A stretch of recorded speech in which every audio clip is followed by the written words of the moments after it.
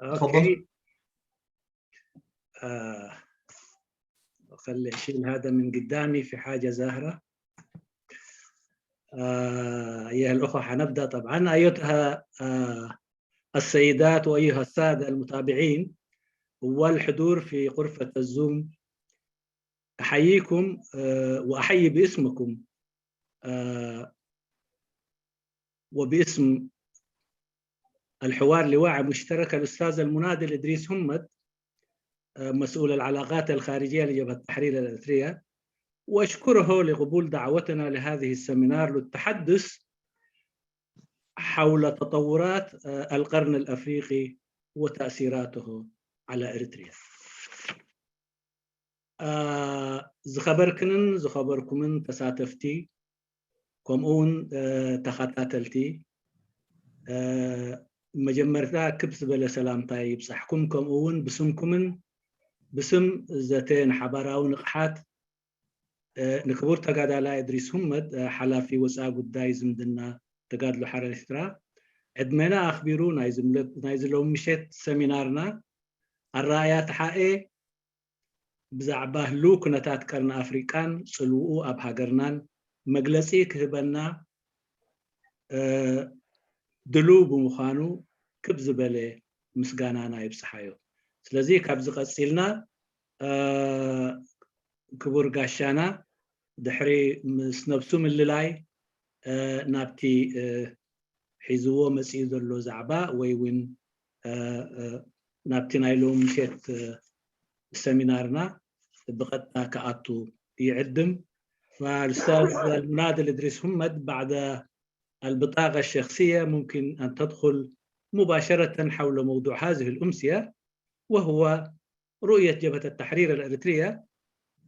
حول تطورات الأوضاع في القرن الأفريقي وتأثيراته على الوطن. تفضل. طيب، بسم الله الرحمن الرحيم. شكرا المناضل جرماي، والشكر إلى غرفة حوار الوعي المشترك وإلى إدارة هذه المجموعة النيرة من أبناء شعبنا، والشكر موصول للإخوة المتابعين والمشاهدين والذين يوجدون معنا في داخل هذه الغرفة. في البدء قبل ما أبدأ أنا في الندوة أحب أن ننوه إلى نقطتين أساسيتين. الأولى، عنوان الندوة يقول رؤية جبهة التحرير الأريترية، وأنا أفضل أن نقول تقييمنا للأوضاع في منطقة القرن الأفريقي، لأن الرؤية as a vision إن قلنا باللغة الإنجليزية مثلا يعني قد تأتي إلى أشياء أخرى.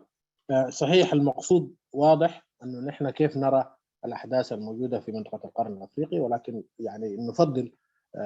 أن نأخذها بأن تقييمنا أو نظرتنا لهذه المسألة لموضوع القرن الأفريقي والتطورات والتداعيات السياسية والاجتماعية والاقتصادية الموجودة في هذه المنطقة وتأثيرها على الوطن الإريتري. الملاحظة الثانية، نحن جزء من ائتلاف يسمى الائتلاف الوطني الإريتري الديمقراطي، الائتلاف الوطني الديمقراطي الإريتري، وهو مكون من 3 تنظيمات سياسية. ما أتحدث عنه الآن هنا في هذه الندوة يمثل بالضرورة رؤية الائتلاف. صحيح أنا جاي باسم جبهة التحرير الإريترية، وباعتبار هذا التنظيم هو عضو في هذا الائتلاف، فبالضرورة ما أتحدث عنه يمثل هذا الائتلاف على الأقل في عمومياته وفي قضايا. قد تكون هنالك بعض القضايا تحتاج إلى إضافات، ممكن تكون هنالك من الزملاء الموجودين من أعضاء الائتلاف الحاضرين في الندوة يضيفوا. ده ما أحب أن أقوله، يعني بمعنى أن حنقوله نحن هو ينطبق، هو رأي مشترك للائتلاف باعتبارنا نمثل الآن رؤية سياسية واحدة ونشتغل كمجموعة سياسية واحدة. كما أيضا أن لا يفوتني أن أشير إلى أنه نحن في الائتلاف أو في جبهة التحرير الإريترية أعضاء في المجلس الوطني الإريتري للتغيير الديمقراطي، وبالتالي المجلس الوطني الإريتري للتغيير الديمقراطي أيضا ربما يعني قد تكون هنالك بعض الأشياء هنا وهناك، ولكن إن جنرال المجلس الوطني الإريتري للتغيير الديمقراطي ما نقوله في هذه الندوة أيضا يمثل إلى حد كبير، أنا قلت يا أخوان انتبهوا للكلام ده، إلى حد كبير تقييم المجلس الوطني، لأننا في مظلة جامعة تضم 20 تنظيم سياسي أو فصيل سياسي أو حزب، ومجموعة 6 منظمات مدنية. بالإضافة إلى ذلك نحن أيضا جزء من تنسيقية القوى السياسية التي تضم 5 قوى سياسية، اللي هم المجلس الوطني الإريتري للتغيير الديمقراطي، وحزب الشعب الديمقراطي الإريتري، وتنظيم وحدة الإريتريين، التنظيم الديمقراطي لعفر البحر الأحمر، والجبهة الوطنية الإريترية. طبعا بالتأكيد ما نقوله الآن يختلف في هذه الأمسية عن هذه المسميات اللي ذكرتها، لكن أنا قلت باعتبارنا نحن كلنا بنشتغل في عمل مشترك، ففي مشتركات كثيرة في الطرح. أنا تابعت ندوة المناضل أغبازقي دبوس رئيس مكتب العلاقات الخارجية لتنظيم وحدة الإريتريين. هناك كثير من المشتركات التي ذكرها نحن لا نختلف فيها كثيرا. قد تكون هنالك بعض الآراء هنا وهناك، وهذا كله ما يشكل شيء كبير في المشروع العام اللي نحن قاعدين نشتغل. أنا طبعا اسمي إدريس همد آدم، عضو في جبهة التحرير الإريترية، والآن أتبوأ مكتبة أو دائرة العلاقات، رئاسة دائرة العلاقات الخارجية، وعضو في المكتب التنفيذي للمجلس الوطني، بالإضافة إلى أنني عضو القيادة العليا أو التنسيقية قوى المعارضة الإريترية المكونة من 5 تنظيمات التي مقرر لها يعني. ده الموقع الحالي اللي أنا شغال فيه. وطبعا أنا من فترة مبكرة بنشط من فترة أيام حرب التحرير في العمل العام. ده بالمختصر المفيد، ومقيم في بريطانيا. ده ما أحب أن أقوله. أضيف ولا تترجم أستاذ جرماي؟ إدريس همد، بالله لو سمحت حاول تثبت الكاميرا. كويس. طيب جرماي حاسة كده كيف؟ ممتاز كده. لا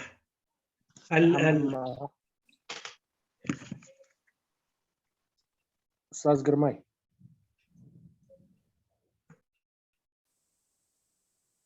أستاذ جرماي افتح المايك.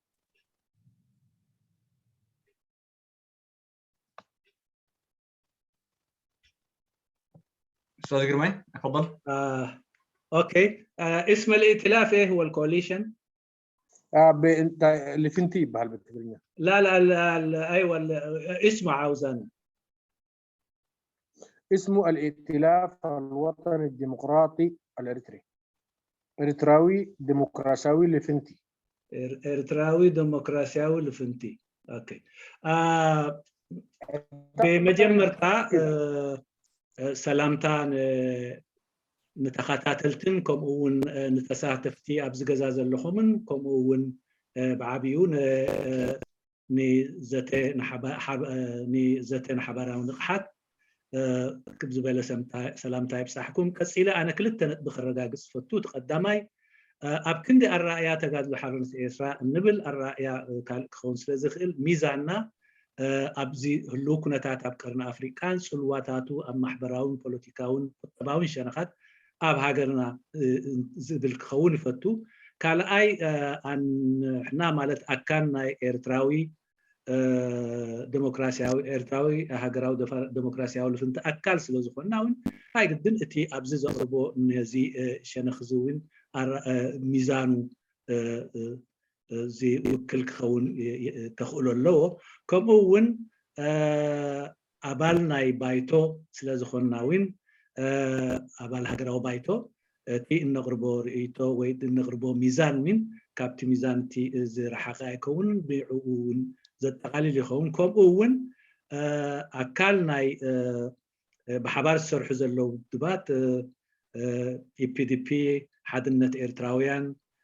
كمون ديمقراسياوي جنبار عفر إريتراو هاجراوي ودب زياتهم مس كلهم بحبار سلازلنا ناي حبار مس بحبار سلنا نسرح وين أتي الرئيسي ميزاننا وين كابتينا تاتهم ميزانا وين نتي نصهم زلهم ميزان كل يخون بزترفه أنا إدريس حمد آدم يبهل أبال تقادلو حرنت إتراكم وون ناي وصا قداي حلافية أبزز أكلي مثلني سلازي كابزي أكت قداي كأكتوية. هاي تفضل إدريس. طيب شكرا الأخ جرماي. طيب إذا الموضوع زي ما قلنا تقييمنا للأزمة أداء لما يدور الآن في منطقته، نحن نقدر، أنا من وجهة نظرنا يمكن تقسيم هذا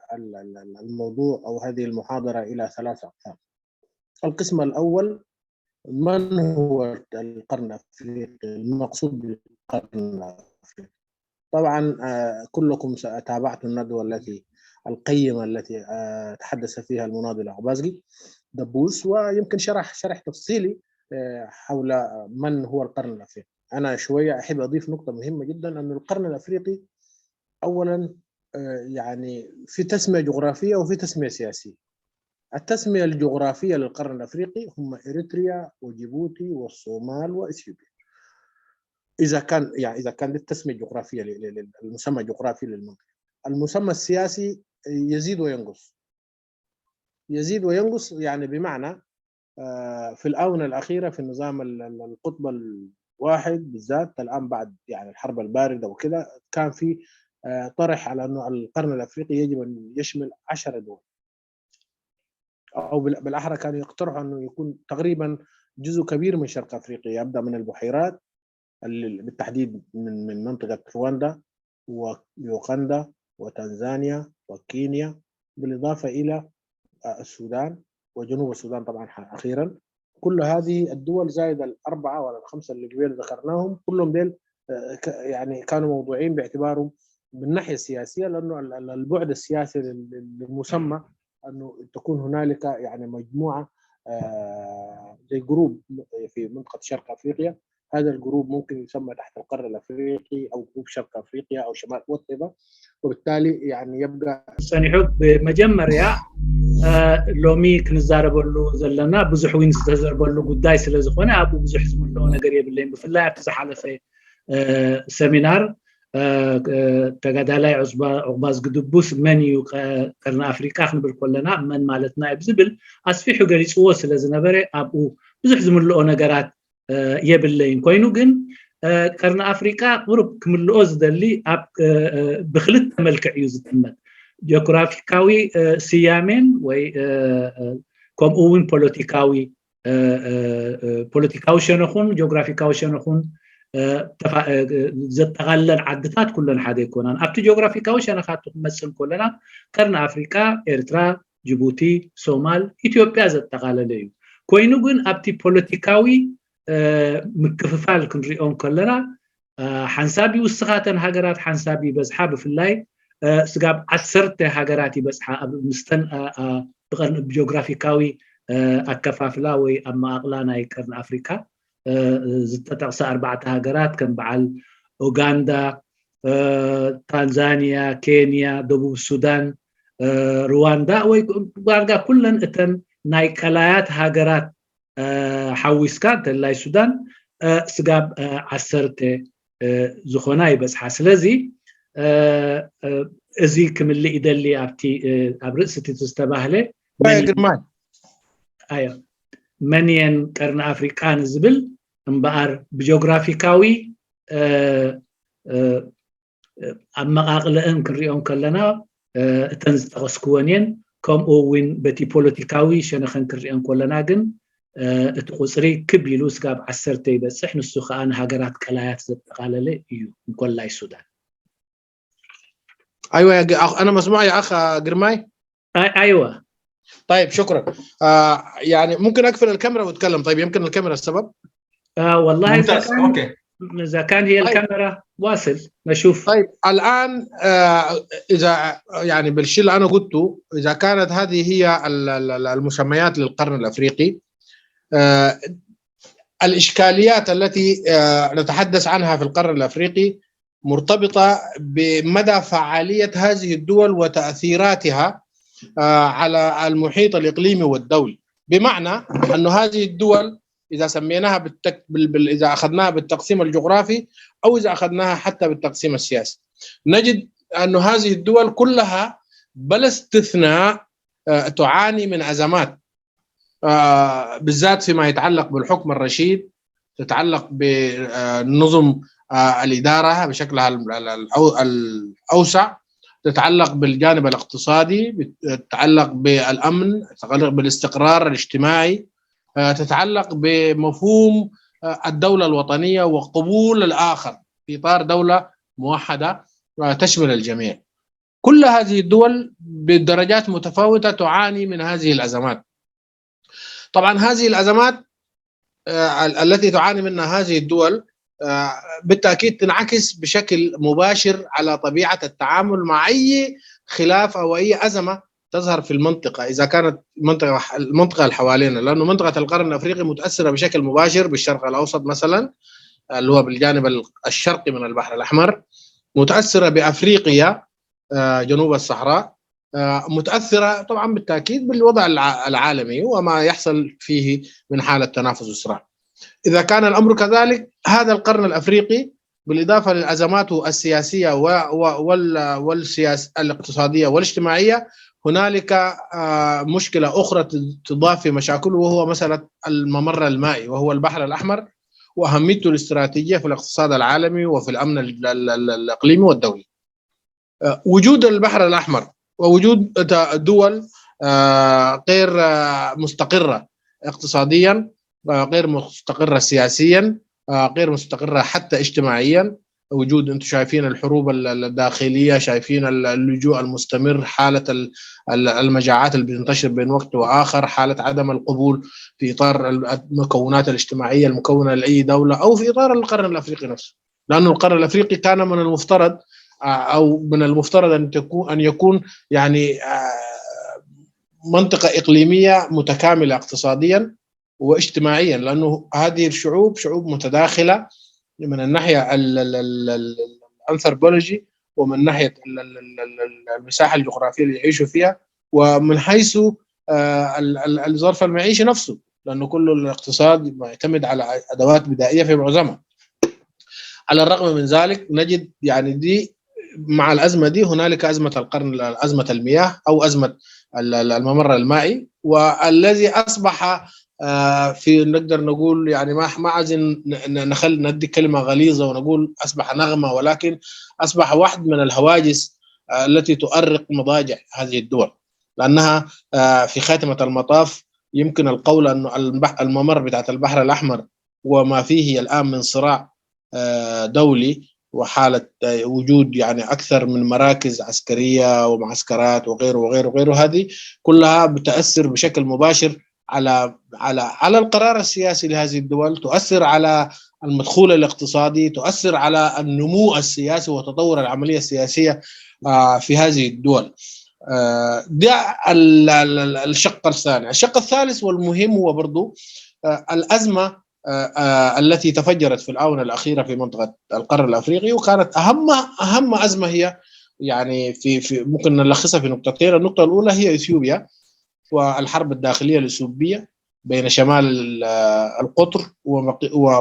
والحكم المركزي اللي هو يعني مثلا إقليم التجراي في شمال إثيوبيا والحكومة المركزية أو سميها الحكومة الفيدرالية برئاسة أبي أحمد.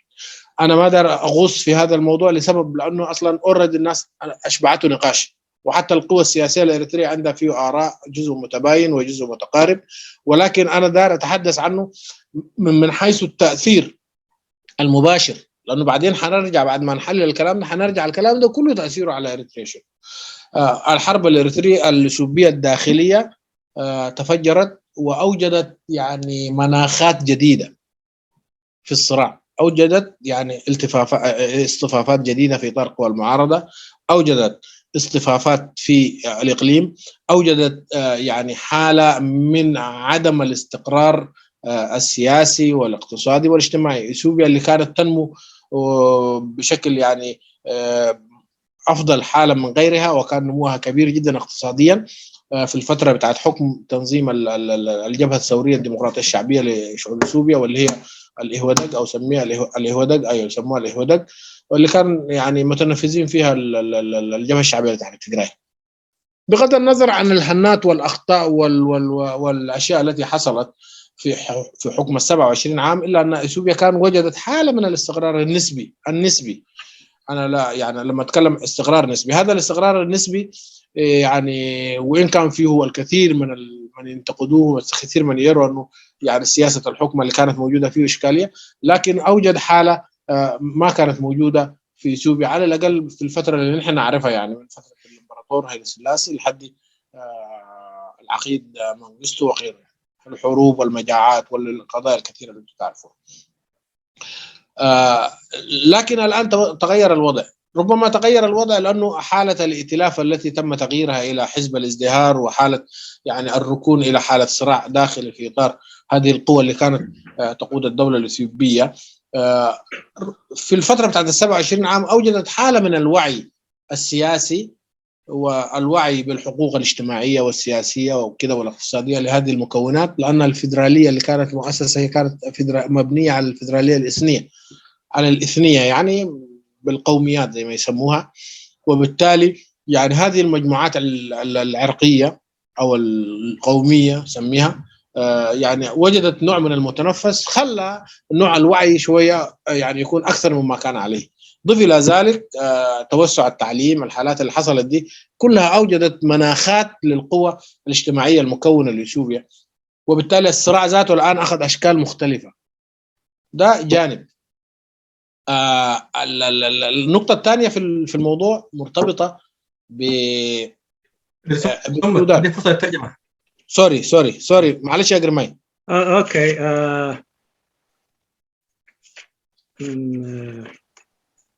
بل حد يبقى هو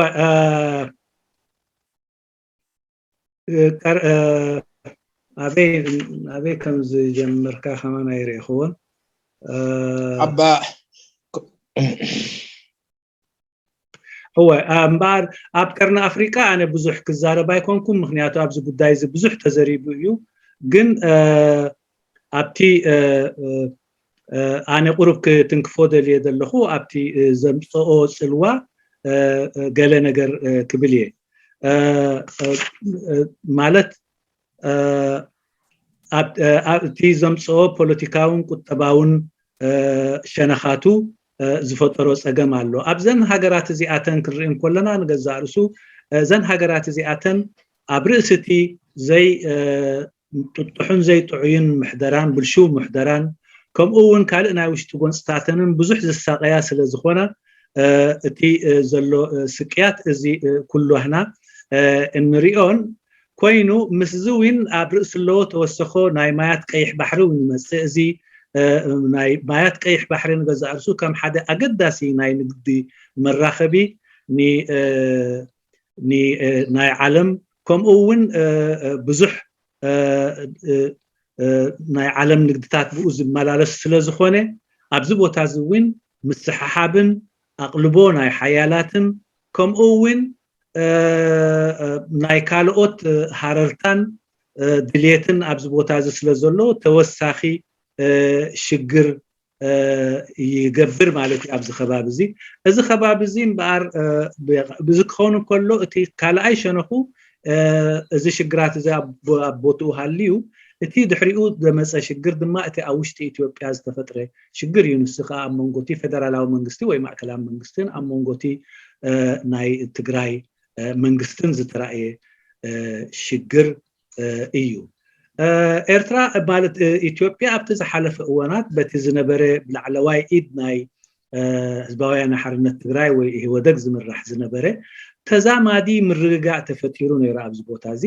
ምውድዳር ምስቲ ዋን ሃይለ ስላሴን ቀፂሉ መንግስቱ ዝነበረ ክወዳደር እንከሎ ብዙሕ ማለት ዝተረጋግአ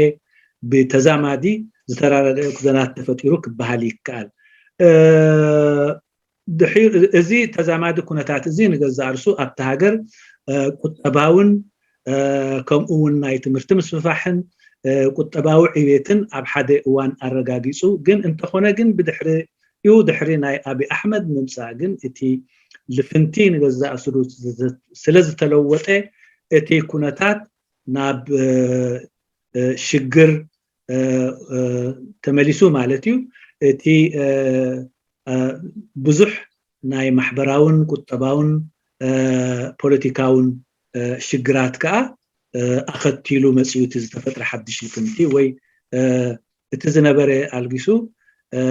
اتي ببلصقنا زفلت لفنتمس مساي اذا كنتات ازي خا مسؤ تتحيزو مسيو ማለት ስለዚህ እቲ እዚ ኩሉ እዚ ከዓ ኣብቲ ቦታ ተወሳኺ ጽልዋን ኣብቲ ቅድም ኣቢልካ ዝተገልጸ ሽግራት ምስ እዚ እውን እዚ ከባቢ እዚ ዘለዎ ሽግራት ንገዛእ ርእሱ ኣብቲ ናይ ሃገረ ደውላ ዘለዎ ኣራእያ ከምኡውን ኣብ ውሽጦም ነቲ ናይ ብዙሕነቶም ናይ ብዙሕነት ናይ እዚ ከባቢ ዘሎ ምጽዋር زي مصور إذا كله نزك بابزي أبزي رجوعن أبكلولاون أتوي ويركب. شكرا. طبعا قرب حتى كوس خلاص ده اللي جرماي تفقيد كلي انت يزبل زلخو انا بزعبه زي رجعت اب اثيوبيا بلاك اللخو كمتي نسخه زبلكايو مستناي منغستين حيل سلاسن تعزاميت كمالتي ግን እዚ ንብል ከለና ሽግራት ኣይነበረን ማለት ኣይኮነን ብካሊ ኣራያ ዝነቅፍ ነይሩ ነዚ ኣብ ኢትዮጵያ ከይድ ዝነበረ ማሕደራ ብካሊ ሸነኹ ወይ ብካሊ ኣራያ ከም ዝርአ ነይሩ እዚ ኩሉ ንፈልጦ ኢና ግን انا بزع طرح وسخ الدليل مالتي. بعدين داير أقول حاجة مهمة فيما يتعلق بالنقطة الثانية في الموضوع الآخر هو السودان والصومال. طبعا الصومال زي ما معروف عندكم الصومال من 1991 إلى الآن نقدر نقول الدولة فيها إشكالية في غياب للدولة المركزية. ربما يعني وجد بعد السكون إلى حد ما في فترات ما بعد شريف أحمد وبعد ذاك استقر إلى عبد الله يوسف إلى غيره لكن تظل الصومال الدولة المعروفة لدينا كلنا فيها إشكالية أننا الصومال الآن وأننا ما بعرف إيش المهم مقسم الصومال والسلطة المركزية ربما موجودة في الجنوب ده جانب هذا عدم الاستقرار نفسه عنده تأثيره المباشر لأنه الصومال يعني مطلة على المحيط الهندي وتعتبر يعني دولة مهمة ومحورية في هذا القرن الأفريقي ومطلة على الباب المندب برضه وبالتالي يعني في تأثير مباشر إضافة إلى التداخل الاجتماعي الموجود مع إثيوبيا ومع جيبوتي ومع كينيا وكده وبالتالي هذه الدولة وعدم استقرارها أوجد برضو حالة من الفوضى وحالة السيولة الأمنية هذه لا زالت الدولة الصومالية تعاني منها قد تتعافى أو قد نقدر نقول جزء قد تكون هناك تقييمات حول هذا التعافي من الحالة اللي كانت موجودة الأولى. المشكلة الأكبر تأتي أيضا في هذا القرن الأفريقي أرض السودان اللي كان محكوم 30 سنة بحكم جبهة الإنقاذ اسمهم شنو ثورة الإنقاذ أو حزب المؤتمر الوطني أو الحركة الإسلامية سميها ومن تحالف معها من القوى السياسية. هذا بعد سقوط هذه الحكومة ونظام الرئيس البشير السودان لم يكن بذلك الاستقرار الذي يمكنه أن يلعب دور مهم في تهدئة أي وضع إذا كان في إطار اثيوبيا أو في إطار القرن الأفريقي بشكله المتكامل وبالتالي هو نفسه الآن يعاني من نفس السيولة الأمنية ويعاني من حالة عدم الاستقرار السياسي وقد تكون هنالك بعض التدخلات من القوى الخارجية في إطار يعني مشروع تسوية الوضع في داخل السودان. من هذا أيضا السودان كلاعب أساسي يعني أنت لاحظ القرن الأفريقي فيه دولتين مهمتين كبيرتين في التعداد في المساحة وفي السكان. إذا كان إثيوبيا لحالها 110 مليون ومساحتها المعروفة لديكم والسودان اللي فيه 40 مليون بالإضافة إلى مساحته المعروفة لديكم إذا استثنينا طبعا الجنوب وبالتالي في هذه الحالة حنجد يعني الدول كبيرة محورية أساسية تلعب دور كبير في الاستقرار السياسي والاقتصادي حتى وجدت نفسها الآن في حالة لا تحسد عليه. فوق هذا كله الأوضاع الموجودة في القرن الأفريقي نربطها بهذه الأزمات إذا ربطناها بهذه الأزمات حنجد أمامنا نحن في إريتريا مشاكل أنا حأدي المجال لجرماي يتكلم في الاثنين دول عشان أخش موضوع إريتريا لأنه هو الموضوع اللي حيربط الأزمة كلها. أبتخال عينت مخنعتون تداخلنا السودان الصومالي ሶማል ካብ ነዊሕ እዋናት ሒዛ ዳርጋ ኣብ ማእከላይ መንግስቲ ዘይብላ ኣብ ገለገለ ቦታታት ውን ነናቶም መንግስቲ ዘለዎም ከም ፑንትላንድ ይኹን ወይ ካልኦት ውን ኣለው ስለዚ እዚ ቦታ እዚ ከባቢ እዚ ነዊሕ ኮይኑሎ ፖለቲካዊ ርግኣት ካብ ዘይ ህልዎ ቀንዲ ከዓ ናይ ፀገማት ናይቲ ከባቢ ኮይኑ ካብ ዝፀንሐ እዚ ሃገር እዚ ኣገዳሲ ሃገር እዩ ምክንያቱ ኣብ ምቅልቃል ናይ ቀርኒ ኣፍሪቃን ከምኡውን ኣብ ምእታው ናይ ባበል መንደብ ስለ ዝርከብ ኣብዚ ኣገዳሲ ቦታ እዚ ሰላምን ምርግጋእን ምስ ዘይህሉ ነቲ ከባቢኡ ንኢትዮጵያ ይኹን ንጅቡቲ ንኩሉ ይፀሉ ማለት እዩ ስለዚ ግን ካብዚ ዘለዎ ሽግር ኣብ ክወፁ ተስፋ ንገብር ስለዚ እዚ ሽግር ናይ ሶማል ቀፂሉ ዝመፀ ናይ ሱዳን ሽግር እዩ ናይ ሱዳን ቅድሚ ሕጂ ነቲ ዝሓለፈ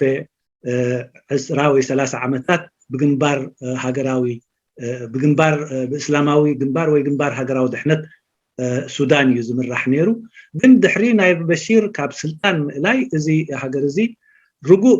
ርጉእ ህወት ኣብ ፖለቲካዊ ይኹን ኣብ ቁጠባዊ ሸነኻቱ ብዙሕ ጨርሹ የብሉን ከምኡውን ናይ ካልኦት ምትእትታው እውን ኣለዎ እዚ ክልተ ሃገራት እዚኣተን ኣገደስቲ ሃገራት እየን ኣብ ቀርኒ ኣፍሪካ ኢትዮጵያን ሱዳንን ምክንያቱ ኢትዮጵያ ብዙሕ ህዝቢ ዘለዋ ሰፊሕ ወይ ሃገር እዩ ንሱ ከዓ ከባቢ 120 ሚልዮን ተቐማጦ ኣለዎ ከምኡውን ሱዳን ሰፊሕ ሃገር ብጣዕሚ ጂኦግራፊካዊ ዕምቀት ዘለዎ ሃገርን ኮይኑ ካብ ከባቢ 40 ሚልዮን ዝቕመጥዎ ኣህዛብ ዘለዎ ሃገር እዩ ስለዚ ፖለቲካውን ቁጠባውን ዘይምርግእ ናይ ክልቲኡ ሃገራት እዚ ነቲ ናይ ቀርኒ ኣፍሪቃን ከምኡውን ምስኡ ተተሓዚውን ንዓናን ስጋብ ክንደይ ከም ዝፀልወና ክርዳእ ንኽእል ማለት እዩ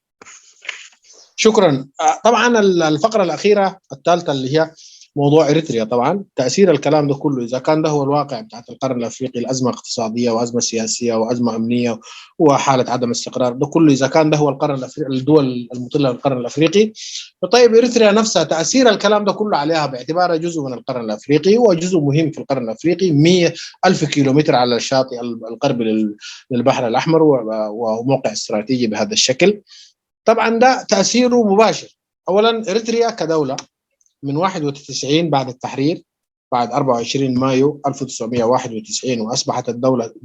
يعني جزء من الأمم المتحدة في 93 هذه الدولة لم تكن فيها يعني مؤسسات نقدر نقول يعني كدولة كبلد وكقطر وكمساحة جغرافية وجغرافيا سياسية كدولة موجودة ولكن من الناحية بتاعت الحكم والإدارة ومسألة يعني المؤسسات التي توجه مسار العملية السياسية والعملية الاقتصادية وغيرها ما موجودة طبعا بالنسبة لكم المسألة واضحة باعتباركم كلكم إريتريين وكلكم موجودين في الحقل السياسي قاعدين تنشطوا في الحقل السياسي طيب لما نقول ليه ما في مؤسسات لأنه الجبهة الشعبية لتحرير إريتريا بعد 91 ودخول الجيش الشعبي لأسمرة وتم التحرير طبعا الجبهة الشعبية قدمت هذا الدور الكبير بعد ذاك انعقد مؤتمر نقفة ومؤتمر نقفة معروف لديكم يعني وما حصل فيه من التواءات وانعراجات وأثر وميلاد يعني اتحلت الجبهة الشعبية لتحرير إريتريا وأتى بديل لها المؤتمر بالجبهة الشعبية للديمقراطية والعدالة طيب هذا أفقد أنا ما يعني مش المرفوض إنه تغير اسم وغيره لكن يعني الدولة نقدر نقول أو المسار بتاعت العملية السياسية اللي كان مقر في مؤتمر الثاني للجبهة الشعبية ثم حتى في جزء من مقررات مؤتمر نقفة انحرف إلى شيء آخر وأصبحت الدولة بدل تكون دولة ذات مؤسسات يعني تحكمها إذا كان أجهزة إذا كان مجلس وزراء أو إذا كان حتى مؤسسة الرئاسة بشكلها المتكامل أو يعني الوزارات كيف تقدر تدير شغلها جهاز رقابي تشريعي فصل السلطات إذا كان الإعلام أو إذا كان القضاء كل هذا ما موجود في الدولة الإريترية وأصبحت الدولة الإريترية تلخصت في شخص الرأس وأصبحت المؤسسات الثانية أسماء اسمية حتى الحزب أصبح اسم طبعا في ظل حاجه بهذا الشكل بالتاكيد اي اخطاء او اي انحرافات سياسيه تحصل في اطار مؤسسه الدوله زي دي بالتاكيد يعني التبرير حقها انه والله دوله ما موجوده المؤسسات ما في مؤسسات، عشان كده الاخطاء اللي قاعد تحصل دي لانه المؤسسات غايبه. طيب غياب هذه المؤسسات اوقع الدوله الاريتريه او اريتريا كخريطه سياسيه وكمجتمع في كثير من المخاطر. اولاها يعني انتم تابعتوا المشاكل اللي بدت من 91 من مشكله الصيادين المصريين والاشكاليات مع الحدود مع السعوديه ثم مع السودان وسوى اليمن ده كله معروف، انا ما دار اخش. الازمه الكبيره اللي كانت موجوده سنه 98 مع اثيوبيا واللي هي مساله الحرب والعرفت بحرب بادمي، والتي ربما للكثيرين من الاريتريين والعالم يعني يتعامل مع المسألة على أنها أزمة بتاعت حدود فقط ما بين نظامين أو دولتين، وبالتالي هي أزمة بتاعت حدود كانت في موضوع بادمي أو في منطقة اليتينا أو مرب وكده ولا أو بدة وكده. لا ما يعني ما المفروض النظرة ما تكون بهذا الشكل. المفروض يعني في غياب مؤسسات بتاع دولة وفي غياب رؤية متكاملة لإدارة أي صراع داخلي أو خارجي تجد أنه أي شيء قابل لأن يفسر بتفسيرات أخرى. من هذه الزاوية حتى الأزمة بتاعت الحرب اللي كانت موجودة تداعياتها هي التي ما زالت مستمرة إلى الآن. وبالتالي يعني الأزمة التأثير المباشر على إريتريا هو أنه هذا النظام يعني أدخل الناس في أزمة، واخرها تدخله هو حتى نتيجه لازمه الصراع اللي كانت موجوده في بادمي زمان والتحكيم الدولي وعدم التزام الحكومه الاثيوبيه في ذلك الوقت بالترسيم. الحاجات دي كلها استخدمت كقميص عثمان زي ما يقولوا، ويعني او كمسبب يعني، وتدخل النظام في الحرب اللي تمت او الاذى الجاريه ما بين الاثيوبيين انفسهم، يعني بمعنى بين المركز والجبهه الشعبيه الجبهه الشعبيه لتحرير تجراي اللي هم الوياني اللي كانوا حاكمين، وفي احد حكمهم حصلت الخلافات والحرب بتاع بادمي. فيعني كون ان تكون حرب بتاعت انتقام او حرب بتاعت رده فعل من هنا وهناك، هذه بحد ذاتها بتشكل حاله من عدم الاستقرار. ضيف الى ذلك اثيوبيا، شمال اثيوبيا وجنوب اريتريا والتداخل السكاني والحاله اللي كانت حاله عدم الاستقرار اللي كانت موجوده في الحدود للفتره بتاعت ال 20 سنه والكم 20 سنه الماضيه، كلها الغت بظلال على هذه المعركه الجديده. من هنا التاثيرات المباشره على اريتريا هو ضعف الاقتصاد بالتاكيد كما هو معروف، لانه اصلا ما كانت في مؤسسه اقتصاديه واضحه باستثناء البحر الاحمر والجناح بتاع المعروف ببادة شعته هي المسيطره على الاقتصاد. هذا كله اصبح الان يعني الاقتصاد على قلته كله موجه لهذه المعركه في اثيوبيا. ايضا يعني حاله عدم الاستقرار الاجتماعي المجتمع،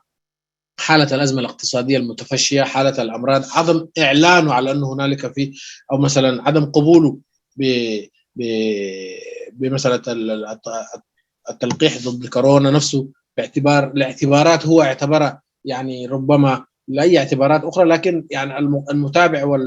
والقارئ للازمه يعتبر انه مثلا نوع من المناكفه والمكايده وحاله يعني اظهار انه هو مسيطر يعني على حاجات كونه يقول ما في امراض وفي بعد شويه وزاره الصحه تعلن انه 5 ماتوا و6 ماتوا، هذا كله كان يؤشر الى انه في ازمه حقيقيه النظام ما قادر يسيطر عليها. هذه كلها تاثيرات يعني مباشره اذا كانت في الجانب الاقتصادي والصحي والامني على اريتريا. الاخطر من ذلك ان هذه الحرب التي ما زالت مستمره على الرغم من جلوس الاطراف ااثيوبيه من خلال الحوارات اللي قاعد تجري في كينيا وعدم قبول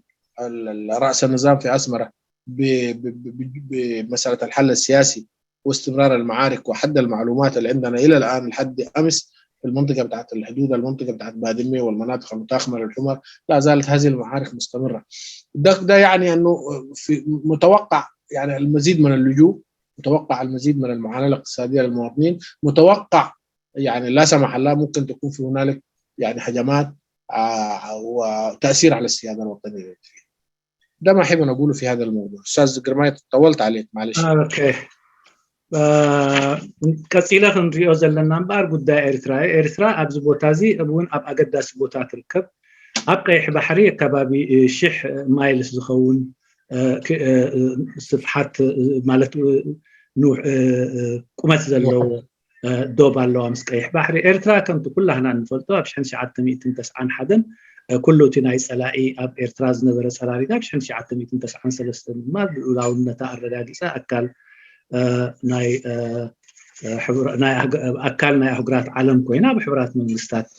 ዝተመዝገበት ሃገር እያ እዚ ሃገር እዚ ግን ካብቲ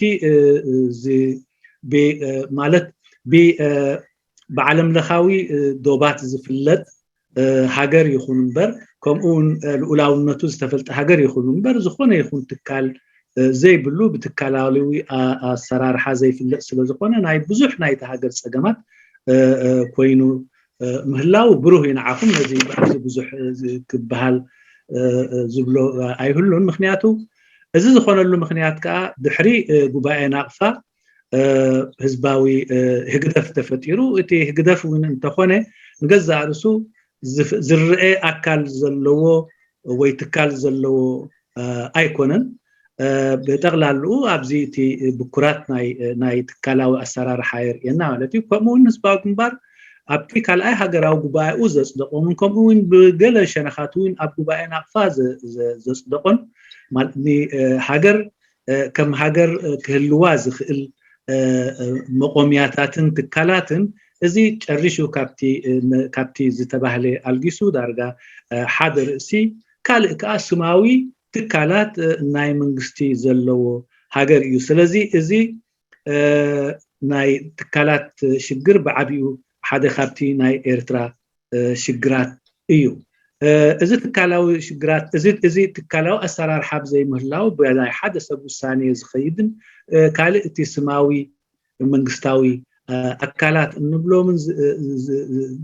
ዝወስድዎ ነገራትን ኣብቲ ኣቐድም ኣቢልና ዝተራእየ ምስ ግብፃውያን ናይ ገፈፍቲ ዓሳ ናይ ምስ ሱዳን ምስ የመን ኣብ ዝተፈላለዩ እዋናት ኣብ ጎንፂ ይእቶ ነይሩ እቲ ናይዚ ገፅታት እዚ ናይዚ ሽግራት እዚ ንገዛእ ርእሱ ትካላዊ ኣሰራርሓ ወይ ዝምልከቶም ትካላት ብዘይ ምህላዎም ካብ ሓደ ሸነኽ ብዝምንጩ ትእዛዛት ይኸይድ ስለ ዝነበረ እዩ ቀፂሉ ናይዚ እውን ውግእ ናይ 1998 ወፂኡ እዚ መፂኡ ማለት እዩ ምንም እኳ ናይ ዶብ ከምኡ ዝብል ብዓልቴና ድዩ ብባዳ ድዩ ብቦሬ ድዩ ዝብል ኣስማት ይወሃቦ እምበር እቲ ቀንዲ ሽግሩ ሽግር ናይ ትካላት ኣሰራርሓን ትካላዊ መንግስትን ዘይምህላዊ ምክንያቱ ሽግር እንተኾነ እውን ብካልእ ኣገባብ ክፍታሕ ምተኸኣለ ከምኡ እውን ቀፂሉ እቲ ናይ 1998 ኣይ ሰላምን ዝኾነ ኩነታት እቲ ኢትዮጵያዊን ነቲ ውሳኔ ናይ ኣህጉራዊ ቤት ፍርዲ ናይ ዶብ ዘይምቕባልን እዚ ኩሉ ከም ምክንያታት ክኸይድ ፀኒሑ እውን ናቱ ሳዕቤን ነዚ ሎሚ ዝካየድ ዘሎ ውግእ እውን ተወሳኺ ነዳዲ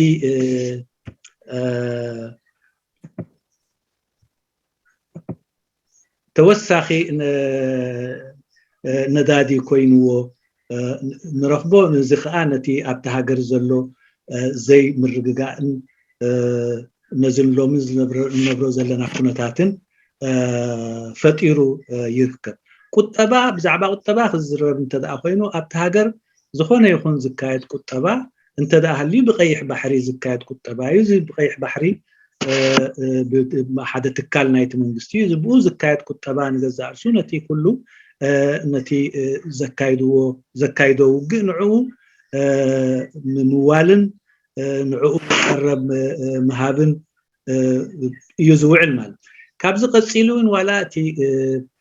ምእባይ ክትባትን ናይ ኮሮና የለን ኢልካ ስታይ ምባል ንገዛእ ርእሱ ካብቲ ኣገርጋሪ ባህርያትን ዝነጥል እንተዘይኮይኑ ብሓቂ ሕማም ዘየሎ ኮይኑ ኣይኮነን ሕጂ እውን እንተኾነ ንገዛእ ርእሱ እዚ ኩነታት እዚ ምንም እኳ ኣብ መንጎ ኢትዮጵያን እቲ ማእከላዊ መንግስትን እቲ ናይ ትግራይ መንግስትን ኣብ ኬንያ ዝካየድ ዘተ እኳ እንተሃለወ እቲ ወግእ ግን ብካልእ መልክዑ ብፍላይ ከዓ ኣብቲ ከባቢታት ናይ ምስ ኤርትራ ዘዳወ ቦታታት እውን ዓብይ ናይ ውግእ ክስተት ከይህሉ ይፍራሕ። ምክንያቱ ካብዚ ብዛዕባ እዚ ውግእ እዚ ብንጹር ሽግር ኣሎ ኢልካ ኣይዝረበሉን፣ ግን ነቲ ህዝብን ነቲ ዕንወት ነቲ ሃገርን ኣኺሉ ዝተርፍ ኩነታት ፈጢሩ ይርከብ እዚ ኩነታት እዚ ኩሉ። طبعا في الختام انا داير اقول حاجه مهمه. في الختام انا ما حزيد على الكلام اللي قلته كثير، بس داير اقول حاجه. اذا كان هذا هو الواقع، طيب ما هو المطلوب مننا كإريتريين، وما هو الشيء المفروض تعمله القوى السياسيه الإريترية ومنظمات المجتمع المدني والقوى الفاعله في المجتمع؟ انا اعتقد الآن إريتريا أكثر حوجة إلى قواها السياسية أن تلعب الدور الكبير. أولا تجميع صفوفها، تناسي خلافاتها الثانوية، العمل في إطار جمع صفوف هذه القوى في إطار مظلة أكبر، وهو المشروع اللي أصلا شغالة فيه القوى المنظمة اللجنة التنسيقية العليا،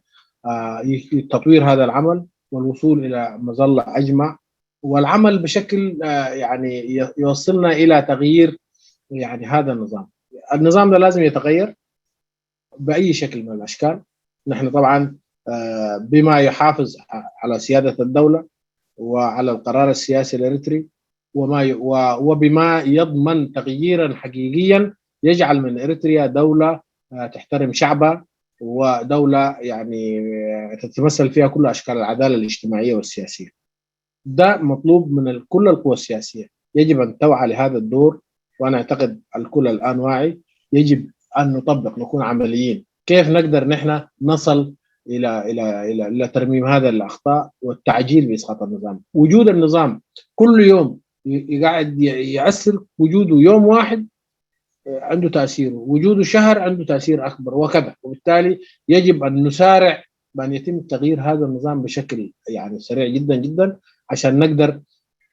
يعني نخلي إريتريا اللي قاعدة تعاني من حالة عدم الاستقرار السياسي والخوف على سيادتها الوطنية. الحرب أنا قبل قلت آخر ما أنت بتقريني قلت يفرح اللي ما قاعد يفرح، وفي حرب موجودة حقيقية في بادمة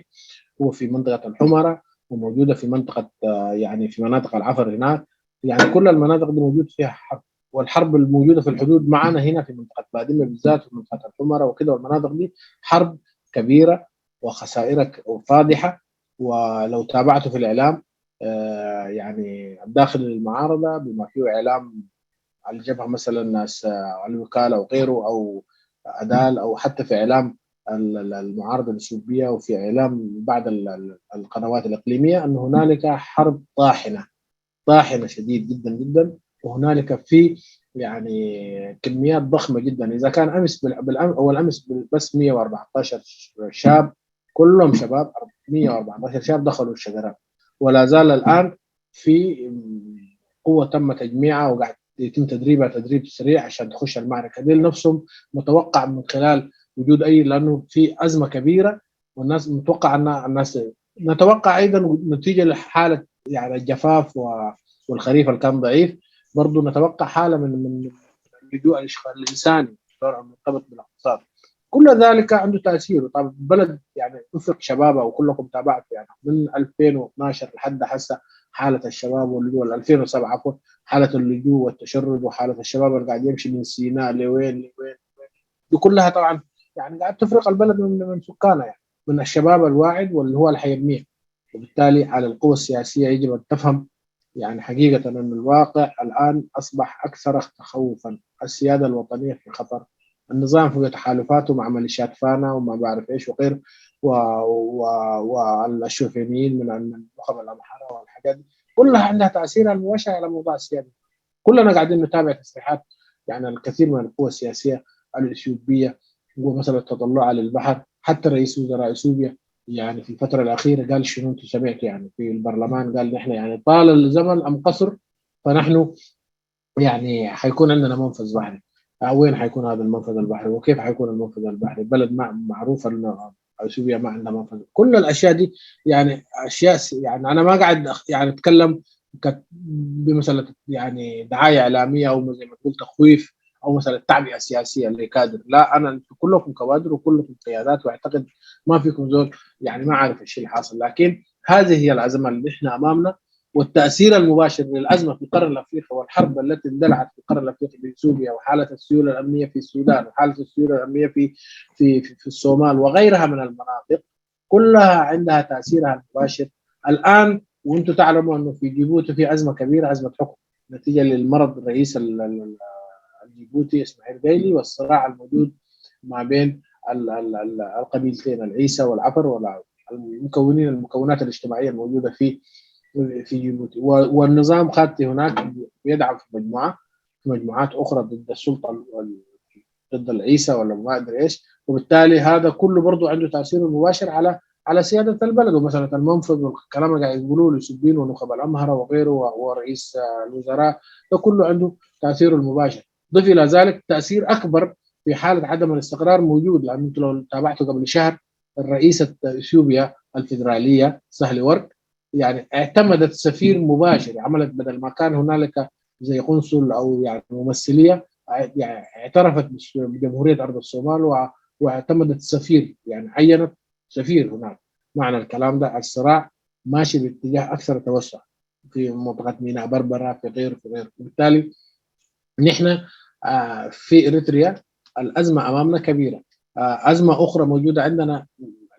لو ما سعينا بان نغير هذا النظام، وجود نظام وطني يحافظ على التركيبه الاجتماعيه والسياسيه ويحافظ على التماسك المجتمعي، حتكون عندنا مشكله شرق السودان والشيء اللي حصل فيه انتم متابعين. اوكي.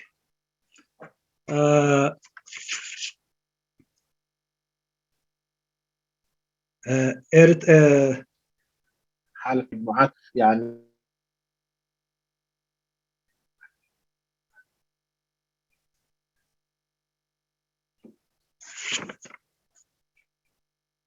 ኣብ መደምደምታ ይዛረብ የሎም መስለን እድሪስ ወዲ ንሓቀይ ايوه ኦይ ኣብ መደምደምታ ክብሎ ዝደሊ እንተደኣ ሃልዩ እንተደኣ ኮይኑ ንሕና ከም ኤርትራውያን እንታይ ክንገብር ይግባአና? ንሕና ከም ኤርትራውያን ኣብዚ እዋን ብዙሕ ክንገብሮ ዘለና علينا ان نعمل يعني باتجاه هذا التغيير. وشكرا جزيلا. معلش يا استاذ برماي كتبت مش؟ لا بس يقرارص نيرو اندعيه سوري دحان كذا حسكو كستاي كبلوي اندحري غوديلو تيريو مناتو تطويل كاسن حكا نوح دحريو يمسن نو زاربني قلنا يسمعني انت خو هو يسمعني نعاي دحان مو كبلومو تي مسايدر له دحريو تملو دريس وين يتحمقني خاطن تاشمو يلا ماشي. اما دمدمتا كبلوز دلي انت دا هاليو نحنا كم إرتراويان قدينا انتاي نحنا كم إرتراويان أبز وان زبزح كنقبرو كنقبرو نخل نجارات قالو عبيدنا وتنجارات قبري كاليو جناخات كلهم فلتو زلنا حدا معلتي مدقوينا نا حدا معلت سجم الله بحجرنا حدا معلتين كاب حدا ليتن نلعلم تداخوين أبو درجات تسجم نعبيس لزخير كالتفكا نسرعات زي عليها أب هاجرنا حدا بالعلنا حقي بالعلنا حقي زي أمن منجستي ويلعلنا حق زخبر منجستين حزبو زخبرنا حزبي سلاما من رداء زو حسن كم أون محبراون قطباون نايت هاجرنا زنادي سرعات كنمس كابزخونه يكون لعلي تخونتات يتلبنا له تقلاطفنا نزو قداي زي كنقبر نزخ كلها نازنا احنا له يمسلني مناتو ابزي وان زي تي من قسقاس نغزا ارسو باو هاديت شماغله ابيلكاز كايد سراحاتن الله. ስለዚህ እዚ ኩሉ ግን ኩሎም ፖለቲካውያን ሓይልታት ናይ ኤርትራ ይኹኑ ቶም ሲቪካውያን ማሕበራት ይኹኑ ኢደይልካ ይጽንሐለይ ዘይበሃል ጉዳይ ስለ ዝኾነ ነዚ ስርዓት ዝምልጋስ ኩሉ እጃሙ ከበርክት ኣለዎ እምበኣር ነዚ ንምግባር ንገዛ ኣርሱ ሓደ سلفتاتنا كان معرار لنا ካልኣይ ዓቕምታትና ከነደልድል ኣለና ከምኡ እውን እቲ ብኣዋሃዲ ሽማግለ ድኸይድ ስራሓት እውን ተቐላጢፉ ሓደ ናይ ሓባር ፅላል ንኩላህና ጠርኒፉ ከቃልስ ዝኽእልን እሞ ከዓ ነዚ ስርዓት እዚ ክኣሊ ዝኽእልን ደርማስ ዝኾነ ሓይሊ ናብ ምፍጣር ክንገይድ ኣሎና ኣብቲ ኣቐድም ኣቢልካ ዝበልካ ግርማይ ማለት እቲ ኩነታት ኣብ ኤርትራ የፍርህ እዩ ዘሎ ዘይኮነ ኣብዚ እዋን እዚ ውግኣት ኣብ ሑመራ ይኹን ኣብ ካልእ ከምኡ እውን ኣብ ከባቢ ባድመ እውን ፅዕፅዕ ውግኣት ይካየድ ኣሎ ኣብዚ ቀረባ እዋን ንገዛእ ርእሱ 107 ዝኾኑ መንእሰያት ናብ ማዓስከራት ሸገራብ ከም ዝኣተው እንደገና እውን ነዚ ውግእ እዚ ማለት ሓዊ ኮይኖም ዕንጨይቲ ኮይኖም ክቃፀሉ ናብዚ ውግእ ዝምልመሉ ሓደሽቲ መንእሰያት እውን ገና ይካየድ ኣሎ ከምኡ እውን ምስ ዝተተሓሒዙ እውን እቲ ኣብ ሃገርና ዘሎ ዝካየድ ምንፃፍ ናይ ሰብኣዊ ሓይሊ ሓደ ዓቢ ሽግር እዩ ካልኣይ እውን በዚ እቲ ስርዓት ዝኸዶ ዘሎ ወይ ዝንቀሳቀሶ ዘሎ ዝገብሮ ዘሎ ነገራት ልኡላውነት ሃገርና እውን ሓደጋ ተሳጢሑ ንረኽቦ ማለት ስለዚ እዚ ኩሉ ኩነታት እዚ ካብ ዝኾነ ይኹን ንላዕሊ ንኩሎም ሓይልታት ኤርትራ እቶም ፖለቲካዊ ሓይልታቱ ይኹኑ ሲቪካዊ ማሕበራቱ ይኹኑ ወይ ኩሎም ካልኦት ህዝባውያን ማሕበራቱ ይኹኑ ነዚ ስራሓት እዚ ኢደይ ኢልካ ነቲ ስርዓት ኣብ ዝሓፀረ ግዜን ብዝቐልጠፈን ክእለ ኣለዎ ካልእ ናይ ሓደጋ እዚ ኩሉ ተግባራት እዚ ዝጥቀስ ዘሎ ፅልውኡ ወይ ንኤርትራ እቲ ዘንፀላሉ ሓደጋ ንገዛእ ርእሱ ሎሚ ኣብ ኢትዮጵያ ዘሎ ኩነታት ብዛዕባ ባሕሪ ክዝረብ ክትሰምዕ እንከለኻ ዝኾነ ይኹን ናይ ባሕሪ ኣፍ ደገ ዘይብላ እሞ ከዓ ካብ ዝለዓሉ ሰበስልጣናት ክዝረብ እንከሎ እዚ ንገዛእ ርእሱ ስጋብ ክንደይ እታ ሃገርና እዚ ዘሎ ኩነታትን እዚ ዘሎ ዘይምርጋእን ከምኡ እውን እቲ ስርዓት ኣብ ኢትዮጵያ ዘይትካላዊ ኣብ ኤርትራ ዘይትካላዊ ኣሰራርሑን ዘይሓላፍነታዊ ተግባራቱን ነዚ ሓደጋ ኣሳጢሑ ይርከብ ጎኒ ጎኒ ናይዚ ዝኸይድ ንገዛእ ርእሱ ሎሚ ኣብ ጅቡቲ ብምክንያት ሕማም ናይ ዑመር ገሌ ኣብቲ ከባቢቲ ወይ ኣብቲ ሃገርቲ ክፍጠር ዝኽእል ዘይምርግጋእ ንገዛእ ርእሱ እንተብኢድ ምሕዋስ እቲ ስርዓት ናይ ኤርትራ ድዩ ወይ እውን እቲ ዘይምርግጋእ ሽግር ኮይኑ ናባና ነፀብራኡ ክሰድድ ድዩ እዚ ኩሉ ኩነታት እዚ ሽግር ኣብቲ ቦታ እናተፃሕተረን ሰላም ናይቲ ቦታት ከዓ ጨርሹ እናተዘርገን ይኸይድ ስለ ዘሎ ምስ ዘለና ኩናት ርእሲ እቲ ዘለና ኩነታት ከዓ ኣብ ልዕሌና ድርብ ይኸውን ማለት እዩ ከምኡ እውን ኣብ ዝቐረባ እዋን ገዛእ ርእሱ ናይ ኢትዮጵያ ናይ ኢትዮጵያ ፕሬዚደንት ወይዘሮ ሳህለወርቅ ንገዛእ ርእሱ ብምእማን ብሶማሊላንድ ወይ ብሰሜን ሶማል ምእማን እዚ ንገዛእ ርእሱ ኣብዚ ከባቢ ዘሎ ሽግራት እናስፋሕፍሐን እናዓበየን ይኸይድ ስለ ዘሎ ንሕና ከዓ ምዝ ዘሎና ተህዋሳዊ ኩነታትን ፀገማትን ሽግራቱ ናባና ዝለዓለ ስለ ዝኸውን ኩሉ ሓይልታት ኤርትራ ክገብሮ ዘለዎ ብዚ እዋን እዚ ብዘይ ወዓል ሕደር ሓይሉ ኣኪቡ ሰልፍታቱ ኣመዓራርዩ ዓቕምታቱ ኣደልዲሉ ኩሉ ዘለዎ ኣንፃር እቲ ስርዓት ናይ ምእላይ ከቕንዖ ይግባእ اوكي قرب ايوه زيدها خلو حاجه هو بزعبا ناي تكون تشجرات ناي ኢትዮጵያ ጥራሕ ዘይኮነስ ኣብ ሱዳን ባዕሉ እንታይ ነይሩ ንፈልጥና ብፍላይ ብምስራቅ ሱዳን እንታይ ተገብረ እንታይ ነይሩ እዘን ክልተ ዓመታት እዚያን እዚ ናይ ውጊ ናይ ብሽም ናይ ቀቢላ ድዩ ብገለ ይካየድ ዝነበረ ባዕሉ እቲ ስርዓት ኢድ ኣለዎ ብዘይ ይብሉን እዚ ብዘይ ገድስ ግን እዚ ባዕሉ ዘይ ኣስጋኢ ነገር ስለ ዝኾነ ካብቲ ኣብቲ ናይ ደቡብ ኤርትራ ዝካየድ ዘሎ ኣብ ትግራይ ዶብ ማለት እዩ ከምኡ ኣብዚ ምስራቅ ሱዳን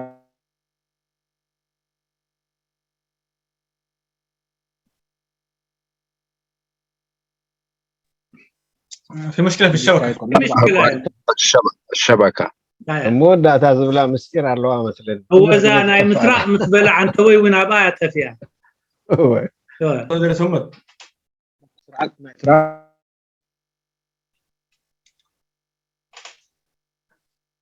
صوت ابو غسان ما مسموع لو سامعني. انا مسموع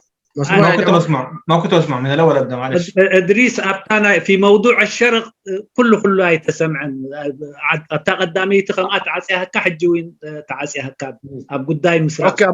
مسراق السودان زكايات زنبري مالتي كلها ومتن حبرت سبب ابو زنبري بعلو تسرعد اذا لو ديو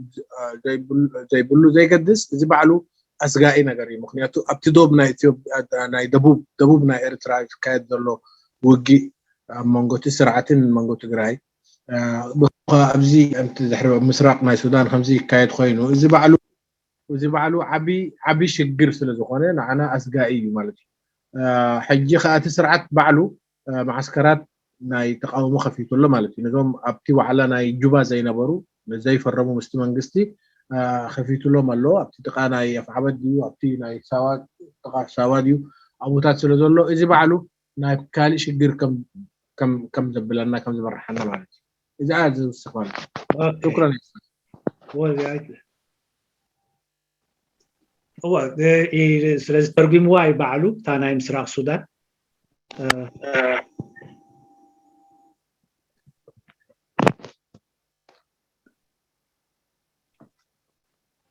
يزارب كيهلو ادريس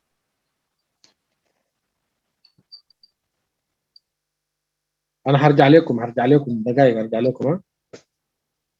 جدا تفضل. ايوه يا جماعه تفضل واصل مسموع. نعم قال حارجع لكم دون دقائق حارجع لكم قال. لا سمعت تفضل لا تفضل يا عم زيتون. في ختمت ولا في اضافه؟ لا شكرا انا خلصت. هاي باركس كبرات احوات ادريس همد تقدلا ادريس همد حلافي وصا ጉዳይ ቤት ጽሕፈት ተጋድሎ ሓድሪ ኤርትራ ዝናይሎም ምሸት ዝነበሮ መግለጺ ኣብዚ ወዲዩሎ ስለዚ ካብዚ ቀጺልና እንተዳ እቲ መስመር ሓጊዙና ኣብቲ ናይ ሕቶን መልስን ቅልጥፍ ኢልና እንተኣተና ጽቡቕ እንተዳ ሕቶታት ሃልዩና أيها الأخوات والأخوة الأستاذ المناضل إدريس حمد مسؤول العلاقات الخارجية لجبهة التحرير الإريترية طبعا أكمل كلامه فبالتالي إذا كان عندنا أسئلة طبعا أخذينا في الاعتبار رداءة الشبكة أن نقدم الأسئلة وأن تكون أسئلة مختصرة حتى تساعدنا الشبكة.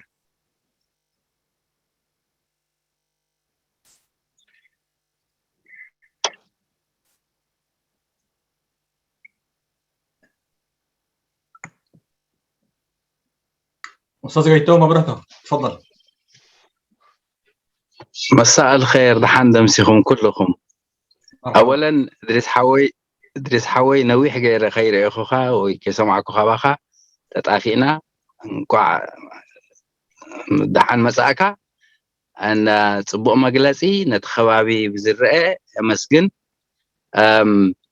እንተ ደኣ ዝፍቀድ ኮይኑ ምሽ ላዝም ሕጂ እንተ ደኣ ዝፍቀድ ኮይኑ ነዚ ዕድል ዚ ካብ ረኸብካ ውድብኩም መን እዩ ባክግራውንድ ናቱ ኣብዚ ሕጂ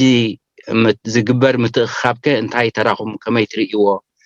انت تبرهلنا نعاها كم وكيلنا يودب محبار نهزبي من فلات مخونكا نحنا خا زيادة من يتحقق ويانا يكفالنا يتحقق يو كأن هزبي مبرهلو انت دا زفكات كوين كابر استوى انت لكم قل ما عندي مشكلة طعم مشات كان كلنا قيتوم انا وصينا يا دور توصياتنا انت تحته استاذ قريب في ترجمه بالعربي. اوكي دحين قويتهم بلبك ولا ها إدريس ما بيفهم، ما يحتاج كثير ترجمة بالمناسبة. كان السؤال طبعا أولا يعني بيقول انه يعني شفتك منذ يعني ولم يعني وصارت فتره طويله الانقطاع بينكم اعتقد، ولكن طالما اليوم يعني ايضا لقينا الفرصه انه نلتقي، ولو تحدثنا يعني كجبهه التحرير الاريتريا من انتم وما دوركم في الاوضاع اللي ماشيه، هذا من جانب لمن لا نعرفكم ان نتعرف عليكم، ومن جانب اخر ايضا برضو ان تعرفوا انتم ايضا للحضور والمتابعين. اذا كان هذا يعني هو ذو صله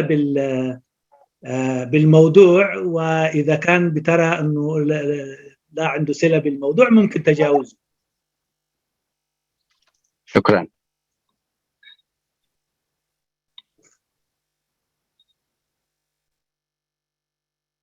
إدريس، في مشكلة في الشبكة والله اليوم. وقفت المايك. تفضل ابو غسان. انا قاعد مسموع مسموعنا، تفضل. شكرا اخونا قيتوم. الحقيقه طبعا السؤال ما فيه حاجه، يعني سؤال كويس، ما سؤال يعني نخليه يعني سؤال ممكن عادي اي شخص يساله. فيما يتعلق بالاسم والتنظيم وياتوا طرف وياتوا هذا، طبعا زي هو معروف لديكم، يعني حصلت ازمه في التنظيم منذ 3 سنوات تقريبا يعني، ومن خلال الازمه دي يعني حصل خلافات، وفي اطار الساحه الاريتريه والمعارضه والقوى السياسيه معروفه المسائل دي حاصله يعني. فنحن من 2019 اختلفنا مع زملائنا واخواننا واصدقائنا اللي كنا نحن هم يعني نناضل سوا، واختلفنا وحددنا خياراتنا ولا زلنا نحمل نفس الاسم، ولكن نحن يعني من 2019 نعتبر اسم مختلف عن الاخوان اللي انقسموا حسا اخيرا في الفتره اللي فاتت يعني. نحن جبهه التحرير الاريتريا رئيس التنظيم اسمه محمد اسماعيل همت، يمكن عشان اقرب لك المسافه يعني. ومن تلك الفتره نحن موجودين في اطار المجلس وفي اطار كل قوى المعارضه الاريتريه نشطين. ده باختصار يعني دورنا ومشاركاتنا. نحن موجودين في المجلس الوطني، ممثلين في المجلس الوطني، وانا شخصيا كإدريس الان عضو مكتب تنفيذي في المجلس الوطني، مسؤول مكتب التنسيق والحوار، وعضو في التنسيقيه وهديش شماغلي يقولادي انا عضو فيها ومقرر، هو الرجل الثالث فيها والرابع، الدكتور محمد بشير واديام وانا وتخلص انبت الاداره بتاعتها، ومعنا بقيه الزملاء من اللجنه التنسيقيه. ايضا بننشط في اطار العمل الاريتري المعارض بشكله الجماعي والفردي. ايضا كتنظيم نحن والاخوه في جبهه الانقاذ الوطني الاريتري وحزب حادي، حزب الوطن الديمقراطي الاريتري، دخلنا في حوارات وتوصلنا الى ثقه تحت ائتلاف سموه الائتلاف الوطني الديمقراطي الاريتري. وهذا الائتلاف يعني الان مضى عليه من فتره التوقيع تقريبا الربع الاول او الثلث الاول من السنه راح، وهو موضوع يعني في طريقه الى ان يعني يصل الى ثقه ربما تكون يعني اكثر توافقا، وهي ثقه التنظيم الواحد او الحزب الواحد او التوجه الواحد. ده هو تنظيمنا تقريبا. I don't know انت بحس ايرو انت يزبزلخو نحن تقالدو حنا الرسالة بالكلنا كلكم تفلتوا عبزين ايضا بتقاوم اريترا كل جزء زي مثل معي في الطريق حنسى مفح فحم بهال حنسى نفس نوقف ناتو كفال انا خمسة يزبل الله نحن كاب 2019 نحن بصوتنا التودد بحادث تحقيب بهالزنبري نيرنا كاب 2019 نحن بصوتنا تفلالينا نحن قنا بتشمينا نسوع زلنا تقال رحنا ترترا مراحي نايت ودب محمد اسماعيل هم دي زبال بزعبا قدناتنا نحن أبالنا تلنا من بايتو أنا كمولك كم أبال بتينا يفلسان أكل ناي زاتين سنتين بصحبة حلافية مسوخة أبتنا وهديش ما قال لي برتكا وهديش ما قال لك أبو كم صحافي الله توم أربعة مرحتنا تي وهديش ما قال لي دكتور محمد بسيط أديام دخل سنبتن أنانينا مسوخة أبتم قعدت بصوتنا اللي هو مالش زيتنا بحس إيرو أنا كولا زخيل كاليخا نحنا مس حجراو دحنتن مس حادث بال بارتي ماي ليفنتي زبال حادي ليفنتي قيمنا لنا إرتراوي ديمقراطية ليفنتي بنسوخة إعلاما ناتو نا حدا ود مقاميو كتاب عجي سلستي ورحوي 4 ورحوي يقول وهذا قمنا إن أنا قيد لنا مالتي ثانك يو واضح يا جماعة؟ أول مسموع كويس. والتقرينيا كويسة ولا تقرينيا كده قاعد أقراها؟ لا كم سليكة يا ريت نقدر العربي زي التقرينيا تبعك. شكرا. الله يخليك. ممكن فرصة؟ أستاذ علي شو؟ علي محمد صالح تفضل. مساء الخير. أهلا. أمسية جميلة والأستاذ إدريس ما قصر. وطبعا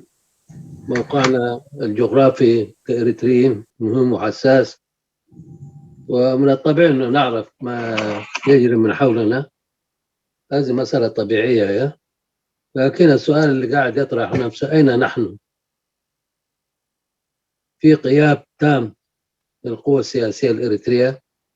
أو بما يسمى المعارضة الإريترية يعني. هذا النظام للأسف قابع في صدور شعبنا، وكلنا فشلنا يعني في مواجهته يعني، وسبب فشله عدم وحدتنا وما في رؤية موحدة. والسؤال اللي يطرح نفسه كل القوى السياسية ما دامت الهدف هو إسقاط النظام، في إيه قاعدين نختلف؟ ما هو نقاط الخلاف يعني؟ الناس المفروض تعمل في إطار برنامج واضح ومحدد المعالم يعني، والعالم أنتم شايفين المتغيرات اللي قاعد تحصل يعني، لازم يكون عندنا حضور ونسجل حضور يعني، وبالذات موقعنا مهم وأساسي يعني وحيوي، وعليه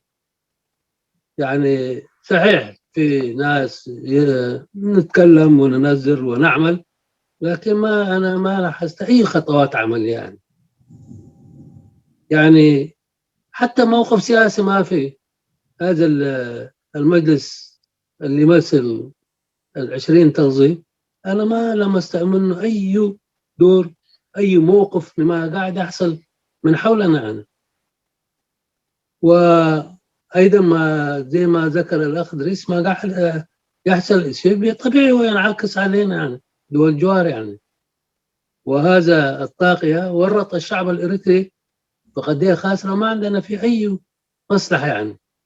وعليه أرجو من كل الأخوة ومن كل القوى السياسية يعني الناس تتجاوز خلافاتها وتدعو لمؤتمر عام، ويجب أن نوحد في صفوفنا في إطار برنامج محدد. والنظام ده لا يسوى شيء، ونحن ما قاعد نحس بمعاناة شعبنا في الداخل قاعد يعاني ظروف اقتصادية صعبة، مجاعة رسمية واضحة يعني. وطبعا ما الواحد عنده يعني رؤية ومفاهيم، طبعا هذا ما وقته، لكن آمل أنه تكونوا فهمتوا طرحي وشكرا.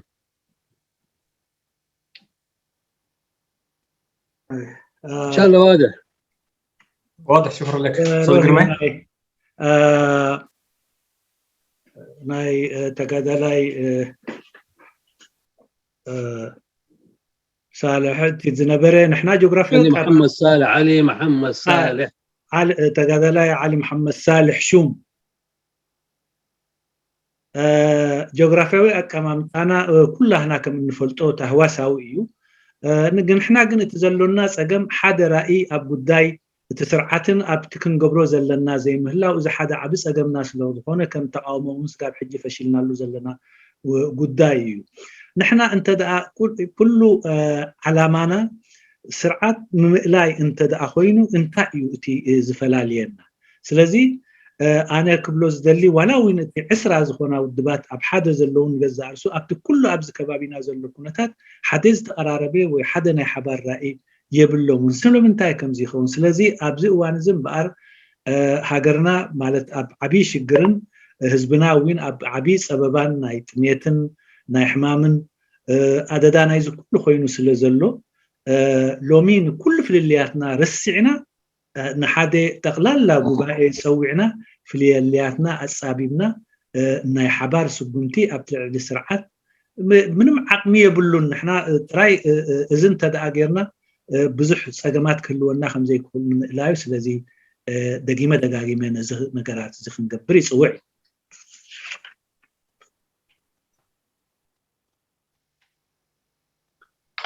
شكرا لك أستاذنا أبو غسان. بالنسبة للائتلاف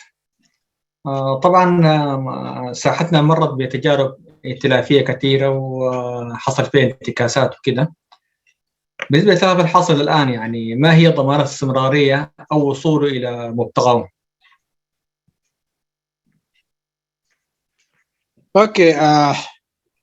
اخونا ابو ناصر السؤال فيما يتعلق بالائتلاف الوطني طبعا الندوه كانت تتكلم عن موضوع مختلف عن هذا لكن على العموم لا باس ان نجاوب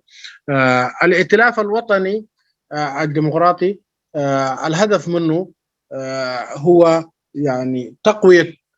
يعني هذه الاجسام ببعضها البعض وخلق حاله موحده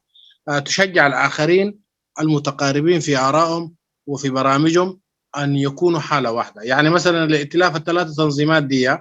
إذا قدرت يعني تصل خلال العام دي إلى نقاط الموضوع وكونت جسم واحد هذا الجسم يشجع الآخرين المتشابهين بحيث أنه يكونوا يعني هم برضو يحزوا حزوها وبدل ما يكون عندنا 20 تنظيم يكون عندنا 17 وبدل 17 يكونوا 12 وبدل 12 يبقوا 9 وده الهدف من انه في النهايه العمليه السياسيه هي عمليه تراكميه تجارب نحن مرينا بتجارب كبيره هذه التجارب زي ما انت ذكرت فيها يعني كثير من الانكسارات وحاله يعني اليأس وحاله عدم يعني النجاح لكن هذا في حد ذاته ما المفروض يكون مدعاة لليأس كل ما كانت هنالك مثلا يعني قوة تريد أن تتقارب علينا أن نشجعها وعلينا برضو أن نتابعها وننتقد فيما يمكن أن تخفق فيه أنا ما أقول لك والله أنا عندي ضمانات 100% كده ما أقدر أقول لك هذا الكلام لكن الضمان هو الفعل اليومي والضمان هو أول حاجة قواعد هذه القوى المؤتلفة أول حاجة هي ضمان إذا كانت تتعامل مع المسألة بمسألة المتلقي ويقول والله يا اخي الليله عملوا كده وايوه خلاص جابوا لنا الخبر قيادتنا قالت كده كده اذا بدار يستمروا بنفس العقليه القديمه ده بالتاكيد يعني اذا في اخطاء ما حتتصلح لكن هذه القواعد عليها ان تعي مسؤوليتها بشكل مباشر وتقيف على الاخطاء لانه تجربه مرينا بتجربه مريره بعدين ما تنسوا يا جماعه في حاجه مهمه يجب ان نفهمها نحن كلنا تجارب واحده يعني انا حتى اللي ما كانوا في جبهه التحرير الإريترية التنظيم الكبير الأمداد يعني ما اعتقد في فوارق كبيره يعني يجب ان نفهم انه نحن بكره بعد بكره اذا خشينا البلد وتشكلت الاحزاب وتشكلت القوى السياسيه اللي حتقود وتتنافس وتتصارع هل حتتصارع ال 50 60 حزب ديل في 3 مليون نسمه ولا حتكون هنالك مجموعه من شغل تجمع بها برامج ورؤى وخطط يعني في الاقتصاد في الاجتماع في السياسة في العمل الدبلوماسي في التعليم في الصحة تطرحها كبرامج يعني انتخابية وبرامج تريد أن تنفذها في إطار الدولة الإريترية وده يتم من خلال الناس المتفاهمة والمتقاربة في رؤاها يعني لأنه في النهاية يعني نحن كلنا كقوة سياسية حنتصارع لنخطب ود هذا المواطن العادي الذي يهمه التعليم والصحة والاقتصاد والأمن وغيره قضايا. عشان كده ده الهدف من موضوع الائتلاف، يعني يستمر. عدم استمراريته وعدم استمراريته مرهونة بالدرجة الأولى بعضويته بمدى وفاء الناس في التنفيذ ما اتفقت عليه والإصرار. ونحن مصرين على أن هذا الشغل يبقى شغل متميز مختلف عن الآخر. صحيح زي ما أنت ذكرت في قبل كده اتفاقيات ووحدات وغيره وغيره، ولكن ربما لعواملها الكثيرة ولظروفها نحن نقول يمكن ربما المرحلة تعلمنا أكثر مما كان. هذا ما أحب أن أقوله في هذا الموضوع. شكرا. شكرا لك أستاذ قرمي. تي حب زعباتي تي حتو كي ملسوي جن تي نايلوم مشيت زعبانا بزعبا هاجراوي ديمقراسياوي لفنتي وي ديمقراسياوي هاجراوي لفنتي أي نبرن جن بزخونة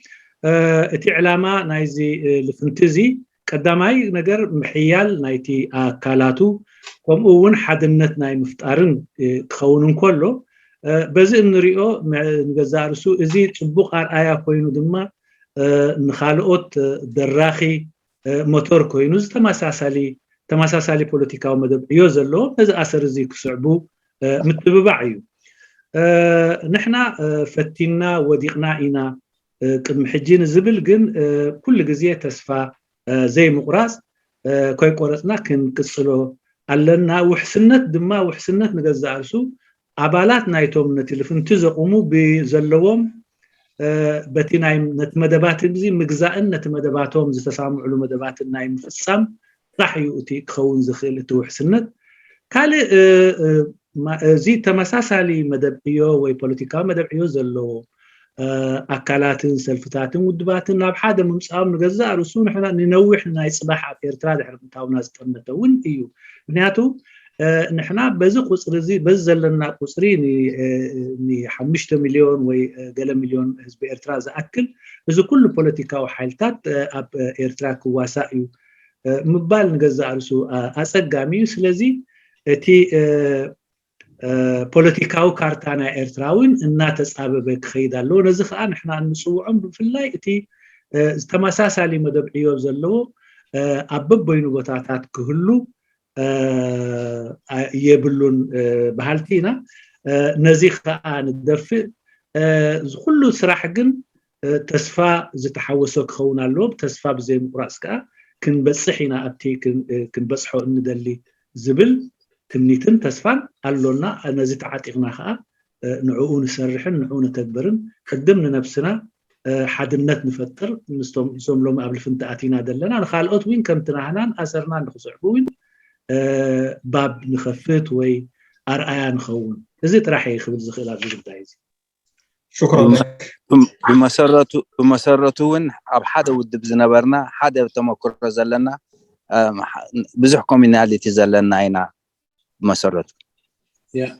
وسخ. Thank you. شكرا صديقي. تفضل أستاذ سعيد أسمان. السلام عليكم. عليكم السلام ورحمة. تحية خاصة للأخ إدريس محمد. معليش أنا كنت يمكن ما جيت في بداية الندوة لكن ما عارف ذكر ما ذكره. بالنسبة كتنظيم جبهة التحرير هل عندهم سؤالي كان إنه هل عندهم رؤية خاصة واضحة لتطورات الراهنة أو هل عندهم رؤية استراتيجية بعيدة يعني تتناول الوضع الداخلي تتناول الوضع الإقليمي؟ هل كتنظيم بتاع جبهة التحرير عندهم رؤية واضحة مكتوبة مدروسة؟ ده كان سؤالي. أيضا أحيي الأخ عمنا الدبلوماسي عمان علي لكلامه يعني اللي كان قاله، لأنه مسألة الخلاف دي أنا أسنع على كلامه ويا ريت الناس لو تتعمق في الكلام ده وتدي فوقه تديه اهتمام أكبر، لأنه القضية هي أكبر مما هي مطروحة الآن. وشكرا لكم. شكرا لك.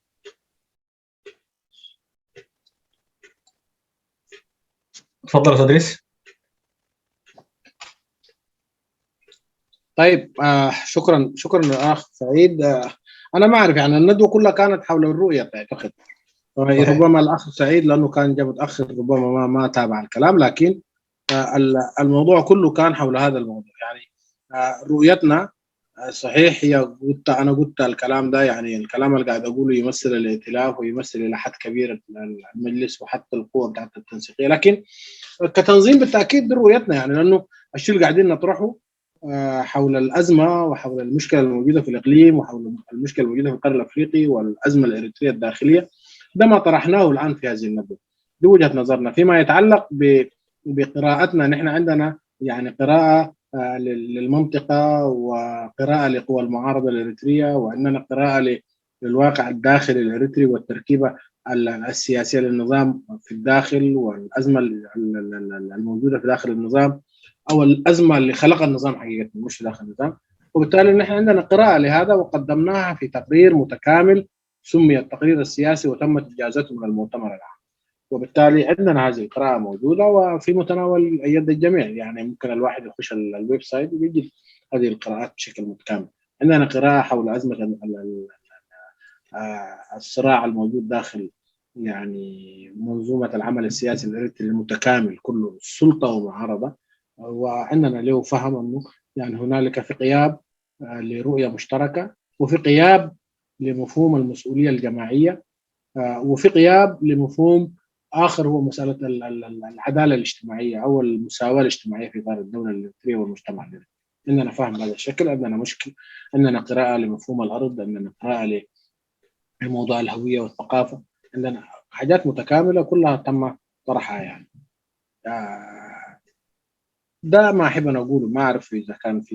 يعني ما اقدر اتناول كله بشكل تفصيلي الان لانه حاجه كبيره وبيحتاج الى زمن، يعني حتى لو داير اتكلم بحبه حبه يعني حياخذ مني زمن كثير، لكن موجود بشكل تفصيلي يعني. شكرا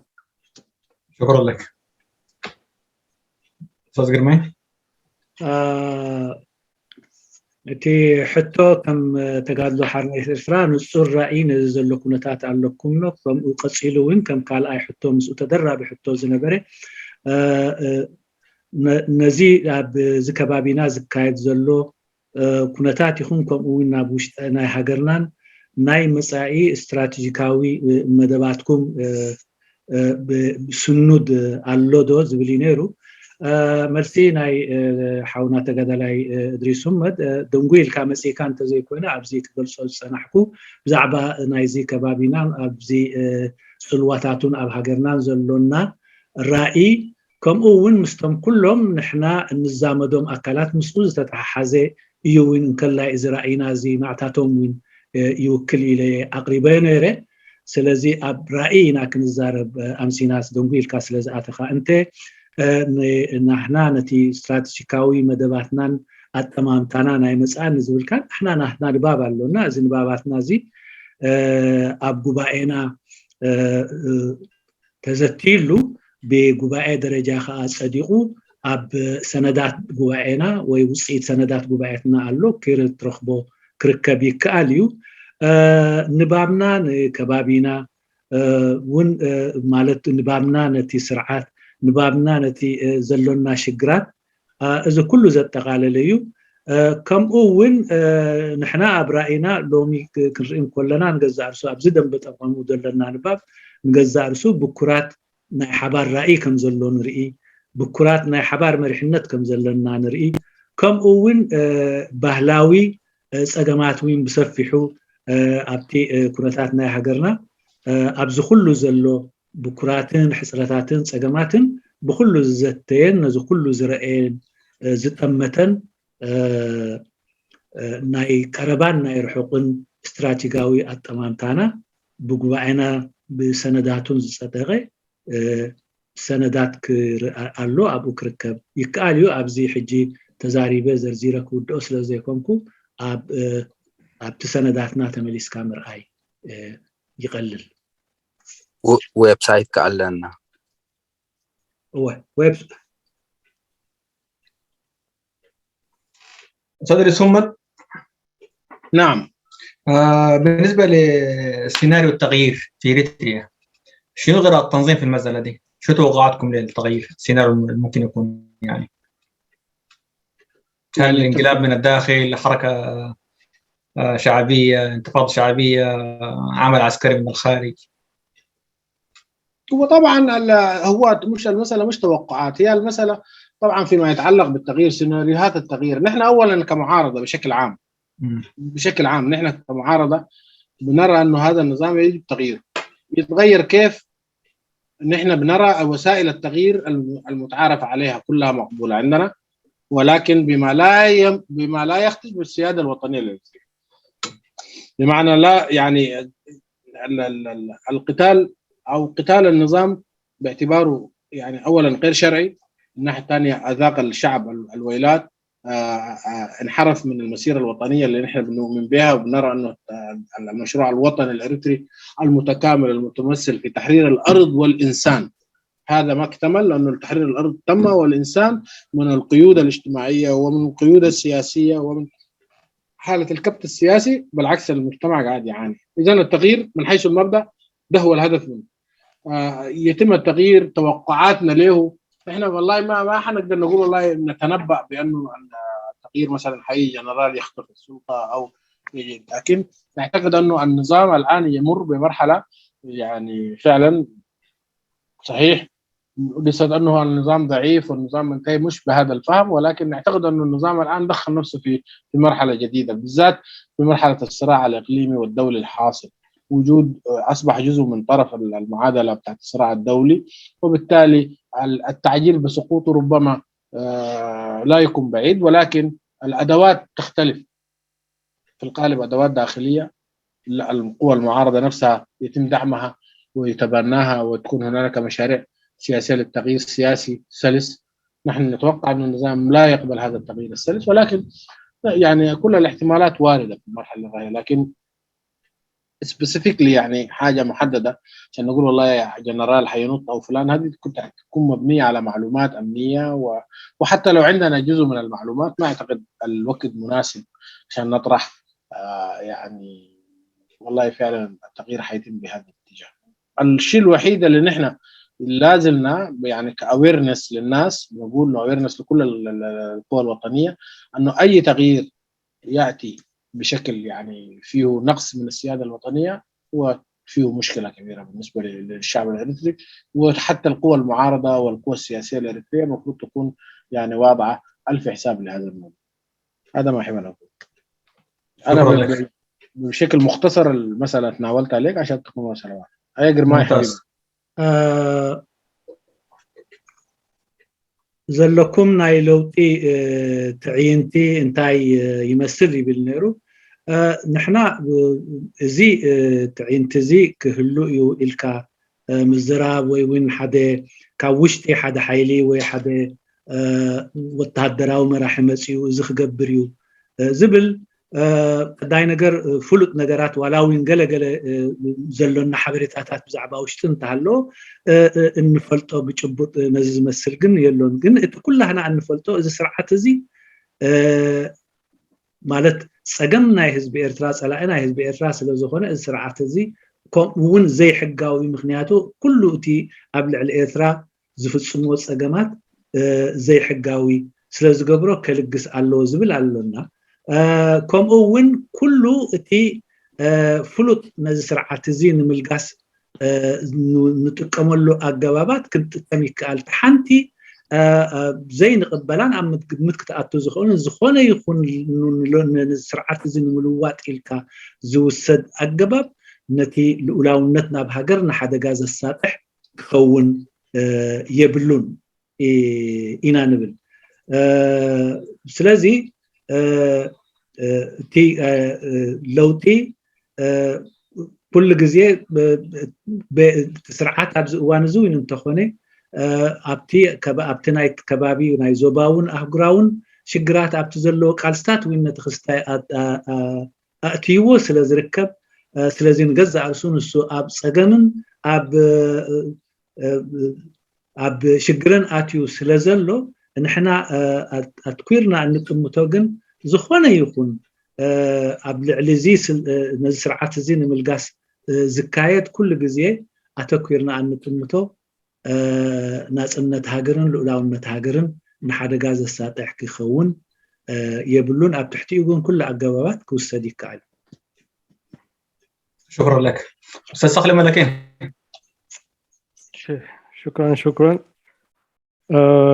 سلام جزا كلاتكم أبالات أبزي زرف تركبوا سلام تاني عاو دريس بشان خيتي قبل الزدلي تي ستوهبي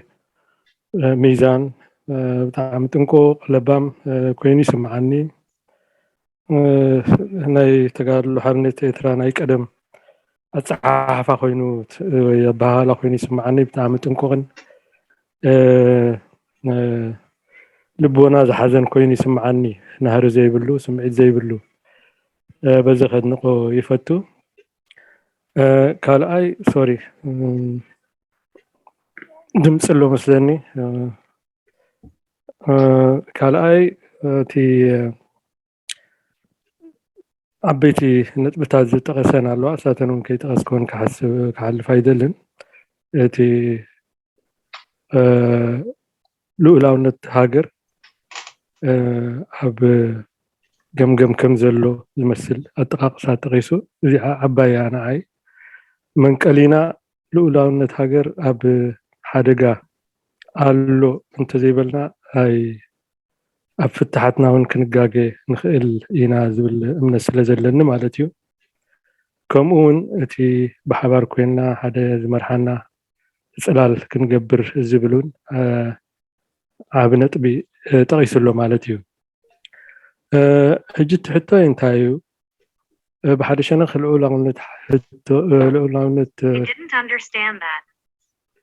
ልኡላውነት ሃገር ኣብ ሓደጋ ኣሎ ንብል ኣለና። ካልኣይ ድማ እዚ ካብ ኮነ ብሓባር ኮይንና ሓደ ጽላል ጌርና ክንዕወት ኣለና ዝብል እሞ እዚ ካብ ዝበሃል ነዊሕ ገይሩ ብብዙሓት ይጅመር ይዕንቀፍ ይጅመር ይድንጉ ኢና ንርኢ ዘለና። ስለዚ እንታይ ይመስለካ እቲ ዘደናግዮ ዘሎ እንተደኣ ንሃገር ንሓስብ ኮይና እቲ ናይ ውድባትና መደባትን ናይ መጻኢት ኤርትራን ሒዝናዮ ዘለና ሒዝና ክነስ ከለና ኣብ ሓደ ኮይና ቀልጢፍና ፍታሕ ክንረክብ ዘይምኽኣልና ዘደናግዮ ዘሎ እንታይ ይመስለካ ኢለ كحتى كيفتو يغني لي. شكرا تخلي. أنا سمعت فهمت كلامه. ما أعرف السؤال ده سؤال مهم جدا جدا مهم لاستيعاب المرحلة السياسية اللي قاعدين نمر بها نحن في المعارضة الإلكترونية. كده حاول ترجمه معه ممكن حاول ترجمه معك السؤال. في البداية قال الأخ يعني شكرا والمحاضرة كويسة وجميلة وفيها يعني ما فيها يعني تهور وكده ويذكرني بالجبهة القديمة والكلام ده. بالإضافة إلى كده هو قال ذكر الأخ إدريس قال ذكر نقطتين مهمتين. النقطة الأولى فيما يتعلق بالسيادة الوطنية والموضوع الثاني موضوع المظلة الجامعة وديل كلهم نقطتين مهمتين جدا. وأنا بناء على ذلك سؤالي هو طيب إذا كان نحن نخاف أنه في عندنا مشكلة تاع السيادة وطنية حتصير فيها مشكلة إضافة إلى كل ذلك ليه قاعد تتأخر العمل الوحدوي أو العمل الجماعي اللي كنت أتكلم عنه موضوع المظلة الجامعة وكده كل مرة يتأخر مرة يتفرتك مرة شنو في وجهة نظرك الأسباب الحقيقية للمسألة دي؟ أعتقد ده هو السؤال بتاع الأخ تخلي ملكين مش كده يا تخلي؟ أيوة صح كلام. طيب إذا كان ده هو السؤال أنا رأيي بصراحة أتكلم حسب بصراحة بوضوح كامل. المعارضة الإريترية ثلاثة مجموعات. المعارضة الإريترية كآراء سياسية أنا بتكلم كمشاريع ما بتكلم حسب كمشاريع سياسية. في معارضة بتطرح مشروع وطني عام اللي هو التنظيمات نسميناها تنظيمات يعني ذات المشاريع الوطنية العامة. في ودي بتطرح مشروع وطني عام يعني ضمنهم نحن وآخرين بنطرح هذه المشاريع وبالتالي دي الرؤية السياسية ما بتخلق حالة من الصدام مع الآخر ولكن هي رؤية مختلفة عن الرأي الآخر. الرأي الآخر في مجموعات بتطرح المشروع القومي. المشروع القومي اللي هو القوميات وتنظيمات مبنية على فلسفة القوميات، وهي فلسفة الجبهة الشعبية لتحرير تجراي، اللي هي مسألة بهير سبعتين يقول لها أو كده. وبالتالي ديل بيطرحوا مشروع يعني في فلسفة الحكم للدولة إريتريا، بيروا يعني لازم أن نطبق نظام الفيدرالية الإثنية. ديل المشروعين. المشروع الثالث كانت في تنظيمات يعني توجه إسلامي أو تنظيمات إسلامية. اللي هم يعني ديل برضو يطرحوا يعني من مفاهيم يعني في تطور في مشروعهم السياسي طبعا، لكن بيطرحوا بحكم الاسم وبحكم المسمى وكده يبقى جناح آخر من الأجنحة الثلاثة لمشاريع القوى المعارضة الإريترية. يجمع كل هذه الثلاثة مشاريع، يجمعهم البرنامج الحد الأدنى اللي مثلته يعني المظلات التي قامت بدءا من التجمع الوطني والتحالف الوطني والتحالف الديمقراطي ثم المجلس الوطني وكذا يعني. طبعا ده فيه تفاوت. التفاوت ده ناتج من شنو؟ ناتج من في كل مرحلة من مراحل تطور العملية السياسية في إريتريا وتطور العملية بتاعت القوى المعارضة بتحصل إفرازات، يحصل يعني خلاف ناتج من سوء تفاهم، ناتج من قراءات مختلفة للمشروع المطروح في إطار السياق الواحد في إطار المظاهر. ده جانب. الآن في المرحلة الراهنة وده الموضوع المهم اللي ذكره الأخ دخلي ملكين. طبعا انتم عارفين ان احنا من 2020 شهر 6 يوم 24 كونا التنسيقية العليا لقوى المعارضة. التنسيقية دي تكونت نتيجة لجهد كبير. انت عارفين انه بدأ من اللقاءات بتاعت مينيسوتا، ثم بعد ذاك كان المفروض ينعقد في لندن، ثم بعد ذاك الى اخره الى ان وصلنا الى هذا اللقاء. المشروع اللي كان مطروح هو مشروع تنسيقي عشان نطور العمل التنسيقي ده الى مظلة ندرس منها او يعني نستفيد من الاخطاء اللي ارتكبناها في الماضي في عدم يعني مواصلة العمل، المظلة تكون فاعلة. عشان كده طلبنا او كان طلب من التنسيقية ان تدرس الحالة بتاعت كيف الناس دي تخلق مظلة واحدة جامعة لكل القوى السياسية. فكانت في مقترحات. نحن في المجلس الوطني كان عندنا مقترح وكنا نرى يعني ضرورة انه يعني هذا المقترح يعني ياخذ حيزه من النقاش. ثم الاخوان في الاخوه الاخرين اللي هم حزب الشعب الديمقراطي وتنظيم وحدة الإريتريين اللي هو كان 3 تنظيمات حسب بقى تنظيم واحد، بالإضافة إلى التنظيم الديمقراطي لعبر البحر الأحمر والجبهة الوطنية. الانقفاض اللي قاعد يقوله الأخ دخلي ملكين في النقاط التالية. واحد، كثير من هذه القوى بالذات مثلا في بعض منها يعني كانت جزء باستثناء حزب الشعب مثلا بشقين وحتى الجماعة اللي تكون تنظيم وحدة الإريتريين، باستثناء الباقيين كلهم كانوا جزء من مظلة المجلس الوطني. ونتيجة لحالة الشيء اللي حصل في داخل المجلس والصراعات وحالة الخلاف وعدم القبول الرأي ذي والرأي الآخر وكده، يعني طلعت الجبهة الوطنية اللي كانت تشكل من 4 تنظيمات أو 5 تنظيمات وبالإضافة إلى آخرين زي تنظيم الديمقراطي لعبر البحر الأحمر. فبالتالي في كثير من الجوانب المتعلقة بالأسس الأساسية زي مثلا الميثاق الشارتر يعني وزي النظام الأساسي وكده، ربما ما كانت حتكون في خلافات. الخلافات ربما تكون فنية فيما يتعلق بالمفاهيم. في الآونة الأخيرة الخلاف ما كان في خلاف ما بين القوى السياسية هذه المكونة للتنسيقية، لأنها أوريدي كونت لجنة سمتها لجنة الدراسات، ولجنة الدراسات دي يعني وضعت الأسس لقيام المظلة، لكن أرجئ التنفيذ لأن يرجع كل فصيل من هذه ال5 قوى إلى الجهاز بتاعه التشريعي وأجهزته الإدارية المتدرجة ويقدم الرؤية المتكاملة وفق لهذه. نحن في اللجنة التنسيقية، أنا كنت في لجنة الدراسات برضو، قدمنا يعني المشروع السياسي وقدمنا اللي هو البرنامج السياسي أو الشارتر، وقدمنا البرنامج النظام الأساسي وخارطة الطريق رود ماب كمقترح كمسوده، لكن عشان يتم الموافقه عليها تم يعني لانه الهيكل الطريقه اللي احنا بنشتغل بها في الشغل ده هو انه في رؤساء هذه القوى هم الجهه العليا اللي بتدينا التعليمات واللي بتقبل وترفض، ونحن اللي بنقدم المقترحات، وبالتالي تم تقديم المقترحات لهم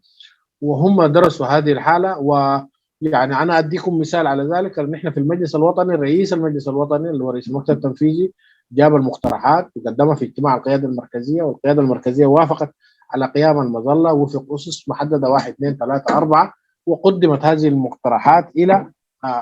الرؤساء. طبعا نحن الان نعتقد ماشيين في الطريق الصحيح، صحيح في تاخير زي ما ذكر الاخ تخلي ملاكين وانا معه في الكلام ده، لكن بدل ما نمشي بهتا زي ما يقولوا التجرينيا مثلا، وبكره بعد بكره والله ابزي جيجان يرو ابزي 50 يرو، بدل نقول احسن يعني خفيفنا لو مشينا يكون افضل. وهذه هي كانت النظره، واعتقد الان نحن في الطريق الصحيح وقد لا تتاخر كثيرا. يعني ده اللي احب اقوله في هذا الاتجاه. انا ما اعرف لو قدرت اوصل لكم الفكره، وشكرا. شكرا لك. اخونا جرماي موجود؟ ايوه موجود متابع.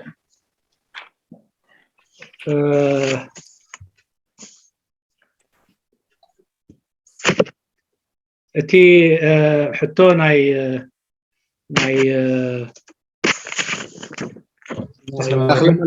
تخلى ملكين بحصيرو تي انت دعا كلتا نبتاتي تقيسون تقرينيا يلون مثلا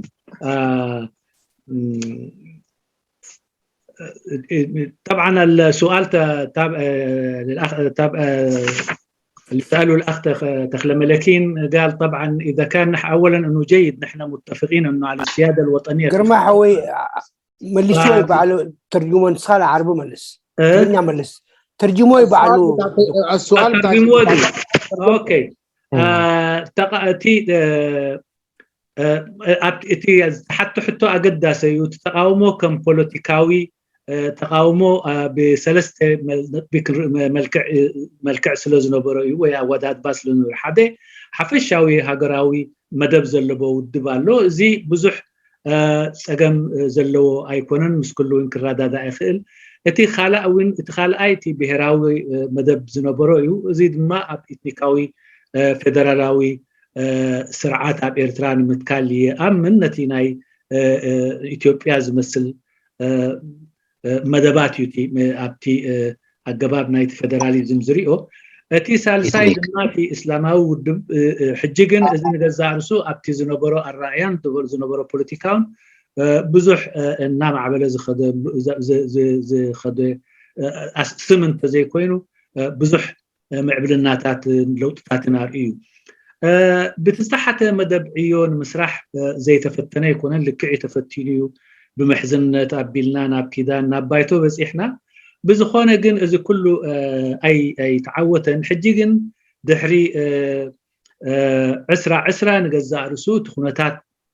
دفافة كونتاتن كلها ناوين زتسامى معنا له هجر أب حدقات سات أحلى خبزبل حنتي أو هاديش ما قلنا ناي تقاومي ناي تنتقاوم بوليتيكا وحيلتات كوي ما إزي أوين مصنعتات إنها كايدة حدا أموداتو حدا ناي حبار سلال مسراتي تيز تخايدة مصنع زي تخايدة مصنعتي أبزي بزيكا PDP نجزع رسوتهم كلهم أبتي أبزي سرحات زستايز كافلو زنبرو نجزع رسو أكلنا يتقدم أبيلو زنبرناي بايتوين زنبرو إيوم كلهم أمودة تاجن إذا مصنعت زي تخايدو بب وجنوين الناتو رأيني رو كم يجر كاك مسرت كأل زبل بايتو ناتو رأيني رو تخالق شنخاتوين الناتو رأيني رو ممكن ترأين جزء رسو فلليات بزح أي رأين كله تمصنعتي تخايدونتي والدباتن نتي بايتون زقرب تصافيفو وين قرب تغيرو ابزي قربا وانا بهاجراو بايتون جزع رسو تماي كلايش ما قلي زتيلو تقبلوه اصدقوا له لكعيو بزح دنغيو زي نغرزي جن كا ካብ ተሃዊኽካ ትገብሮሞ ፅባሕ ከዓ ድብተነካ ተመሊስካ ምእራይ እውን ፀገም ካብ ዝኾነካ ርግእ ኢልካ ፅፉፍ ስራሕ ተሰሪሑ ኣብቲ ኣብ መዓልኡን ኣብቲ ፀገም ዘይፈጥረልካ ፅላልን ኩሉ ዝሓቁፍ ፅላልን ናብ ምስራሕ ካብ ዝብል እውን ይኸውን ስለዚ ብሓፈሽኡ ሕፅር ኣቢለ የገሊፀዮ ኢሉ ንሱ ኣነ እውን ካብቲ ዝበሎ ብጣዕሚ ሕፅር ኣቢለ የገሊፀዮ እቲ ኩነታት ኣብ ከምዚ ኩነታት በፂሕሎ ስጋብ ሕጂ We are on the right track. إذا كان الدليسي هاي كالكون كبوسطن يدول دلو حبرات مجستات زكرياس عدلت هيب كان نسي أبزات خلي زبالان بسعيد ريش زبالوان سعبار يتوني رهن حفش أبز أخي بعد مسي. أوكي تفضل أصل. زكرياس أنا ونا وايد زلات النتا حتى سلزي صادق تقدمنا أنا إيديا وتقبل له. Well, I know the chair عدل سلذها بالنسي أنت دلخاء سلام عليكم. أوكي حرة كيد بل. أنا أنت مستكار ريتي بحفش ونزقول بتخافى لا يزلون. كلنا عبالات تقال ضحرنا إرثراز نمرنا إذن قرز خنا حصرون دحرقينا كاب 7 شتشتن 7 شوعتن دحري دحن نقدفو مريحنا تقال ضحرنا إرثران مسرت سمع سلزيك عليه شعابيات مالي جبا انفلتريس رزقبرو السودان كأتخيلو جبا حالي قال اي السودان دحر مئتاونا مريحنا عمرار حنا سلز فشلنا ناي ممرح بقعات يبلنا نزود تسكمنا السودان سلزاتونا سلزي جزياو وتهدراوش ما قلنا قرنا نترنا في كند منبال ابز حجي نخد دولنا استفر على جروب تفكيروا له مالتي سلزي انت بحطي رهبل إذا اللي فنتز بهالزولو كلنا جبهة نمرناينا ناجبها مئتاو نيسياس عدقة في حلو نزهز بخصاب حجر وقصولو عقمنا إسياس بالساعات زي بجنزب دي وبإنتلجنس دي بسراوي دي حيالي سلاي خاد مانع عقمنا في دخموتنا حايلون كيف لتك كتوا قوا يتخلينا almost 4 قلن عمتكم يا جماعة التلكير ثالثاي حادق زي خطابت نايش عبياس تخت به مهما حصل ولا حلوة سوراء سروه ولا دلام كبروه أكيرني قبل اللي تقادلين جبهات نمبر تاريخ منك يبلهم زيرو إيزي إذا كنا عملوا لكم كنا لنا خن عودت غينا إذا عود حنكم أصببوا جيجاتا تجيريو نحن مع عداتنا خن مرة حدا يكونه إتهزبي إتدحمق عدي تازنا أسد بشيخ مرسته ويشك عدد مرسته أبسب عن شوعاتك تكبر تجميرين يريو تردي كاني سلازسي انت يتغيروا انت خبر جيغانا مجمريا نقبل لنا كلنا نازنا بتاود دبتيا اوكي كابو تبقسنا نغنعري ثانك يو شكرا لك. اوكي زكرياس دحري نوحي وان كامر اين غزارسو بتعمي كاب زحقوسي جن حدا ابزي مالت ብዙሓት ናይ ኣብ ጀብሃ ዝነበርና ገጽ ንርኢ ንኸውን ግን ከዓ ብዙሓት ካብቲ ካልእ ውድባት እውን ዘይነበሩ እውን ኣብቲ ውድባት ኣለውና እቲ ሚዛን ንገዛእ ርሱ ብዝያዳ ከም ተመክሮ እቲ ዘውደቐና ሽግር ኣብዚ ንገዛእ ርሱ ሓደ እውን ኣብቲ ውሽጢ ጀብሃ ካብ ዘውደቐና ሽግር እዩ ዝብል ምስኡ ክትሓሓዝ ይኽእል ይኸውን ምዚ ናይ ሎም ምሸት ዛዕባና ኮይኑ ግን እቲ ናይ ሎም ምሸት مسؤ بخمية أساسرو نتي حتى خمسة معولوني إدريس كقدفلو نساقن نستاكن بلا كنك لعلنا نحن جبهة أبالات جبهات راح يكوننا نبز لنا شكرا يا جرماي شكرا أخونا الزميل زكرياس نعم الزميل زكرياس تولده طبعا اتكلم في قضية أساسية وقال الكلام بتاعي ده مرتبط بما ذكره الأخ المناضل دخل ملكين في موضوع الناس ليه ما تتوحد وليه ما غيره والائتلاف وغيره الحاجات دي يعني.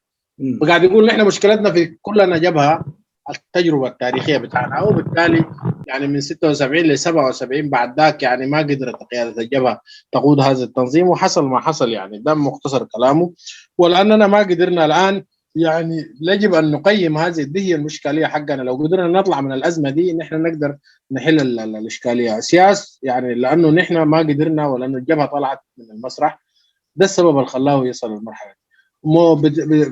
في الكلام ده اخي زكرياس زميل زكرياس كلامه يعني زي ما قال الاخ جرماي ان احنا طبعا الندوه عامه والحديث كان حول موضوع الازمه ولكن بالمقابل طبعا طرح الاخ تخلي ملكيم كلام مهم عشان كده كانت الرد عليه. انا اعتقد الموضوع مرتبط كله ببعضه، ازمه الجبهه القديمه وضعها القديم، الازمه السياسيه الكبيره الان عبي شقر نحن ودي تشمل رقيبنا يزل لنا نحن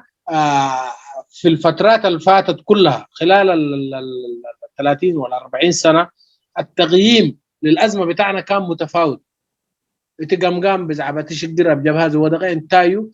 بحاده الرأي وحاده قام اين برن كمسر زخونه زي كله متحجين السخات ولا زلخه ابوتات وديقنا لنا مالك ولا تي فنتي يخون ولا محزنت بلو ولا كالي زي كله يس تم مبزحتم ابو زلو ابتنا يتمكرنا جبهه زنبرو يوم جن المشكله الكبيره انتهى له مسلكه ميزان حاده اين برن حجيجن إذا كل تاريخ نقدفه أبتك أدمنا زلوا تقبل كما يجرنا نود تقبل كودق انتقينو نحن إذا كل قديفنا ونزيفنا نبكالي نبحادي زخون نبتمر سرح كن بقاس كن خلال لنا ولا لفنتي يخون ولا حديش لا يخون ولا بايتو يخون ولا كل انت دحر إذا كل أي ونزفنا أبتينا نقدميت انت دحر الرود ماب نقولنا برنا أبتينا بايتو الله مالتيو ولا حجي ابتنا نتفي اغربنا يلنا رود ماب زي رود ماب زي بوكن خيب كن خلال لنا رود ماب انتهى نحن نمبر 1 مرحله اسقاط النظام اذا السرعات زيك ودق الله انتهينا كن بلال انتهي كسرح لنا بزعبه ميديا انتهي نقبل لنا والتهدرا وانتهي نقبل لنا طبعا انتهي نقبل لنا كله إلنا نزعه بقى منرش مالتي دحر سرعات موداقو كالي جواب الله تي رود ماب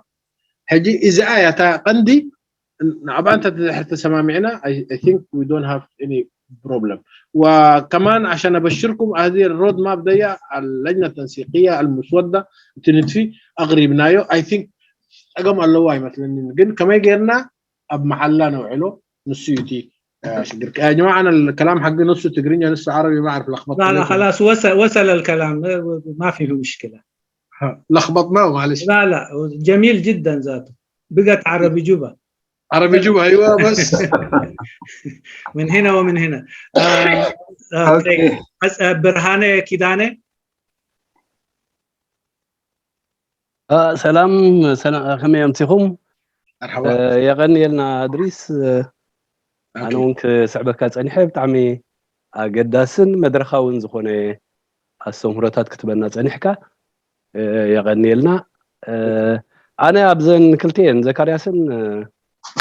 تخلن العلوم من صنح حطتاتي حجي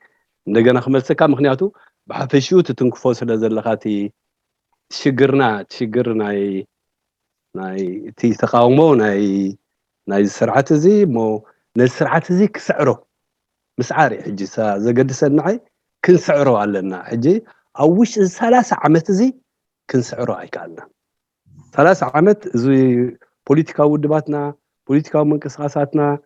استفادالي ناي سيفيك سوسايتيس منقسقاسات قال عينت كله تقالصوم مسعار نز سرعت زي جي كنسعرو كن اوش 30 عمت زي كنسعرو ايكالنا اجيت ادرخل انتاي العلو تا حطو انتاي تمخنيات حدنت كنقبر زي كالنايا ناتي حطو كن سلمتاي ناخذ سعره زي كالنا حجي ابزي ناي ريسيرش عالم تلااتيخا كلته نغير يستنكف عاده اتي مبزحتهم ريسيرشرز كريون كله خانه حجي قال مسرعتي يقبرالخو ريسيرشرز انت امزبلو اتقندي نتقاومو موبلايزد كوينو فيل مسعار ناي سرعه زي ناي ريجيم زي تشينج نا مغبار صقم زخونه زلو اتي ترانسناشونال governmental mechanism اتي سرعتنا ايرترا 4 عبيت نغرات سلازغبر حدا سيرفيلانس كنترول ان تشيك غبرونتي نت منقسقاسات نت حزبي ኣብ ዲያስፖራ ዘሎ ስለዝቃለስ ካልእ ኮሪጅን ዝተፈላለዩ ናይ ኮንትሮል ሜካኒዝም ስለዝግልገል معات سبايس امباسس كونسليتس قال عينت سلازقبر كوبشن مسعب بيت نقادون قال عينتن قالر جنزب كم زكب سعرتات يقبرنا عم نزخ 3% تاكس قال عينت قال مخفالي ترابعي ليش ناشنال ايدنتيتي بيلدين يقبر على اللخوص لازبل ناشناليست سفتيرو نعاخا نتتقاومو كم تريتر كريكا خمزلو وعقام بلكا ويان بلكا قري بلكا عجي اذا 4 نقرات زياتن سلازقبر تسرعات مونتي نتي تقاومو ازي امباكت سلازلو كم تزد الموبلايزد غيرو عم مسعار لاي سرعات ازي تايل غيرو زبل كونكلوجن يوم زبطوا مبزعتهم ريسيرشز كاب زريو زلو عجي كلتا نقر علنا مالتي حادنت زي مقبارنا حاده نعنا بسمنا بدمصنا كوكل زخل اكل زي مفتار وي حاده نخلاتنا خطر زخل هاجراو جنبار زي مفتار كلته مساعات خيدلا تي امباكت سناي ترانس ناشونال غفرنمنتال ميكانيزم نعنا توديبنا قالسات نخينا كايدي حجي بشنكا كم ودبكم ولا بدرجه ودبكم نزخلته አንታጎኒስቲክ ዝመስል ግን ክልቲ ምትሕባር ዛለት ዘለዎ ነገራት እዚ ዲቲ ምኽንያታት ኒ ስርዓት እስያስ ክንስዕሮ ዘይከኣልና ወይስ ሓደ ካብኡ ጥራሕ እዩ ተሓድነት ዘይምግባርና ወይ ድምር ናይ ዝኽልቲዩ ምኽንያታት እዩ ንእስያስ ክንስዕሮ ዘይከኣልና ኣብ ውሽጢ 30 ዓመት ከመይ ትሪኦ ብሸነካ ይቐኒየለይ شكرا برهان تترجم يعني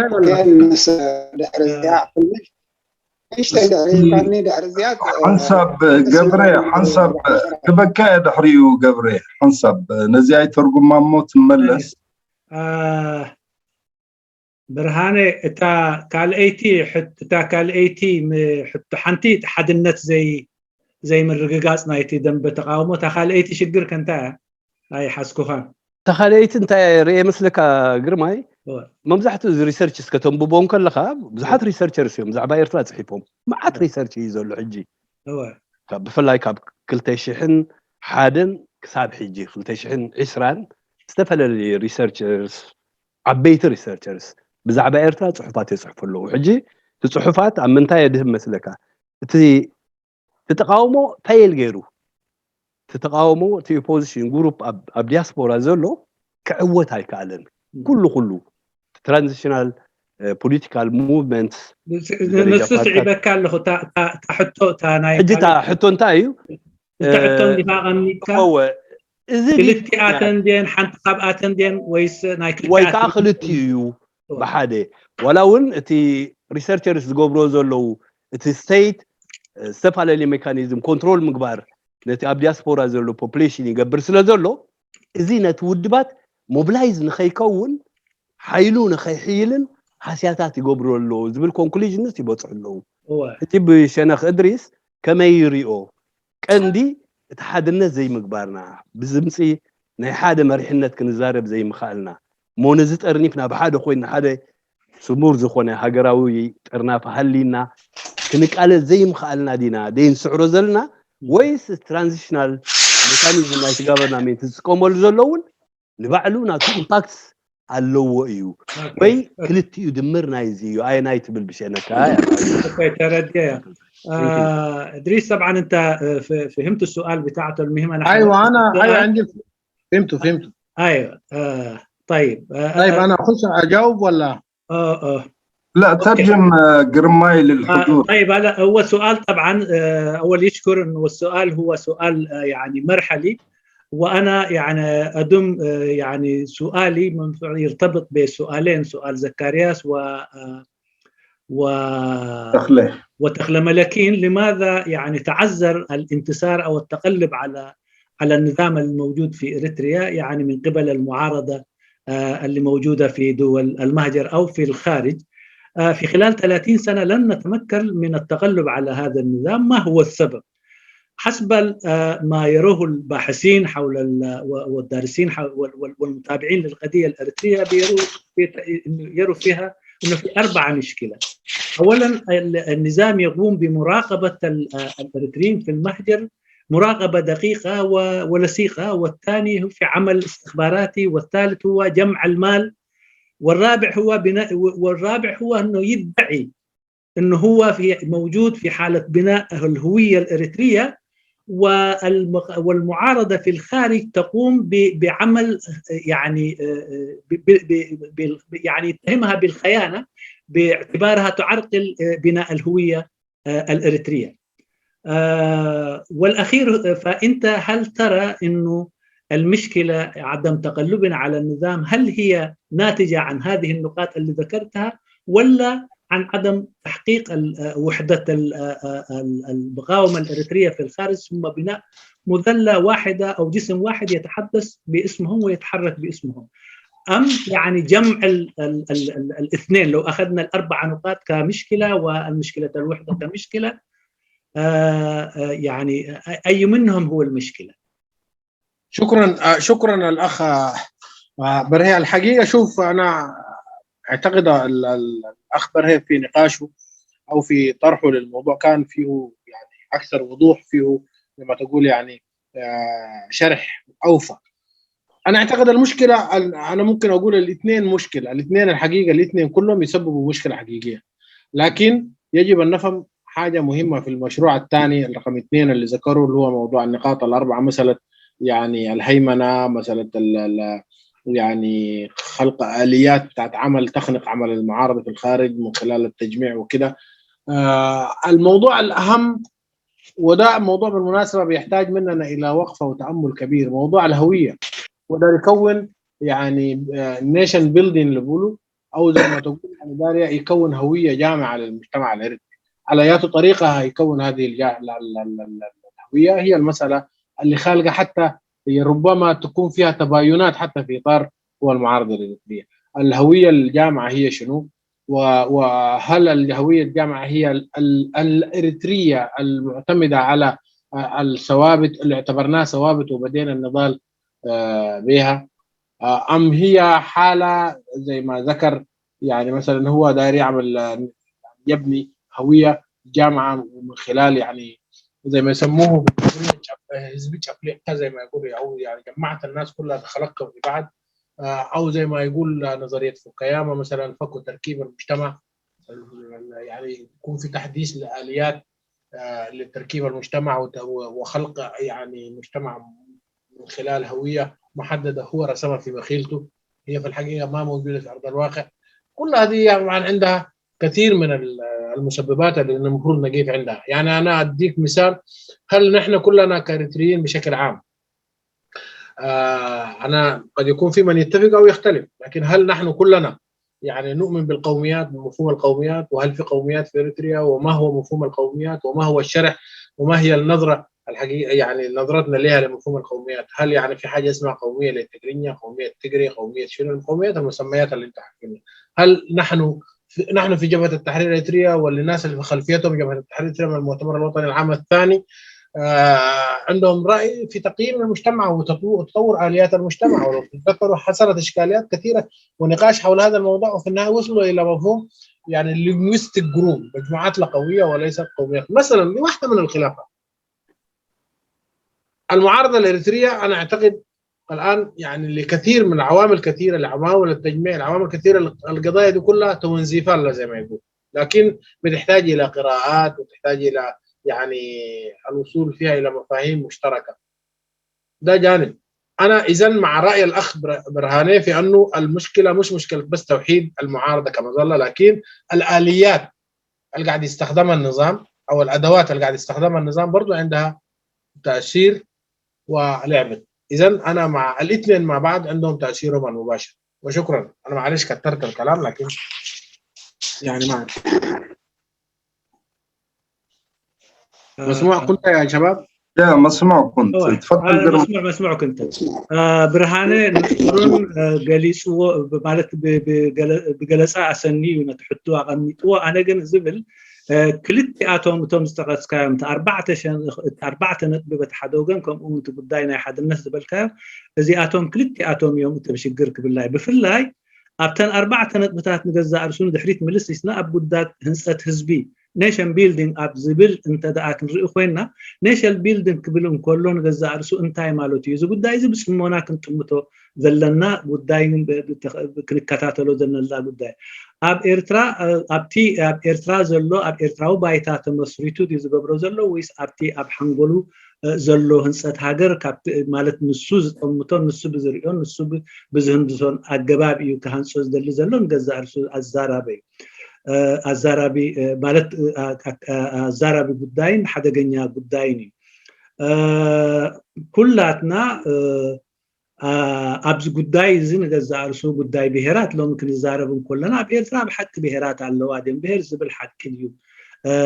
ብሄረ ትግርኛ ከምኡ ብሄረ ካልእ ብሄረ ዝበሃል ነገር ኣሎ ድዩ እዚ ንገዛእ ርእሱ ነናህና ኣስተያየት ኣሎና ግን ከዓ ብልዝብን ብክትዕን ኣብ ሓደ ነጥቢ ክንበፅሓሉ ዘለና ጉዳይ እዩ ምክንያቱ እዚ ጉዳይ እዚ ንገዛእ ርእሱ ኣብ ካልኣይ ሃገራዊ ጉባኤ ኣብ ጀብሃ ከም ክትዕ ወሪዱ ድሕሪኡ እውን ብዙሕ ኣካታዒ ስለ ዝነበረ ኣብ ክንዲ ብሄራት ምብሃል ንገዛእ ርእሱ ኣብ ኤርትራ ዘለና ቋንቋዊ ጉጅለ እምበር ብሄር ኣይኮነን ኣብ ዝብል እውን ኣብዚ መደምደምታ ኢና በፂሕና ስለዚ እዚ ስርዓት ኣብዚ ጉዳይ እዚ ኣብ ብዙሕ ፀገማት ኣብቲ ዝተቐጥካዮ ኣርባዕተ ነጥብታት ዝጥቀመሉ ኣገባባት ኩሉ ካብቲ ዓንቃፊ ሽግር ካብ ዝፈጠረ ኣገባባት ግን ብጠቕላላ ኣነ ሽግርና ኣበይ እዩ እንተዳኣልና እዚ ተቃውሞ እዚ ክስዕሮ ዘይከኣለ ነቲ ስርዓት ኣብቲ ክልቲኡ ማለት እኩብ ተን ኣርባዕተን እቲ ናይ ሓደ ፅላል ናይ ምቋምን እዚ ክልቲኡ ተጠቃሊሉ እዩ ነቲ ስርዓት ተቃውሞ ካብ ምስዓሩ ኣብ ዝሓለፈ 30 ዓመታት ኣብ ልዕሉ ዝኾነ ስዕረት ከረጋግፅ ዘይከኣለ شكرا استاذ قرماي شكرا استاذ ادريس حمد اوكي قبره تخله عدلنا عفا مرحبا امين مرحبا مرحبا سلامات كلكم لكم سلام قدسي سلامات جواويا انا جزء من تقاطع لما عارفين حاول ادريس حكي بحكي بس لو ما بلصق لسه تقاطع لي وانت اعتقادات اللي هي تعمل صبور اعتقادات نيروبي ولا اعتقادات يقربنا اي سنه محلول نسخ انت ايو ابع الشرع يقرق تكالو النتورك ناتك تعمل مالو قبره اسكي تشك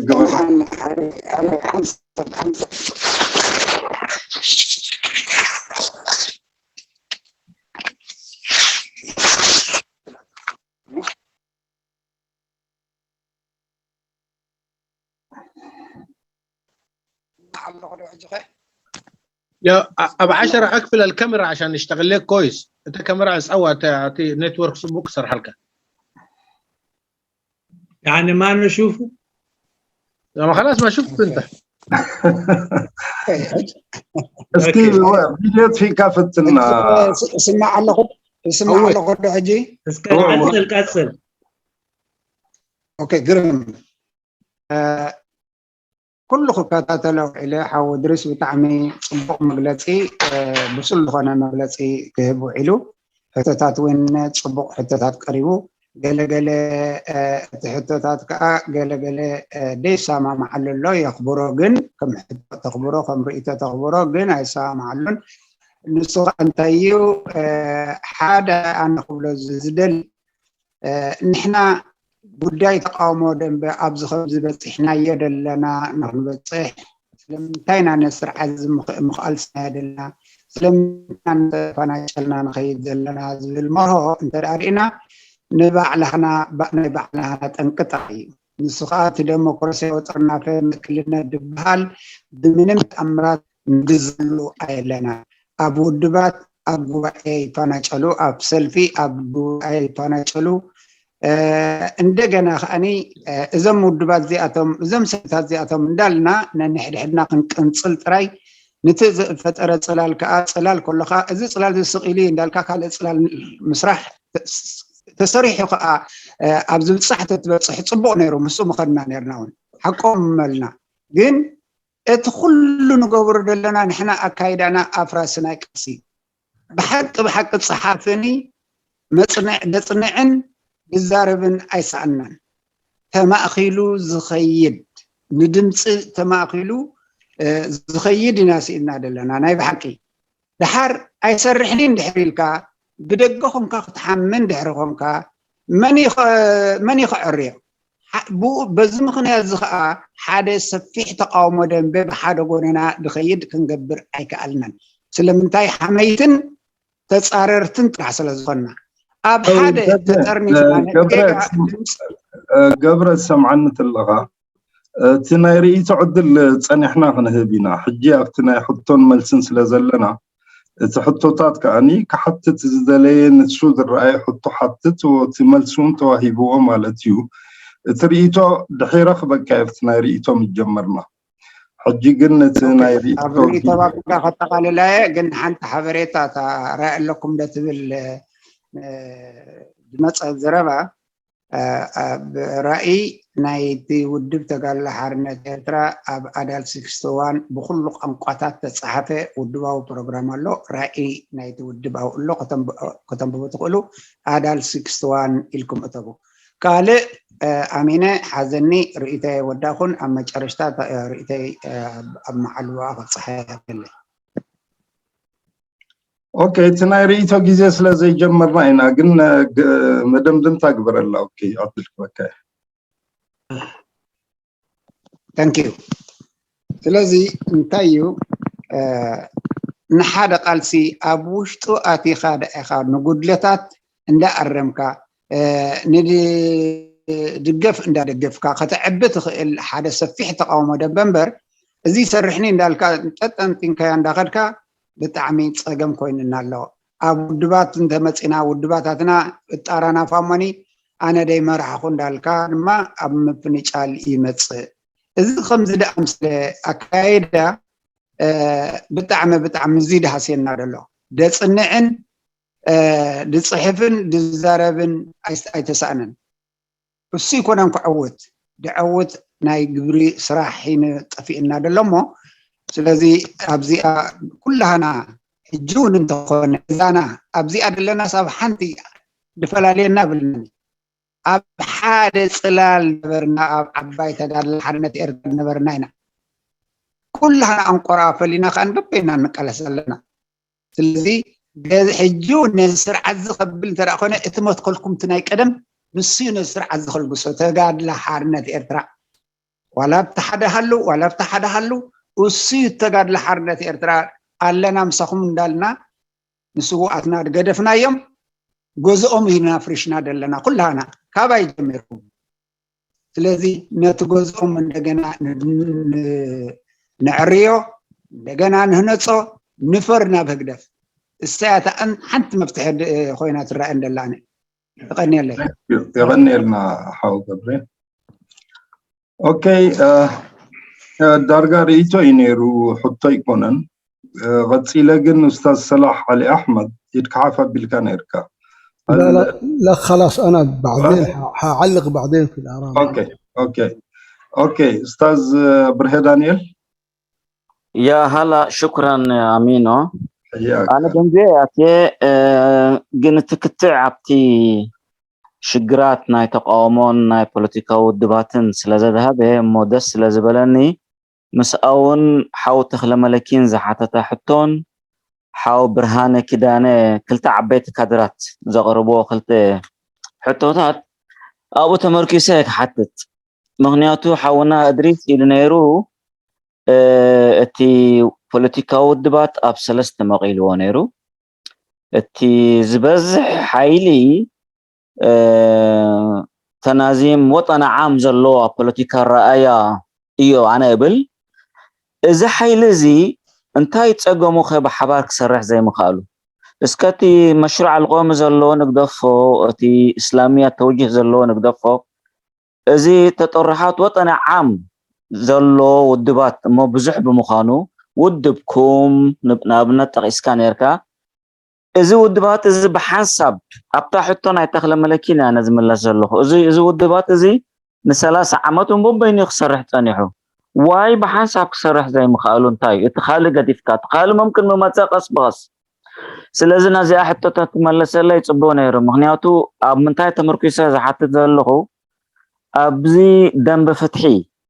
فلليات ناي حساب دي زلو ويس ناي متكل انت دا فلليات ناي حساب خالي يقوينو حساب 3 عامات كوسد هيكلنك تقرربو تخيلها ناي متكل فلليات الله تبل تخونك حاو ادريس انا يمسلني نابزي بوليتيكا ودبات ناي متكل فلليات زلو بفلاي ولا زقبل زبالكا اساسون او اشتغادو حانت ايتراي نيرو كل زلو مودبات نريو زلنا اكل ناي تغادو حانت ايتراي نيرو سلازي ناي حساب فللي انت دالو واي حساب اب 3 عامات تصميقو ازي وطن عام زلو ودبات بحساب كقرب سرح زي كاله ناي متكل تداتبلو خينكا دما انا ندعي اباخ قومك جن ملسها سمع صنيلك بنسمع لي يغني الله تشاو شكرا استاذ تفضل قرماي ترجمه انت اخذ دليلتي متي حتى ندقاقم لنا يمسلني بزح كابزي نتبتات زرب صنحوين زي تزربه يمسلني تي شجر انتاي نزبل تحني ادريسكي قدف انديو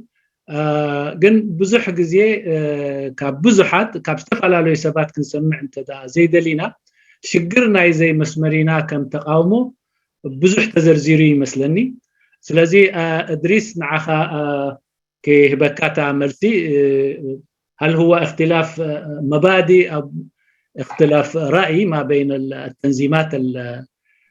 ذو السبقه الوطنيه او ذو البرنامج الوطني يزلت حتى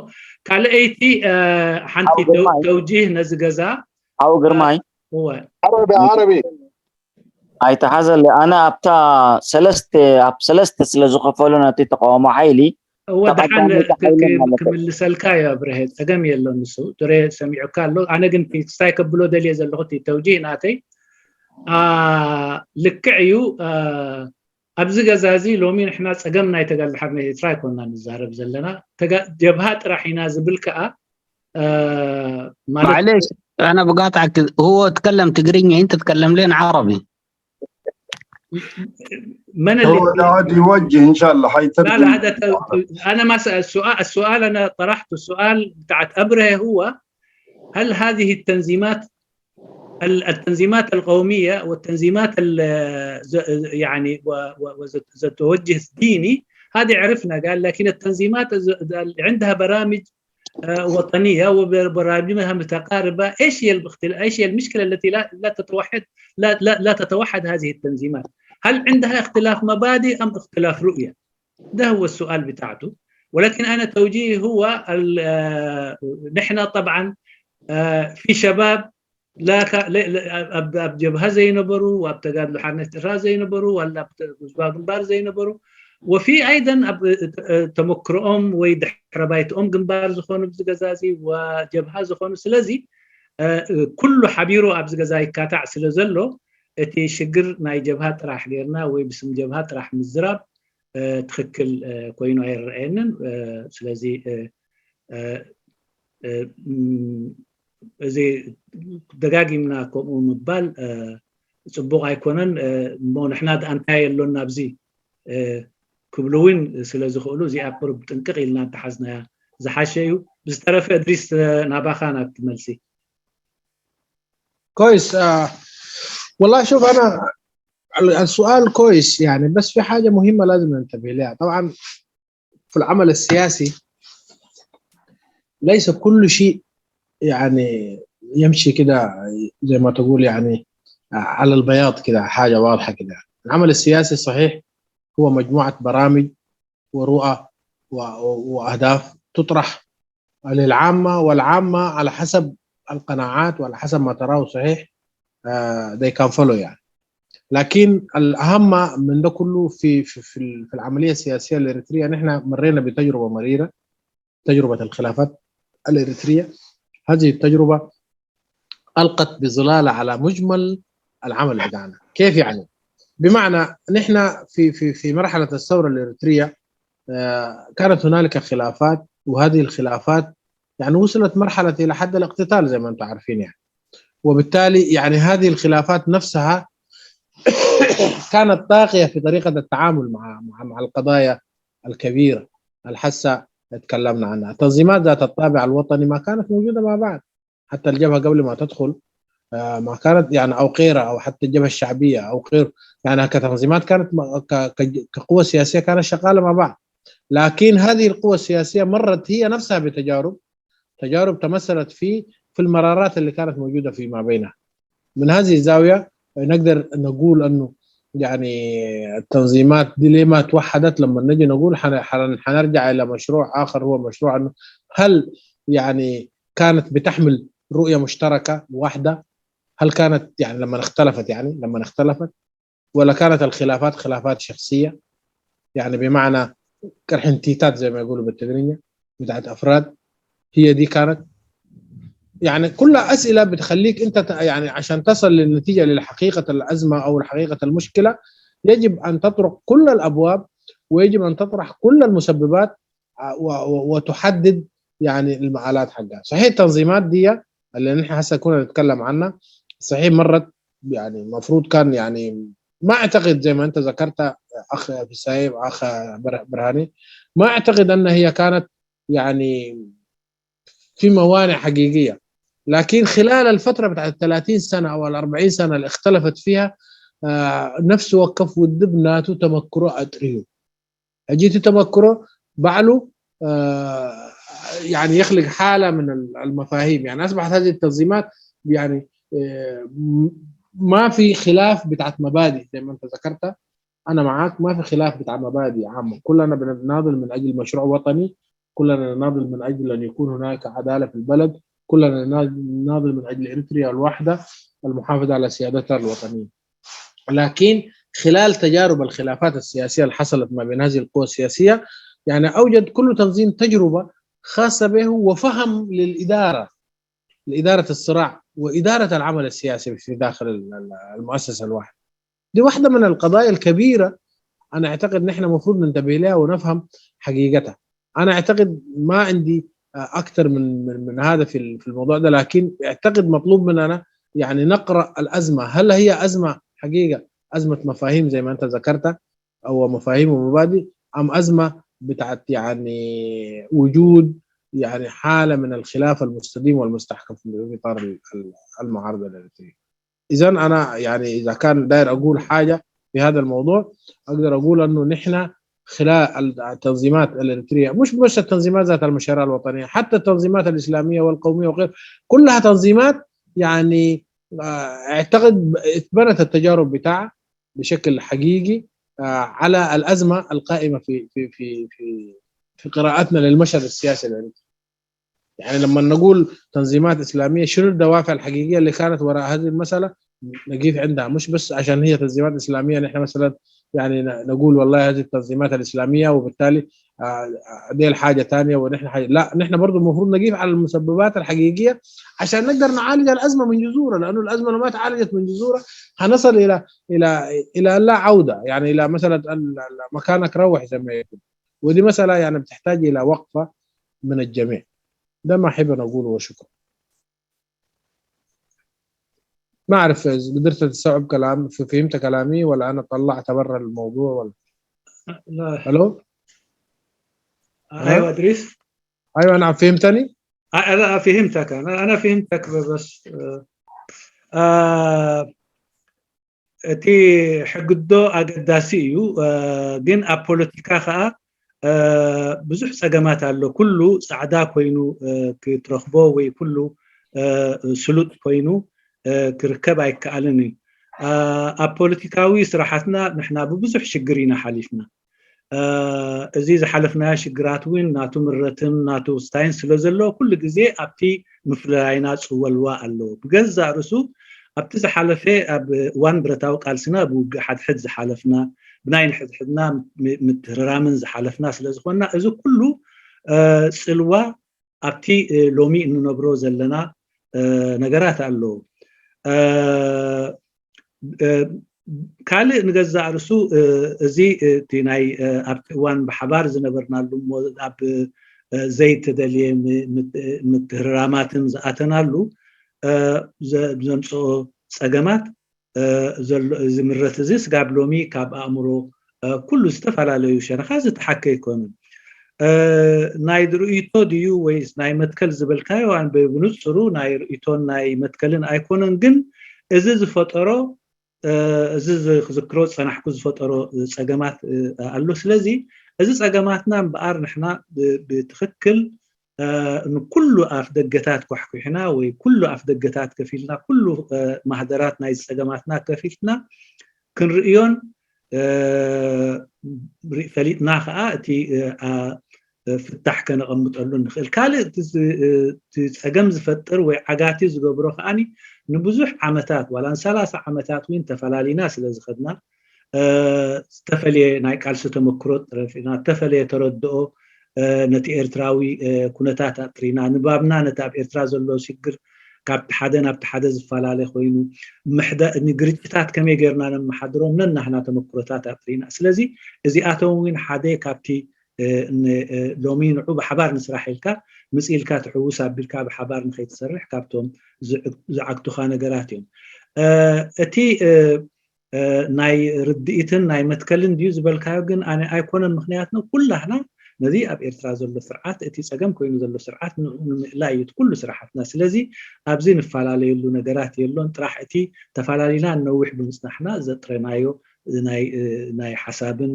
ናይ ርድኢትን ናይ ዝተፈላለየ ንባባትና ንኤርትራን ዘጥረናዮ ነገራት እዩ እዚ ከዓ ጥራይ ኣብተን ናይ ሃገራዊ መደብ ወይ ፖለቲካዊ መደብ ዕዮ ዘለዎም ውድባት ጥራሕ ይኮኑን ዋላ እውን ኣብተን ብእምነት ናይ እምነት ውድባት እንብለን ንገዛእ ርሱ እቲ እምነት ሓደ እዩ ትኾነ ግን እቲ ፀገማት እዚ ኣሎ ስለዚ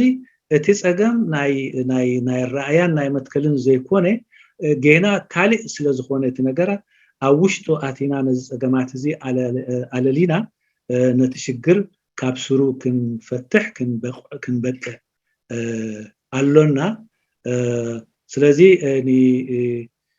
ኣነ ከምቲ ዝበልክዎ እቲ ብዙሓት እዮም ቶም ፀገማት ግን ብርግፅ ናይ ርድኢትን ናይ መትከላትን ፍልልያት ኣይኮኑን شكرا أستاذ قرماي أستاذ أحمد نافع إذا تأخذ المايك وتسأل الأسئلة التي تكتبها في الشات أستاذ أحمد أستاذ أحمد نافع نعم السلام عليكم عليكم السلام أنا كان وضعي ما يسمح بالحديث لكن أوكي ما في بس طالما أعطيتني الفرصة أشكرك شكرا للضيف أولا على المحاضرة المختصرة المفيدة أنا باختصار شديد سؤالي للضيف الأستاذ إدريس همد هو إنه معروف دائما في دوافع الأطراف للصراع تكون على شكل هرم حسب ما أشار المتحدث قبلي هناك دراسات كثيرة تشير إلى أن طلاب العدالة والمناهضين للأنظمة الشمولية فالصراع يكون على شكل هرم قاعدته الفلسفة وهي الأرضية الفكرية وقاعدة البناء للتغيير هذا مستوى الفلسفة تأتي بعدها مستوى السياسات وهو الإطار اللي يحكم الفعل السياسي وثالثا تأتي الاستراتيجيات وهي أسلوب التفكير في الحل وفي إدارة الصراع رابعا وإحنا صاعدين في الهرم تأتي التكتيكات وهي الوسائل والمناورات وأخيرا اللي هو مرحلة التنفيذ اللي هي الإجراءات وخطوات العمل دائما الخبراء يقولوا إنه قاعدة الهرم اللي هو الجانب الفلسفي والجانب السياسي يتعلق بسؤال ماذا يعني ماذا نريد أما الباقي يتعلق بسؤال كيف اللي هو الاستراتيجية والتكتيك والتنفيذ. الآن طالما أن هذه الأمور هي واضحة، الخلافات اللي شهدناها في جبهة تحرير الأريترية، أين ترى مستوى الخلافات، وليس فقط في جبهة تحرير الأريترية إنما التقسيمات الأميبية في الساحة الآن؟ هل هو على مستوى الفلسفة، على مستوى السياسات، على مستوى الاستراتيجيات، على مستوى التكتيكات، أم على مستوى التنفيذ والإجراءات وخطوات العمل؟ هذه 5 مستويات معروفة في الصراع في جميع المناهضين للأنظمة. هذا السؤال الأول. أين ترى الخلافات أصلا، أين تكمن؟ السؤال الثاني، حركة الشعوب دائما يبدأ بها قلة مفكرة بسيطة. الآن في حوار لوعي مشترك وغيرها من المنتديات هناك قلة مبدعة مفكرة موجودة أمثالكم، وبعد تأتي مجموعة نشطة من opinion leaders قادة الرأي، وبعد يأتي الجمهور. الآن القلة المفكرة عجزت عن الوصول إلى المجموعة النشطة من قادة الرأي، وهدول هم اللي يوصلوا كل أفكار المقاومة إلى الجمهور العام. الآن أنتم كتنظيم، وطالما المحاضرة حول الرؤية، ما هي رؤيتكم لتفعيل الحراك الشعبي وانخراط الشعب بالمقاومة؟ وللعلم أن الشعب عنده حاسة سادسة بعيد من التنظيمات السياسية الآن. لماذا؟ لأن هناك معايير ينظر إليها الشعب دائما. المعيار الأول هو معيار القيمة الحقيقية. هل هو يرى قيمة حقيقية في المعارضة على الأرض؟ ثانيا التكلفة اللي هيدفعها هو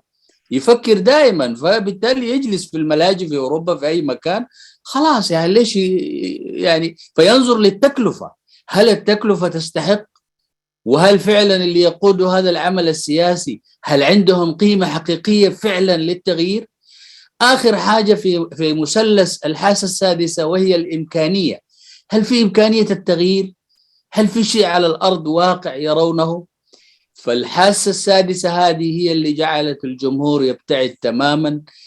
فما رؤيتكم لتفعيل هذا الملف؟ أنا طولت على الأخ جرماي ولخبطت له بمفاهيم كثيرة، لكن المعذرة. شكرا جزيلا. شكرا أستاذ أحمد. تفضل جرماي. أوكي. أب حتى ناي قالسي مالت كل جزية حد قرصة ناي بيراميد زلو قرصة ألو مالتيو نسخة أوشتو إذا قرصازي حمشته ويشدشته زغونا نقرات يقمت مالتي حدا نايت قالسي مبقسيتي فلسفنا له كسيلو بوليتيكا دحريو استراتيجي دحريو نتي استراتيجي مفصام زوسد تاكتكس كسيلو خا فصامي. سلازي ازي نحنا لومي زقاتمنا زلو فلليات ابينا يوتبل أبتي إتي تفلسفنا لتبوليتيكان أنت إينا ندل زلنا يزملس إذا حتى زي حتوي العل نزيز ملس ملستات كأيد اللي إتي نختلو استراتيجين تاكتيكين في السامين كأ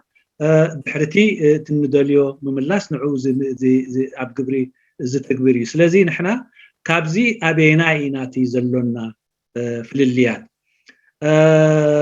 من قصاصنا حدا حزبي تخال اي حتو وحدات حسبتي يلعلو مرحتي خانه حساب يقبلوا اتي مسرتات كا بفصامي يبصحوا مالتي. سلازي ازوم قصمتي اتوم ترى ويتوم ኣህዛብ ስለ ዝኾኑ እዚኣቶም ሻድሻይ ስምዒት ዘለዎም ሰባት እዮም። ምክንያቱ ሓደ እቲ ዝጥምትዎ እንታይ እዩ ተሓሲቡ ዝትግበሩ መሪሕነታት መፅኦሞም ንሶም ከዓ ከም ተግበርቲ ክንቀሳቀሱ ቅድሚ ምንቅስቃሶም ዘልዕልዎ ሕቶታት ኣለዎም። ንሱ ከዓ ክብሪ ናይቲ ዝካየድ ቃልሲ ምርኣይ ክኽፈል ዘለዎ ዋጋ እዚ ዋጋ እዚ ብሓቂ ክኽፈሉ ኣለዎ ድዩ ተኽእሎ ኣሎ ድዩ ነዚ ዋጋ እዚ ንምኽፋል ዝብል ሕቶታት የልዕሉ እዮም። ሕጂ ንገዛእ ርእሶም ነዞም ኣህዛብ ነዚ ህዝባዊ ምንቅስቃሳት እዚ ነዚ ንኽትርጉም ንምልዕዓሉ ዝተወስደ ነገር እንታይ እዩ? ህዝባዊ ምልዕዓል ንምቅስቃስ ዝተወስደ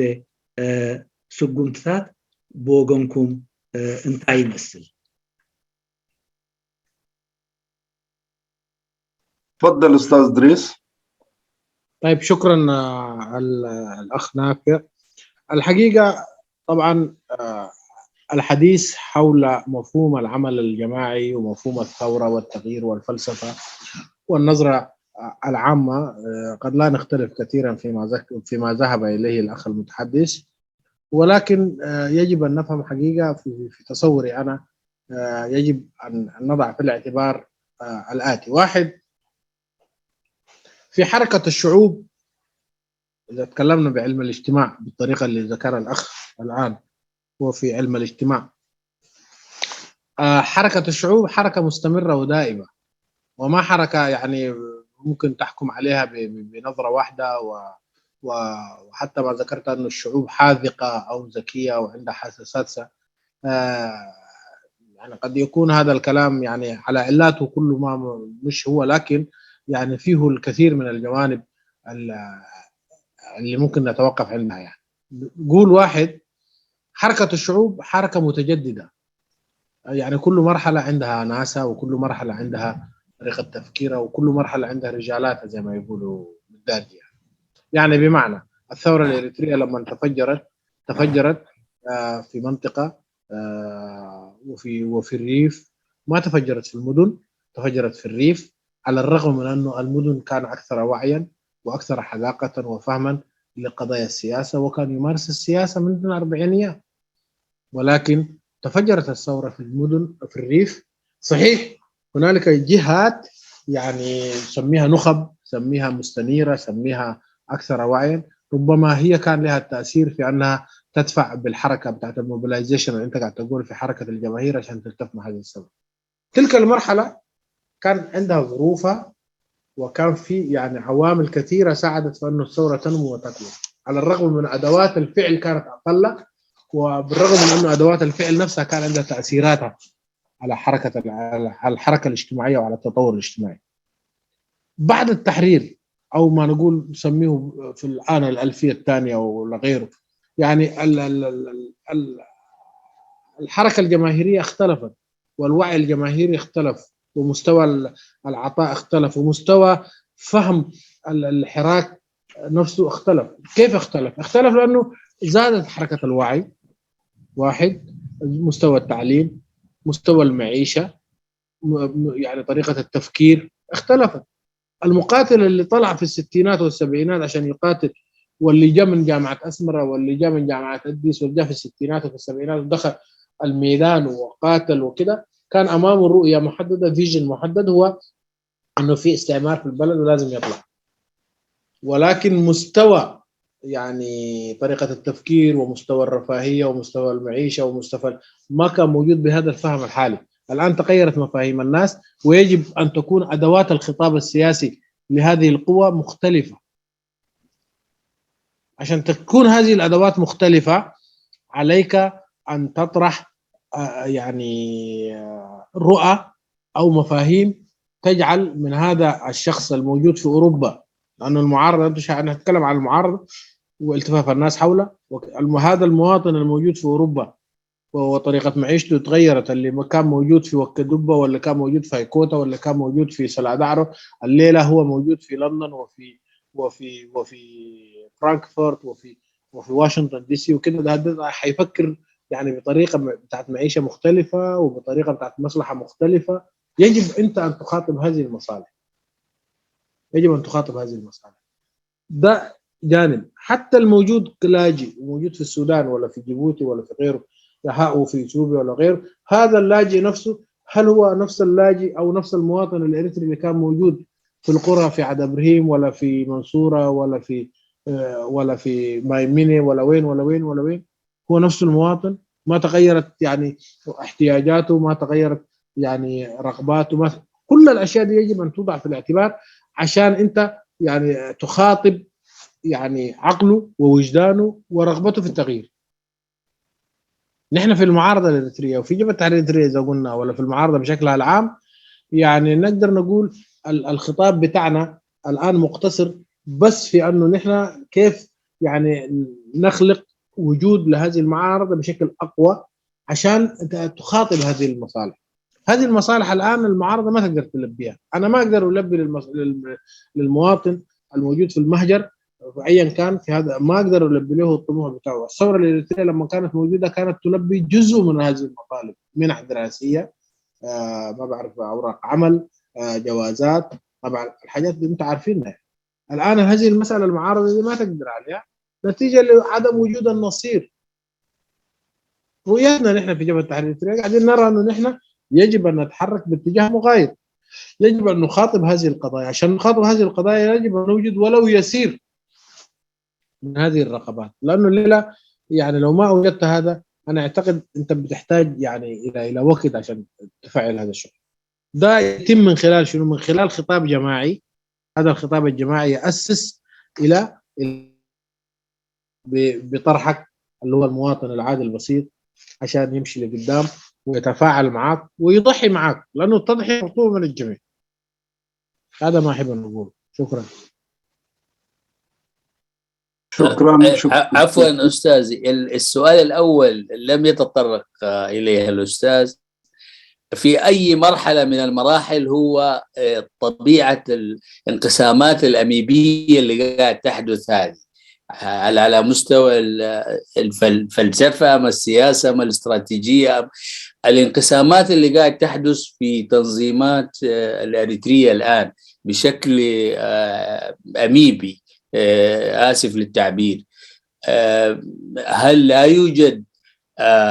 معايير وأدوات قانونية لإدارة الصراع الداخلي وتنظيم داخلي؟ وطالما هذه الخمسة أركان أساسية هي في الصراع، في أي مرحلة قاعد يتم الخلاف والصراع والانقسامات؟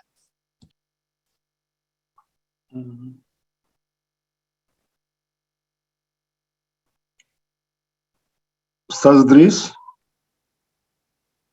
استاذ ادريس ما قاعد اشوفه، غير موجود. شكله طلع يمكن. لا طلعته، عنده مشكله في النت. طيب حتى ان ياتينا نقول الكلام اللي قاله استاذ ادريس. ابناء حبر قالسي فلسفه ناي قالسي فلسفنا بزح اي نفلالن ابزي زتقسكايو محبراو سنه فلطت ون كم زبلو حبرتسب اب قصالي قالسي ويب قصالي من قصاص يركب ان تحدث يخيد تقالسو ناي نفس وقف ناي حبرتسب قالس خا اب نفس وقف مترب ناتو سباتن مسنناتهم طلباتن من مسنناتهم درجه افلطون اللوم اب مسرات ناي سورة ايرتران تدارينا تزنبره طلباتن تزنبره حساباتن وحد كوينو جن كا مستزوحده تحستون مستزوحته بقعت نايتي حزبي اب افلطون بزح قدات جن عبيت سرحات كيسرحوا تخايلهم دحرنا صنت ناي قالس كنتات تفلاليو بزح نغرات تلويتو تمهرت له قطبالو مچوتالو طلباتالو سلازي مستي ناي سساتات كانوا ودادرون كلنا ناي سساتات ولا وين كاب ناي زوم استقسنا نغرات يمصا وين كاب يونيفرسيتاتن كاب كال ላዕለዋይ ትምህርትታትን ናብቲ ሰውራ ይሰለፍ እምበር ሕትኡ ሓደን ዝተወሰነን እዩ ነይሩ ንስ ከዓ ኣብ ኤርትራ ዝነበረ ወይ ኣብ ሃገሩ ዝነበረ ፀላኢ ፀራሪቡ ባዕዳዊ ፀሪቡ ሃገራዊ ናፅነት ምርግጋፅ ጥራሕ እዩ ነይሩ ነዚ ከዓ ብዙሕ ዝፈላለየሉ ነገር ኣይነበረን ብዙሕ እውን ፀገመና ኣይነበረን ሎሚ ግን ኣብ ብፍላይ ኣብዚ ወፃኢ ክንርኢ ከለና መነባብሮ ተለዊጡ ሓደ ማለት ሎሚ ጠለባቱ ትማሊ ኣብ ኣድርባ ወይ ኣብ ዓዲ ብረሂም እንከሎ ዝነበሩ ጠለባትን ዝነበሩ ኣራእያን ዝሓቱ ሕቶታትን ሎሚ ከዓ ኣብ ሎንደን ኣብ ፍራንክፎርት ኣብ ኒውዮርክ ኣብ ቶኪዮ ኮይኑ ዝሓቶን ከዓ ዝተፈላለየ እዩ ስለዚ ምስቲ ናይ ስሳታት ዝወዳደር ኣይኮነን ከምኡውን ዋላ እውን እቶም ስደተኛታት እውን ሎሚ ተዳሪና ናይ ስሳታት ስደተኛታት ካብ ኮረኮን ይኹኑ ዋላ ካብ ቦስባን ስሪኽ ይኽዱ እቲ ዝነበሮም ጠለባት ኣብቲ ዝነበረዎ ቦታ ውሱን እዩ ነይሩ ሎሚ ግን ከምኡ ኣይኮነን እቲ ኩነት ተለዊጡ እዩ ስለዚ ንሕና ከም ተጋድሎ ሓርነት ኤርትራ መጠን እንገብሮ ነዚ ጠለባቱ እዚ ዘማልእ ነገራት ብዝተፈላለየ መንገዲ ዝሓቱ ሕቶታትን ንኩሉ እኳ ከነማልእ እንተዘይከኣልና ብዝተኸኣለ መጠን ሎሚ ኣብ ቃልሲ ክፅምበር ኣካል ናይቲ ቃልሲ ክኸውን እንተደኣ ኮይኑ እቲ ቃልሲ ንገዛእ ርእሱ ነዚ ዘለዎ ጠለባትን ነዚ ዘለዎ ነዚ ናይ መነባብርኡ ኩነታት ኣብ ግምት ኣትዩ ንኩሉ ክምልስ ዝኽእል እኳ እንተዘይበልና ብዓቕምና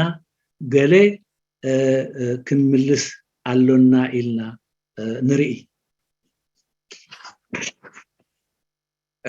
ادريس موجود؟ لا لسه موجود لسه بتصل عليه وما قاعد يرد هو برا الشبكه خلاص لكن ممكن تدي فرصه للاستاذ صلاح الاحمد رئيس المجلس الوطني لجبهه التحرير الإريترية اذا كان تكمله ولا اضافه استاذ صلاح الاحمد هو رئيس المجلس الوطني للتنظيم شكرا ابو صلاح انا حقيقه اثمن أول شكرا لكم وأثمن هذا الحوار الدائر وأنا أعتقد زي ما قال الأخ إدريس هو في مجمله تقييم يعني وفق العنوان هو تقييم مشترك سواء كان داخل مكونات الائتلاف أو داخل يعني مكونات المجلس الوطني وأيضا داخل التنسيقية بجانب التنظيمات خارج المجلس الوطني وهذا الحوار استفدنا أنا بالذات كنت أسجل نقاط كثيرة واستفدنا منه وده هي فائدة الندوات يعني لكن تقريبا أثار الأخ أحمد نافع أنا أحييه أحمد نافع إنسان منهجي دقيق جدا وإنسان ديما يرتكز على مرجعيات مؤسسة لذلك أثار يعني كثير من الاستفهامات اللي أثاره بالذات في السؤال الثاني اللي يمكن يعني مهم جدا في كيفية إدارة ملف انخراط الشعب والجمهور بالمقاومة وخاصة فيما يتعلق بالقيمة الحقيقية يعني للعمل السياسي أو التنظيم وهذه القيمة النابعة من الحاسة السادسة واللي في الأخير فعلا أيضا تترتب وفقا إلى مسألة التكلفة ومسألة الإمكانية أخي أحمد نحن في جبهة التحرير وأيضا بتقييمنا الخاص داخل الائتلاف وما وصلنا للائتلاف هي الرؤية بتاعت كيف نحن ممكن ندير ملف انخراط الشعب الجمهور في المقاومة الإريترية ولذلك ذهبنا يعني إلى بناء رؤية سميناها رؤية العمل المشترك داخل معسكر المقاومة أو المعارضة الإريترية لأننا اقتنعنا بأن هذا التشظي والتشرذم والتعدد الذي في حقيقته أقرب إلى الزائف حقا. يعني كل تنظيم على حدة لا يمثل قيمة جذابة بحيث أنه تجعل الجمهور والشعب ينخرط. ولأنه نحن اقتنعنا فعلا بهذا بنقص أو يمكن انعدام هذه القيمة، بالتالي طرحنا مسألة الذهاب في الحوارات مع هذا التعدد اللي احنا نعتبره يعني بالكلمة الصريحة ما التعدد عادة مرتبط بزي ما انت ذكرت في الدرجة الأولى اللي هي الاختلاف في السؤال الأول، الاختلافات في فكر أو في سياسات، وده الفكر والسياسات دي ما يعني تعكسوا البرامج المطروحة لكل تنظيم. أنا لو قلت كل برامجنا تتطابق لا أكذب، يعني معظم تنظيماتنا. فلذلك نحن المسألة بتاعت الرؤية بتاعتنا عشان نقدر نجذب الجمهور والشعب وندير الملف ده بحيث إنه ينخرطوا. أول رؤية يعني اتجهنا بها اللي هي رؤية العمل المشترك مع الآخرين، ولذلك غضنا حوارات مع تنظيمات. والسؤال ما كان في رؤيتنا مش لماذا الوحدة، لأنه أي واحد ممكن يجاوب لماذا الوحدة، لكن رؤيتنا كانت هذه الوحدة مع من أنت تبداها مع مين في الأول يعني. فلذلك قيمنا وجود التنظيمات في الساحة الإريترية كما تفضل الأخ إدريس بالتقييمات الثلاثة: الاتجاهات العامة والاتجاهات الحقوقية اللي هي عندها مطالب قومية، وأيضا المرجعية الدينية كما ذكر أخونا إدريس. وبالتالي رؤيتنا عشان نحن نقدر نجذب الجمهور اتجهنا للعمل الوحدوي، ووصولا كدليل لإعلان سبتمبر اللي هو أيضا في الخطوة الأولى شكلنا مسألة الائتلاف. الآن 3 تنظيمات في إطار تنظيم واحد وده هو الوسيلة بتاعت الائتلاف. نحن بنقول دي جزء ومدخل أساسي في إدارة ملف انخراط الجمهور للشعب. دي الرؤية اللي احنا ماشيين فيها. وبالتالي أيضا ذهبنا بأنه ندفع مكونات المجلس الوطني أنه هذا المجلس يتجه نحو التنظيمات الخارج يعني المجلس، بحيث أنه ده أيضا حيكون عمل جذاب لهذا العصف الجماهيري أو الشعبي. أقدر أنا أكتفي عشان الأخ قرمان ممكن يترجم هنا.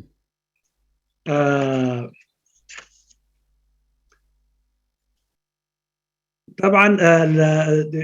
كبر حونا تقادلا إدريس تي زهبو ميزان كم تي زقلصو ناي كله ميزان مخنياتو أو اشتباهتو لنا قبل فنتل لنا أبو هادي الشماغ اللوين لنا. سلازي زي ميزان زي أب كلهنا زلو ميزانوين وي زي رأينايون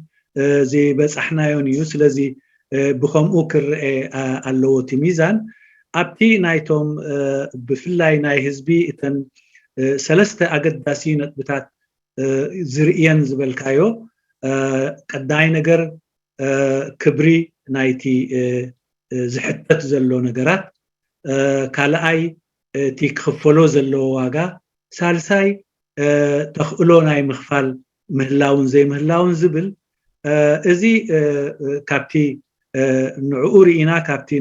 نابو قصنا نطمتون قزا أرسو ازي متان عقابي كخون مساتين خون نهزبي ناي حبار رأي أو شيء ناي حبار سرح كنطريو كم زلنا نابز قصنا إنا تبقيسنا زلون بحكي انت دار إنا لومي أمونغو زن تفعل عليها ودبات بفلاي تن بوليتيكاوي هاقراو بوليتيكاوي مدبعيو بقولنا لليان ناي بحكي أيكونن إتي في اللي زلو. سلازي ازي الجيسكا ناي حبار سراحات بمسرح نتي هزبي ناب قالسي كالسحبون ناب قالسي قصو أنفتو كقنعن قبرو يخيلي لنا نأمن حتونا سلامنتاي ናይ ሓባር ስራሕ ወይ ሓድነት ከነረጋግፅ ኣሎና ዝብል ዘይኮነ እቲ ዘልዓልናዮ ምስ መን ኢና ብሓባር ክንሰርሕ ንኽእል ብመጀመርያ ደረጃ ነዚ ሕቶ እዚ ኢና ልዒላ ምክንያቱ ሕቶ ሓድነት ወይ ስለምንታይ ሓድነት የድልየና ውህቡን ፍሉጥን ስለ ዝኾነ እዩ ስለዚ እምበኣር ኣቐዲምና ምስተን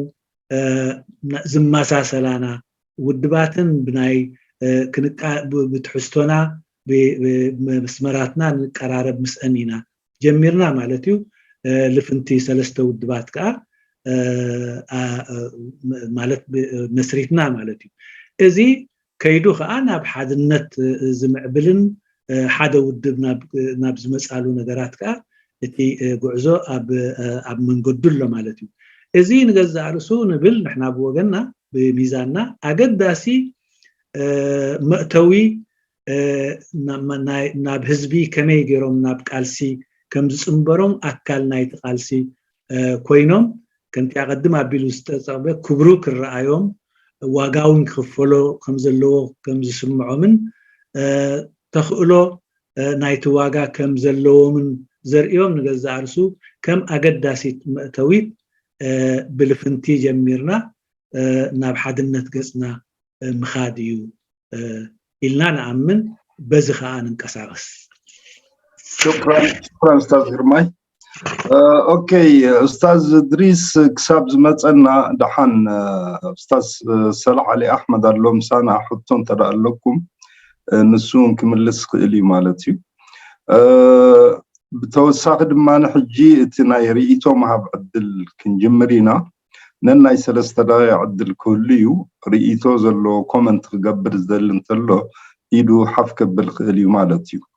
استاذ تخلى ملكين تفضل الفرصه لك يغني لي دلزراك على جزء قرب فلي زبلتها إن رئيتون سلزبل كابو بيله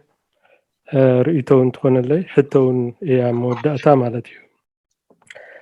أنا انتايو تي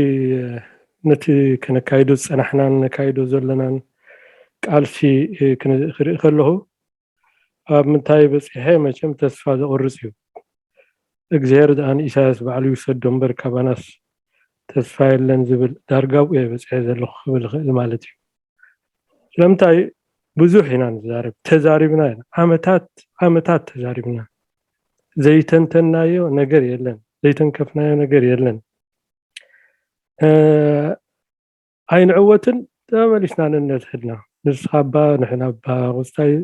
ኢልና ነፍስና ኢና ናርን ተመሊስና ተመሊስና አና ነፍስና ክንወቅዕ ፀኒሕና ዘለና ክሳብ ሕጂ ማለት እዩ ክንሪኦ ከለና ግን ኣብቲ ኩሉ ትንተናታትና ሓንትላ ዘይንትንክፋ ግን ኣገዳሲ ኢሳያስ ብምንታይ ንዓና ከምዚ ይገብረና ኣሎ ንምንታይ ምውዳቕ ናቱ ተዘናግዩ ክንብል ከለና ብዙሕ ንትንትን ንኸውን انت قندا انت كفان نقدم جال قرب تنكفوا نيرو كم حنتنت بغيرو اتناي سلايا حيلي ناي إساياس فصيمنا كم عاب ነገር ገርና ተዛሪብናሉ መድብናሉ ሓሲብናሉ ንፈልጥ አይመስለንን እንዴ 30 ውድባት ነኾን እስከ ዘለና 30 ሓደ ንፉዓት ሰለይትን ተዝህለውና መስለን ቀደም ነው ያ ዘለና አይመስለንን نفس وكف ودف حاله بقوع سلاي زلو كمان يمسلن ابوشت ايرترا قدفها بزق مينا زلو إساياس ابزخون ان احنا نقبرو الله ندعي ابزا خفل زيا الله حدا سب نتبل كمان اي سكفني حق زرو انتاي علامه انتاي كتدمع تخيل ذا خفل سلتفلت حدا كبانا كله سي ايادن قنن انتلو مالتي الذي اتعاب ነገር ገዲፍና ኢና እንትንተንን ንዛረብን ማለት እዩ ምፍንጫላት ከመጽኸሉ ካብ እንታይ ይነቅላል ወያነለው ህግድፋለሁ ርኢና ኢና ጭቡጥ ነገራት ንፈልጦ ነገራት አለ እዚ ተመራሚርና ከማን ረኺብና አይንፈልጥን ሓሲብናሉን ኣይንፈልጥን መን እዩ ሰላይ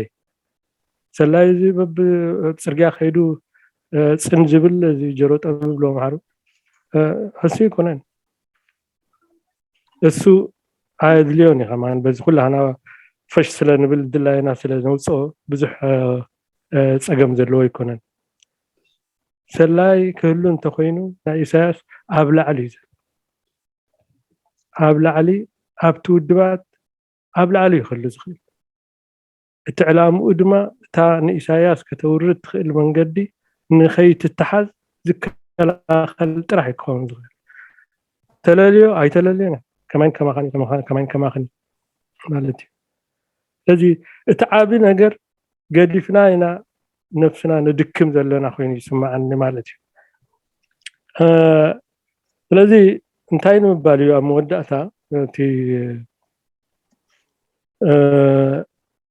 ወይ ነፍስና ክንከላኸል ክንክእል ኣለና ወይ ድማ ንፀላእና ክንጥቅዕ ክንክእል ኣለና በትናቱ ኣገባብ በትናቱ መንገዲ ስለዚ ታሕቶ ሓታ ዝደሊ ዘለኹ እዚ ዶ ይመስለካ እንታ ሕቶይ ናይ ቅድም እያ ማለት እዩ ሓደ ካብቲ ምክንያታት ንሕና ሓደ ክንከውን ዘይከኣልና እዚ ዶ ክኸውን ኣይመስለካን ኢለ ሓቲት ዝደሊ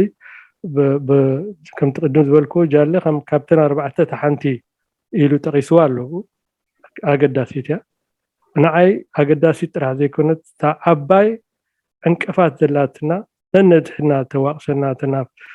ተጋጭወና ዘላ ንድሕሪት ትመልሰና ዘላ ገና ከማን ጎሰስ ተብለና ዘላ 3 ዓመት ዓዲ ሃገር ስጠፍእ ኣላ እናበልና 3 ዓመት ገና ኣይመፃና ናሓደ ይመፃና ሓንቲ ክንገብር ኣይከኣልናን ኣብ ተመክሮይ ድማ ርኢ ኣነ ብዙሕ ማለት እዩ ነዚ ከረጋግፀለይ ዝኽእል ስለዚ እታ ሕቶይ ንሳ ነዚኣ ኣይረሳዕናያን ዶ ንምባል እዩ እንታይ ገይርና ኣይደልን እየ ኣሎና የብልናን እዚታት ባዕሉ ሓደገኛ መልሲ እዩ ግን እዚኣ ከም ሕቶ ከቅርባ ይደሊ ብኡ ቢለ ድማ ኣብ ሓንጎልና ከነቐምጦን ዝረሳዕናዮ ወይ ብዙሕ ዘይንግደሰሉ ግን ዝዕንቅፈና ዘሎ ንሱ ምዃኑ ንምርጋፅ ይቀኒየለ ቴንክ ዩ ተክለ መለኪን ይቀኒየልና اوكي قرماي ترجم مو صلاح علي احمد ملسن تدعلو طبعا السؤال هو ان احنا طبعا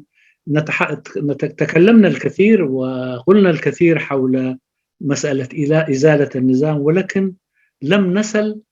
إلى الخيط الذي يوصلنا لإزالة النظام وطبعا بنرى الانشقاقات التي تحصل فينا ولا نتحدث عنها ولا ندرسها جيدا من أين تأتي هذه الانشقاقات ولماذا هذه الانشقاقات بالاستمرار موجودة فهنا طبعا أنا عاوز أتحدث في مسألة أساسية أنه النظام يقوم بعمل استخباراتي في داخلنا وهذا العمل الاستخباراتي ليس كما نفتكر انه هو شخص يعني مخابر يتسنط على ما نقوله او على ما نفعله لا ليس هو من هذا الشكل او من هذا النوع الاشخاص التي تزرع في داخل هذه التنظيمات او في داخل المقاومه بل هي شخصيات تكون بمستوى عالي وتكون قريبه من موقع القرار ودائما تعمل لكي لا نصل إلى الخيط الذي يوصلنا إلى إزالة النظام فيعني يجب أن نفكر للوصول إلى هذه المسألة أما التحدث عن العموميات الذي نتحدث فيه أن المشكلة عندنا هكذا ومشكلتنا هي أنه نحن فالتحليلات هذه ليس هي لب المشكلة أنا أرى لب المشكلة هو إنه الجهات اللي بيزرعها النظام في داخلنا وهذه هي تعمل دائما لمنع للوصول إلى الخيط الذي يوصلك لإزالة النظام فحتى على سبيل المثال نحن تحدثنا منذ 3 سنوات انه الوطن يعني في خطر وسياده الوطن انه في المحاك او ولكن لم نفعل شيء، لم نتحرك بذلك المستوى. فايه هو الاسباب؟ يجب ان نناقش هذه المساله، وعلى شكل سؤال عشان اطرحه بيقول اذا كان في شيء من هذا القبيل انه نحن نناقشه، او اذا كان في شيء ممكن يغال ممكن ان اود ان اسمع. اما الكلام الكبير والعموميات في مسائل التشظي والانشقاق الذي يحصل في الساحه الاريتريه هذا هو تحصيل حاصل، بل انما يجب ان نوصل الى السبب. ما لم نوصل الى السبب هذا يعني كل العمل غير مجدي. ونحن يعني على كثرتنا وعلى يعني تعدد التنظيمات اللي عندنا قد لا نجد يعني شخص او شخصين من عندنا يقوموا بعمل للوصول الى ما يفعله النظام، والوصول الى ما يزرعهم من مخابرات في داخلنا ثم اخراجهم من وسطنا والقيام بالعمل دونهم. فهو هذا السؤال اذا كان في اجابه ممكن اسمع. قال اوكي شكرا. وحتى ما استبعد قال ان ممكن يكون في واحد منهم هنا حتى في جميل هنا. تفضل. جميل. اشكرك المناضل تخلي ملخين. طبعا هو يتكلم من انسان مجرب وانسان كان في النضال، فبالتالي انا اتفق معه تماما في قيام أو في الوجود القوي للاختراق وقيام الاختراق المضاد. أنا عشان أجاوب حأربط واستفدت كثير بالمناسبة من ملاحظات تمت، لذلك سأربط ما أثاره برهان كداني أيضا بما أثير من تساؤلات من المناضل تخلي ملكين، وكذلك من الأخ زكرياس وأبره دانيال، وكذلك المناضل جبريل تخلي أبو عشرة، بالذات ما ذكروا من الأخ برهان كداني. فعلا العوامل والعاملين الأساسيين،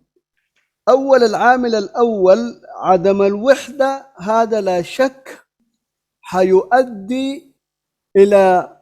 نحن من السهل جدا ممكن نخترق، وعدم الوحدة أيضا هو الأساس في ضعف المعارضة واستمرار النظام. أما العوامل الثلاثة مجتمعة بما فيهم الاختراق، هذا هو عامل قوة النظام، هذا هو الأدى إلى أن النظام فعلا يكون قوي ويستمر. فبالتالي عشان أنا أكون صريح جدا، العامل في قيام الوحدة يرجع لإمكانية النظام في النقاط الثلاثة الحققة، وبالذات اختراق المعارضة اللي فعلا خلانا نحن يعني نفقد الثقة فيما بعد. وللأسف الشديد المخرج الوحيد لهذا العامل أيضا، نحن ما قاعدين نختلف في النصوص، إنما عندنا اختلاف في النفوس، وبالتالي 30 سنة ما قدرنا نحرك شعرة في النظام الدكتاتوري. يجب كلنا نعترف بأنه 30 سنة فشلنا في إحداث أي تغيير، وهذا الاعتراف بالفشل هو اللي يقدر يؤدي في الأخير عامل إنه نحن إذن كيف نقدر نغير سلوكنا، وكيف نقدر نتغلب على الاختراق الناتج من النظام. الاختراق يكون في وجود عدم الوحدة، يكون أسهل بيئة لأنه هذا النظام يكون موجود بيناتنا. فبالتالي اتفق تماما معك. والآن المخرج الوحيد يا إخوة، إنه لو كلنا بالذات القوى السياسية اعترفنا 30 سنة فشلنا يعني نهيز شعر في النظام، يبدأ هنا التصالح مع النفس، فبالتالي نقدر نحقق القضايا المشتركة بالذات العمل الوحدوي مع بعض، لكن ده هو عامل أساسي. وثانيا يجب أن نعترف نحن هذا التعدد الموجود تعدد غير مبرر، تعدد زي ما كان ذكر الأخ الأستاذ أحمد نافع، أساسا عشان فشلنا في الجانب القاعدي اللي تمثل في مسألة ذاته اللي هو العامل الثاني في القاعدة السياسات. نحن فشلنا في هذا الجانب، فبالتالي كل الجوانب المترتبة ثانية لا يمكن نجي نخش في التكتيك ولا في الاستراتيجيات ولا في التنفيذ. فأنا أتفق مع الأخ المناضل يعني الملكين، فعلا الاختراق موجود وعكسه في انعدام اختراق عكسي مضاد، وهذا نتيجة للتشرذم بيناتنا وعدم الوحدة الداخلية الموجودة. وعدم الوحدة الداخلية هي ما قاعدين نعترف بفشلنا، إنما قاعد نبني بتراكمات وتكدس لقدام مع بنفس الأخطاء. شكرا. أستاذ قرماي. مسزي كبهال الصنحة ومس كله يسامع في الله يستخلص بلوكم وندرهان خدانة زكارياسن قبل تخلون ويسمون يروم جن أنا كبلوز دلي تكندي رقاحي حدنت زي مرقاس مخنياتو حدنتنا زي مرقاس زي مجزء أرسو عبي عدل مسلقي ناي سلايا سلقي ذهبه نسيو إذا حدنت إذا ترى يجلسون يرزق هون إتي ناي سلقي أفدقي متعصوه نيرو سلازي إتي كله سجمنا بقر كإلت سقاب حجي عبي كإلت ناي تسرعت نتي 4 ديو بتاعت كم برهانة كيدانو زتغسن ناي متكبارن كإلت سقاب حجي سلازلوي سلازي نحنا بهرياتنا كلوت علنا أجبابس أكايدانا كلوت علنا نسخة بعابيو تي كندي ناي سلكرو قحي زخونه حدنتنا ويمبتتانا سلازخونه نزيب بتتان زاوجتنا حدنت مرقاسيو قال أين جزاسو 3 عمد قال زي مقبارنا آميننا كننقساقس علونا زب ما ناخا مس نفسنا تعريقنا مس تاريخنا تعريقنا انتاي كقبر كم زلو اب كدمينا كبر حالنا يخيل كالي نجزار بزحنت ناي بوليتيكاوي بزحنتنا مخني ايكونن سلازي مخني سلازي يكون قنع وين سلازي يكون كمتي احمد نافع زغلصو ابتي بوليتيكا انت اتفلاليخا بدحريو اب استراتيجي كتسامع يتخيل اب تاكتيك كتسامع يتخيل اب فصامي اب مفصام كتسامع يتخيل سلازي حاده وكابت صدمات وين زي زي مخنوي بزحنتنا ايو نزي كل عدل ازي زهب زلو تكند في التحوخه قدم فشلتنا مانن كلهم اتهم افشلتنا بصحتنا اجباباتن زخدنا يوم منقدم نزياتهم قديفنا حاده تي كند خاني كمي غيرنا زي ناي سلكي ناي سلا سلكي او وشتنا كمي غيرنا نعصو محسابن نعو خا محساب طرح زي كونه اب جبريمو علن زي يوتي كاب شجر زي او الاغيقو نتسرعاتوين اب كنقدمو نخيل درجه خبصحنا زخيل. شكرا استاذ قرماي كمان شكرا استاذ صالح علي احمد. اوكي المجال لك يا استاذ محمد ناصر تورونتو. اهلا اهلا وسهلا صباح مسين اهلا جابر مقاضي عن مصحات ونجي حمد anyway انا خبلت كومنتي زلني تخبلت دلي انا بذيك العالم كم حواتي تقادلت عبيتي كم زكرياس كم بعد تخلى ملكين كالوتو عبيتي خبلوا يقولون انا قناع دفيره خبلوا يتشجرنا يجبها وين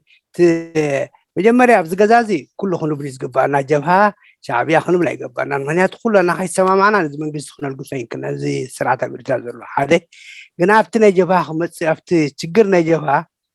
ابتي وش باور ستراجل اب جبها نوري تحراي مسوت انا بالسودان تسوكي سمبر جبها وشتو تشجر نيرو منياتو معت تايد بالفرونتس نيرو توشتي يمناوي ديو بعث ديو كوميونست ديو اسلاماوي ديو كل زي بعنسا تقعيزو خيد نيرو إذا سلو زخونيو سقا حجي مسوى أنا ما فحينا جوهانا برنان بهالمبر وشتي بزح كرحت له إذا فاكتز إذا خايف لتكا إذا خايف عرقا كم تبوتات كا زبلوا بوتاتنا زبلوا حمام قسلو حمام حب قسلو فوسز حبس لزبال أنا إذا حمام زي فوس كنروح بقول له انتخينا معت حمام يزول أجيبها بعبايا يدخل الحمامات خزامت يعني أنا عمان تمارق لنا كمان متصبراتها في زبا محبرات كمان يتصبروا نير سلذي إذا تحزنا أتينا بسودان ترف بساقم قليو زبا مبارك كيديو قليو بفحفحنا إذا خايفتنا كم زحوي أياك بلو دف تفير أياك بلو كم زكراس حوي زبلو توشتاوي جبهان وريت جرات نسيب زبسحنا احنا ذمات يوم حواتنا هزبا قنبار نبوري خنو هزبا حلتات نبوري خنو ولا دقنو بوري كلهم مسانا سريحهم بحنسا إيد بحنت إيد كوينا زي جنتاب إرتراز ولو خنو القسون توينا كلنا يتقدم رسح فايلنا نجزيو سايد قميتنا كلنا بحنسا قنسرح نتم مين قول نتزبنا خنس كندحن مالت خبزي قبل زي نسو هاي قبرنا نحنا جواهينا بحنساينا زي نايك العالم قداي جواهينا فحفحت شعات نميت بوتا خوينا أنا وطينا خموينا سقاح جدا ما دا سواي أبعسرا بوتا زلنا كمسلو زخونا ينبر نسو دما بزيك العالم كي فتحنا سقر كفتح يخيمونياتو نحنا بارت اوف بارسونيتيز بإرتراس لو دونا مصبراتا بس بجباس لو زلو أفتس لو زلو نسيو قناب زقازازي تحازو لينبر كل سلو زلو جبات رأي تبولو بجاخذ لكم مناتو نحنا كلنا بحث عن كويت بحث نزل من قشتغن القصو نزل قبل بعد زلان تخينا زباو كندي نفعات زباو قنبار نبورو تقالستلو مسانا كندي دكتور كندي مراتن كندي اشتمر زبونا سلازي بجاهم قالسنا جبات رأي كوين كويت تدو يرداني حمامات أنا عمان كباخم يودخم يمساخم يكبتي قالسي حدا باخم ناز حمامات كنرقصون تخينا السوايزي كلنا بحث قنزر شكرا جزاك الله شكرا استاذ محمد. طبعا زي حجي كومنتات ريتوس لزغونين نغن ترجمو اي كنقددنينا عدلنا حفظنا انا دو نزي او زكريا سندي نزاد بلا حجسي امين قنشتي حونان ديو نابا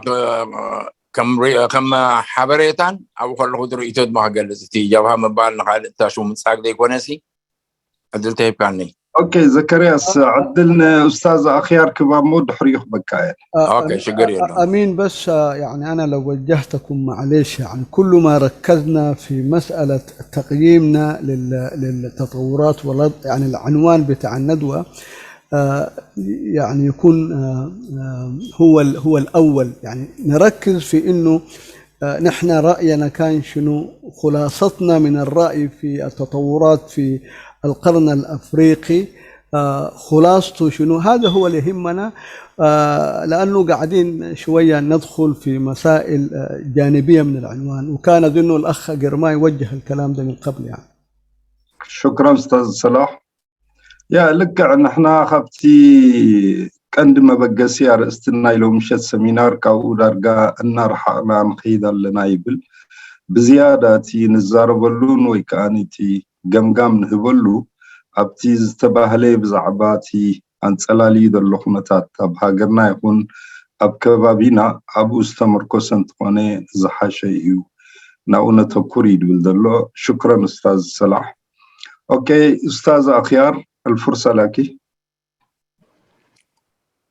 مساء الخير. مساء النور والسرور. هلا.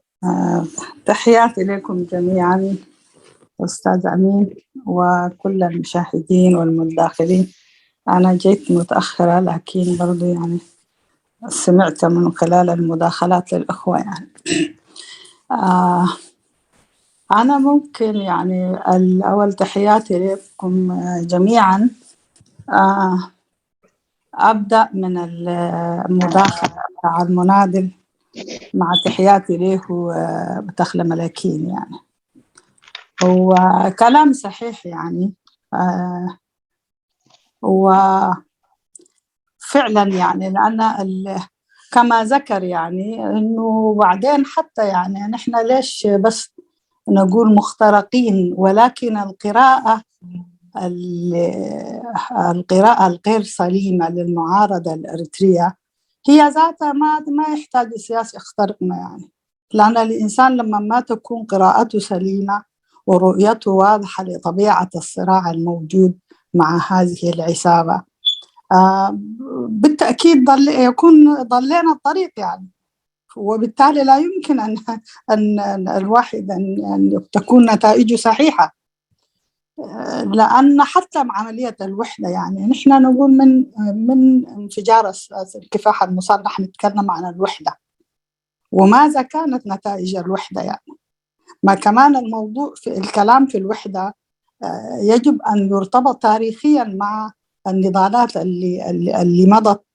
والنتائج اللي حصدناها والمستقبل اللي قدام يعني. وبالتالي أنا أرى حتى موضوع الوحدة فيه يعني دي من ضمن الأشكالات الأساسية اللي تواجه المعارضة الأريترية. أيضا موضوع القرن الأفريقي ما هو الموضوع الأساسي فيه القضية الأريترية يعني أنا دائما يستحضرني الشهيد عمر جابر وكتابه أريتريا وبركان القرن الأفريقي. فاللي عايزة أقوله شنو إنه نحن كمعارضة هناك قراءة ناقصة، قراءة غير صحيحة للوضع بتاعنا، وبالتالي يعني في سلوكية مرتبطة بالقراءة الغير سليمة، وبالتالي ننتظر نتائج بالتأكيد نتائج فشل يعني. يعني حبيت يعني ده الموضوع اللي براه، وبالتالي عملية المراجعات يجب أن تكون هي القراءة السليمة، أن تتجه المعارضة. ويمكن الأخ محمد ناصر برضو يعني الكلام بتاعه برضو يعني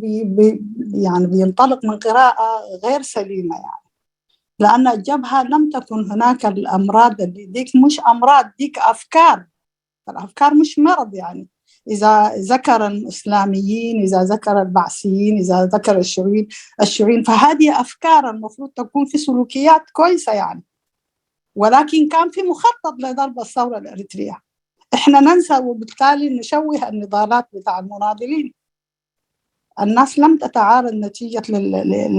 للأفكار، ولكن هناك كان مخطط لضرب الثورة الأريترية داخليا، وذا كان واضح. وبالتالي المفروض نقرأ القضايا بشكل صح، ما تكون بشكل عاطفي. وانهيار جبهة التحرير الأريترية هو انهيار المشروع الوطني، ويجب أن نتكلم فيه، ده مسألة رئيسية يعني. وبالتالي يجب أن لا نبسط الموضوع، وكما تشوه تاريخ الثورة الأريترية بجبهة التحرير الأريترية غير ما في. فيجب أن نكون يعني وحتى هذا التحليل مش على الإنسان ان احنا نقول هذا الكلام عشان ده مزاج، ولكن ده حقائق. علينا أن نكون يعني موضوعيين ونضع أمامنا التضحيات والقضية نفسها والمشروع نفسه، وبالتالي نتغير في تحليلنا للموضوع ده يعني. وشكرا.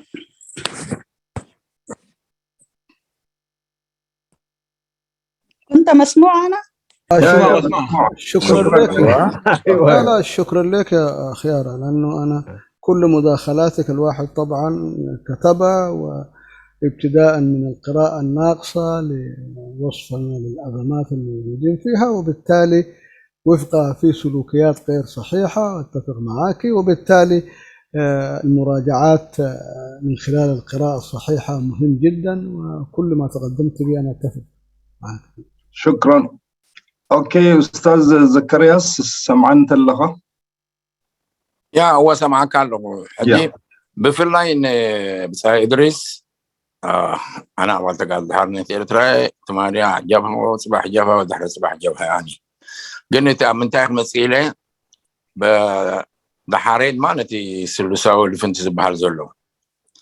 كل جزيسي حانتنت بقدامي يتخن سيادة اللي يدول بس دم بفتح زبهر ماني دم بفتحي اي زفت ولا حدا انا مستر 4 دقايق عند حرشما وصيلا ودب بخون نذا ايدنتيفاي مقبار نتقصر حدا قل كونتاكت مقبار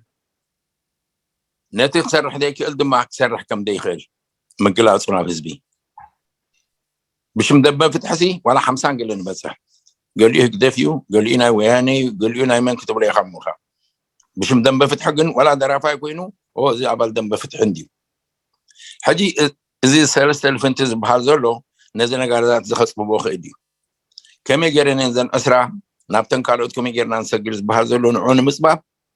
انتهي معك انا حنت ودب نكتب بحال انتهي معك انا كندي عبالات اللوا وتهدراهم في اللواديو ها بجنزب حاجه استمسليا مسوا وش دول ركبات اللواديو اذا معك اني تاتقون خيدي بتزنا اسمالتي اذا رقم لبوا مالتي نتي الرئيس بلاس نتن 3000 فنتز ولا زلوا حرام قال ابكن مسكار قال ايت يا تخلى ملكين زولا سلامتنا نحناني اساس كم زي قبرنا حجون تسفى باللين قلت بحال تسفاهم قرصي بالناني سلامتهم هم اخونا نفلتينا كم تم جمر يا زبالكوا ناي 7 6 7 شوعات زنبري جاب هاد نبره سب كل فولتي انت قلت كم استقبري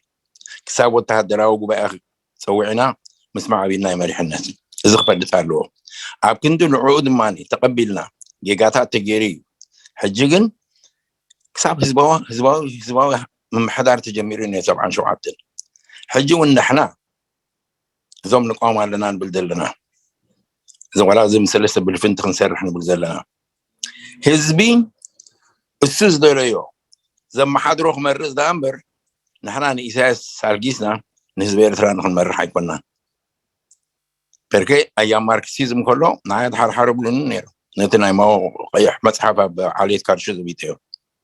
من مسز بإرثرا تفراريمكم دي 500 مليون بما هو لا بماركس كتكايدو تردي كان لها وعل جيرو دي حزب إرثرا مساوم أي واحد نمسو ناس أخو سيخل عشان تشكي مجمرة نقر حجد ماتي نهزبخ نقرأ لنا الحنا سلام انتاينا زوم سلستو دينا 4 جروبات سنك على سلنا نبلزل ناس نحنا ممكن نجلس على سلام انتاينا نك على سلنا ده حرب بحرب نزمن إسي نزع حدش من إسي حجي تجراي جيرو ديو بإثيوبيا دي بالسودان جرا كل العالم فحيل دولو نعون نكون كسبو this is the right time تاريخنا جن كنقول صلنا كحبنا حنت عباي حتيات حجي ولا أنا نجفا أفهم الإزار بنوركو عما بتقولوا خلاها تقالين شعبيا سومادي دقبر سيف بحاجة عمي مو خم تحرد بهم مرداتها مسلية مردي أمنا تقاليناتهم جفا قري اليوم إذا تزاربوا ملسها بولو تحاري جفا قيت فلاليات كله يزبر نقري قداي سريعات دي سالو حجي جفا على تشكيمات تستخدم دقبرتهم جفا قن حنتي يعني رابط ساعتي حجسي نزل اشتري جنريشن منينا نحنا سلمنتين اخي حجنك على سدلنا نسبه ارتراس حاله خلوص اكاينا نقولوا دلنا first of all identify نفسنا غيرنا نعاتهم دما اتذا حالفوا كنتات كلنا غيرنا اتعدد ما نخلو ركوبهم نحن نحجزهم زرقيتوي ثانك يو زكرياس يغني لنا اوكي نكتل لنا ناو حاو برهانه يرده بابوراي مرحبا كمان شو قدم كلادي كما تمسي مشاها امشيها مساعدة من كان لها يلمها حق الله تحكي لها يلمها سلامات كلهم زعبهم زناسكم لو مشد عن سكونر مالتنا تو رئيتوخ نقرنا بسينيرو أبز مجرش هاد زرباتات جن نعي قرطي دسا بلن زي كحنتي ناي تخلم دكين زربات قدم جن أبت دسا بلن نقرات زاربي سوها انتايو إساس انتاي يقبر جفتا يقبر والحب قدر حيث كمان ذكراش كروس أنيهم نحنا نسخو مني أكل تيدا خفلك عمان هزبا مبارن يبل حمشاي مسرعن هزبا مبارن يبل ويانين هزبا مبارن يبل أرنو كل جزء أمحارين هزبا مبارن يبل كل جزء أبكلته مقيلي يسخي أنا أبجوا الله تمهركو نجر تدخل يخوينو فلال نجر كان ديبلنا خم إرتاهن يسفلت كراي فلتني سيد انت أحد جون انتي جبهان هزبا مبارن وجبهان الدفنس بحالة زرار باقنا نمسكونا إذا قال شنو مني نكارس لنا هما كتفقنا يوانج هزبا إرتاح كل تغنى غلوين خلينينا ما بإرتاح كله يخيل ما بدخ كله يخيل مش حنتودب كله يخيل مش حراي تودب كله يخيل كتاس مزخون يكون أورجانيزيشن كله يخيل جن هزبا إرتاحيو نحن أكادوينا خم قلنا نحن زارب نخيل انبار فلالينا نري لو من قد تدعمسيو في اللاي جبهان هزبا مبارن جبهان زراربان تدعخنا مسكوينا بفلاي جبهان تدعخنا مسكوينا تخالقا هزبا مباري أنا خاصودي مالك زي بتعني سنتن غلاز بأنا نجران عايدة سايبلتنا هزبا مباري هلو ولا بجبهان هلو سي كل حدا ينعي كل إرتراوي بخمس من قد نكروي بأنا كرايتي مسارة تازغنة فتحتي تنيرو تخلى ملكين تدعلقين أو كله ستاو قداشي ني هجدف أطبقنا غير نتنعش لزغناشي بمهناتنا نفشل لنا مثلا يلوخم حتى غريب يعني he's right سبوي له إذا كنا نتاعي خلي كاتخيل إتي نحنا عم بقش كلنا كمدبات تسرعنا عن كيت كلنا كنوصل الداتا يبلنا فتسيبنا الداتا يبلنا نامنت أو عاد إنجليز له على القويتهم أنا اللي في سويسرلاند تورنتو له أو على ود ناصر ويابكار بوتاتنا له كندير تانا له لنا حتى ناسي بحق نزارب بنخدمنا على النادي داتا ذلنا مثلنا داتا مزلونا نيستا ونيكال نقرات تاعهم فلت المخيل قن داتا زي بلنا ماني إرتاوي ماني زي إرتاو زين فلت أقول درجة يا أبزح الجنا ونت 4 شهر لنا نقول قلنا بحق لنا 4 شهر ماني خدي إرتاوي ماني خدي زي إرتاوي نشوين أخم إرتاني لنا نسوع قن أبتون نستاوي بصحفة داخلنا ما رفيجي وين مستقبلوها مالتي أو كلنا إرتاني إذا تقلم لكن غربا حتى عبا حتى ما يودوا يتحرك منك أي نجاح يقول سلازي بزين كعصوني تنزرباي انت دا أنا خيكم خيني غرطان قول لهم والحروب تجري كام خادي إيماني تخدك سيه أنا يتغيدن حاجنا تصبيك الله حسن إبراهيم لا شكرا أمين قرب الساين تدا غيرك مس مساكا قد يفلكا تا محضار معها جنكا أقدمها بيلي متحساسبي لستايل بيلانيري حدا إتي كل جزية كم زين قبرو زلنا نجزا رسو حدا كابت بزي بزح تزاري بناس بحرب زي قال نجر موسى يكخت لنا زين حدا كابت سجماتنا أجي إتي زيلو مش زعبانة رأي تقال له حرنة إيرترا أب هلو كنوتات كرنا أفريقان سلواتاتو أب إيرتران حجي أبزي بزح نجارات تباهلو أبو حتوك هلونا يخيل ريتوك هلونا يخيل كنسفحون يخيل مسجلة جلة تمكرات كنزامدون يخيل بخندو جن سجمنا أب جبهة انتاي نيرو كميلا جبهة كم زبسي حاجة لزبلنا أبو قصنا نخيد على هذي مالت بزح فوليومز صحيف كمان زي ودع نجارات ايو بزح كاي زربلو نبينو خا كم ستاي مسيو كم زعبا مسيو انت زربلو صبغي سجما يكون جن برهانوين حجي انا عاوز مثلنا زبلو زلخو زراغود نجاراتي بالنيرو سلازي نابو قصنا انت زي كدنا دحراي زغزازي لومي حدا استمهرو ወይ መግለጽ ክህቡ ዝመጹ ዕድማት ኣለውና ንሳቶም ብግቡእ ተፋንዮም ወዲእና ኢልና ድሕሪኡ ኣብዚ ካልእ ንዛረበሉ ዘለና ነገራት ኣገዳሲ እንተዳ ኮይኑ ክንዛረብ ንኽእል ኢና ስለዚ ካብቲ መስመር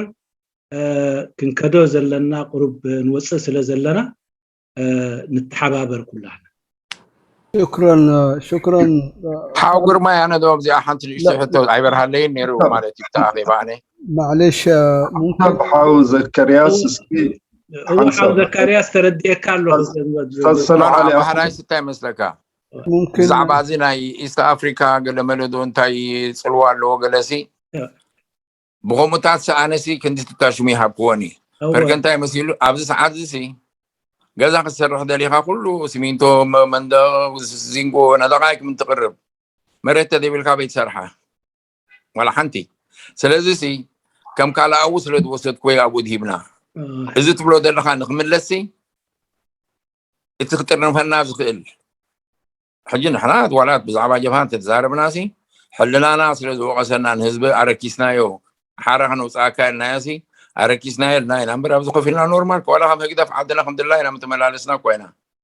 نسون مالتيو أو كان تردي كله زكرياس لح أنا وين نزيع عسينا ولا تزاربنا له زبدة إزي تمسنا له سجم يبلنا النابو شكرا يلون ثانك يو أوكي جرماي شكرا وبالذات يعني زي ما أنت وجهت توجيهك في محله وأنا عشان اختصر الأخ إدريس طبعا عنده كان مشكلة فنية وطلع أنا خلوني يعني عشان نقدر بعد ما أنتوا يعني تعلنوا نهاية الندوة أنا خلوني ألخص مسائل مهمة من خلال التقييم بتاعنا للوضع الموجود في القرن الأفريقي طلعنا برؤية يعني من خلال الندوة أو من خلال ذاته إحنا جينا كنا عشان في الأخير حنوصل رسالة محددة زي ما أنت تفضلت الندوة عندها رسالة محددة فلو سمحت لي أنا بضع الخلاصة النهائية وممكن بعدين يعني أنتوا تنتقلوا للحوار العام بعد أستاذ صلاح أيوه قبل التلخيص عندي سؤال تفضل وفي إعلان معلش تفضل الإعلان بخصوص إن شاء الله الجمعة الجاية حنستضيف جبهة إنقاذ الوطن الإريتري وحيمثلها الأستاذ ألم سيوم تحت نفس العنوان إن شاء الله تعالى. تفضل أستاذ قرماي ترجم الإعلان معلش. زمسزلو سمون أبز جزازي عشان أخوي مسي مجلس يكهب زعبا قداي أبال هاجراو دحنوت من قلت الاسم؟ جنبار هاجراو دحنوت إرترا. جنبار هاجراو دحنوت إرترا من اسم؟ ألم سيوم. ألم سيوم. ألم سيوم. مسانا خمسيو سلازي عدمينان كلهم أبزز لهم. شكرا لك أستاذ قرماي. بالنسبة للسؤال أستاذ صلاح ايوه تفضل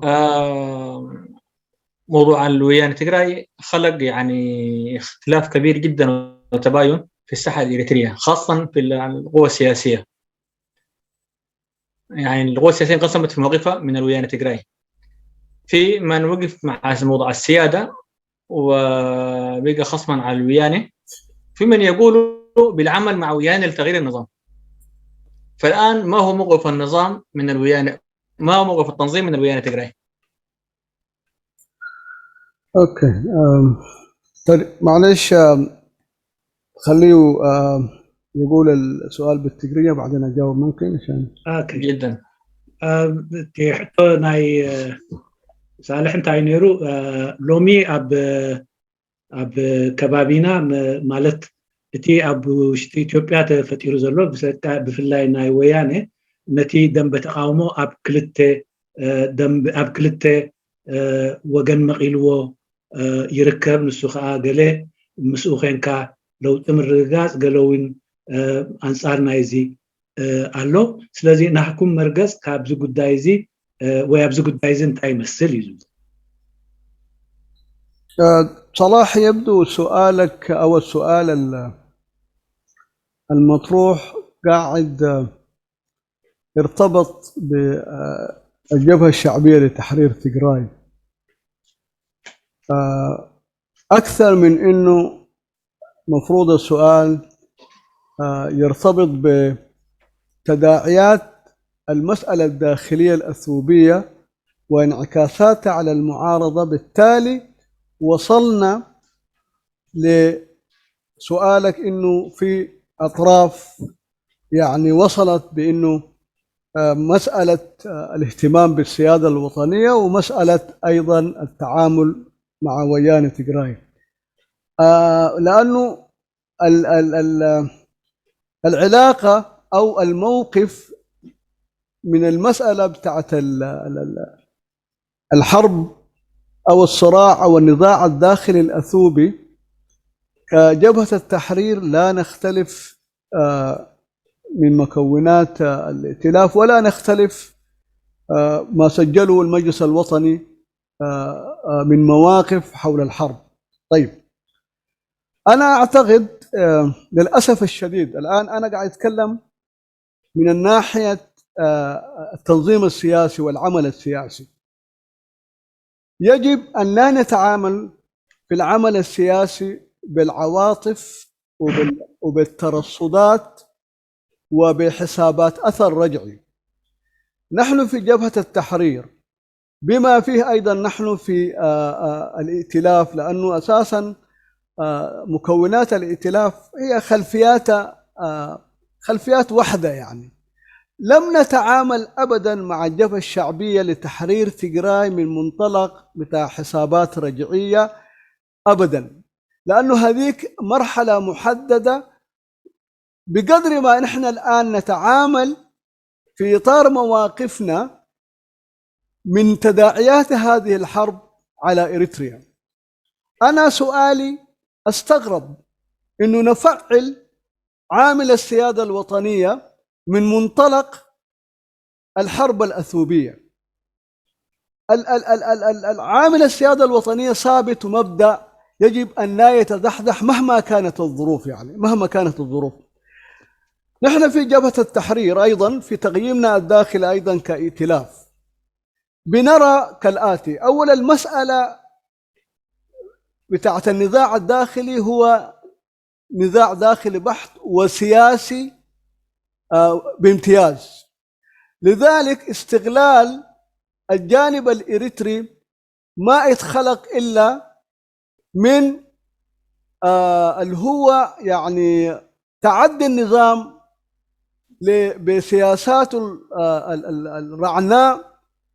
التدخل في شؤون الشأن الداخلي الأثيوبي وبالذات في الحرب الأثيوبية الأخيرة يعني. لذلك تدخل النظام هو مهدد أساسي لعلاقاتنا الخارجية. تدخل النظام هو ما الآن افتعل وأصبح يسوق مسألة السيادة الوطنية. السيادة الوطنية مهددة أساسا من نظام السياسة الفرقي لأن في غياب في صناعة القرار الوطني. يا جماعة احنا ما قاعدين نشترك في مسألة القرار الوطني. القرار الوطني أصبح قرار انفرادي مرتبط بسياسة أفورقي، فبالتالي قرارنا في الحرب والسلم ما عندنا فيه أي إيد. لذلك هنا تنقص السيادة الوطنية. مهم جدا نعترف يعني بالمسألة دي. ويان تيغراي كحزب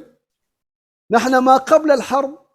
كلنا كتنظيمات إريتريا كان لنا عند يعني علاقات مع ويان تيغراي. لماذا لم نثر مسائل السيادة الوطنية أثناء علاقاتنا ما قبل التغيير الأصبح في يعني أثيوبيا، رغم أن المطامع اللي احنا نسمعها من البحر أو من بعض قيادات الويان كانت موجودة. إذن نحن لا يمكن أن نؤذم العلاقات مع أي حزب آخر نتيجة لوجود بتاع سلوك فردي لقيادات أو أفراد محددة، بقدر ما أنه علاقاتنا يجب أن تتطرق إلى المهددات. وبالتالي في الوقت الحالي كل ما نقوله نحن في الجبهة للجبهة الشعبية لتحرير تيغراي ولا أي حزب أثيوبي آخر يجب أن يحترم سيادتنا قولا وفعلا، قولا وفعلا. فبالتالي لا يجب أن نتخذ كسياسيين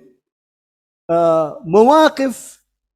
وقتية بمجرد ما رد فعل لتسويق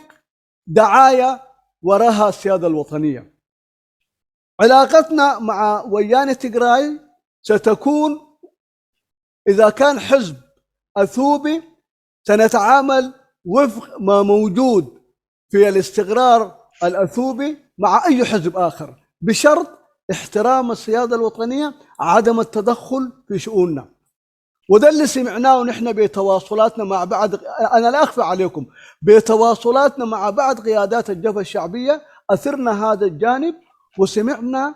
أنه هناك في سلوك فردي هنا وهناك، ولكن موقفنا ثابت وموقفنا أعلن من إريتريا بمجرد اعترافنا بالاستئناف واستغلال بالاستفتاء الإريتري كوسيلة وبالاستغلال، ونحن يعني توجهنا هو هذا التوجه. وشكرا.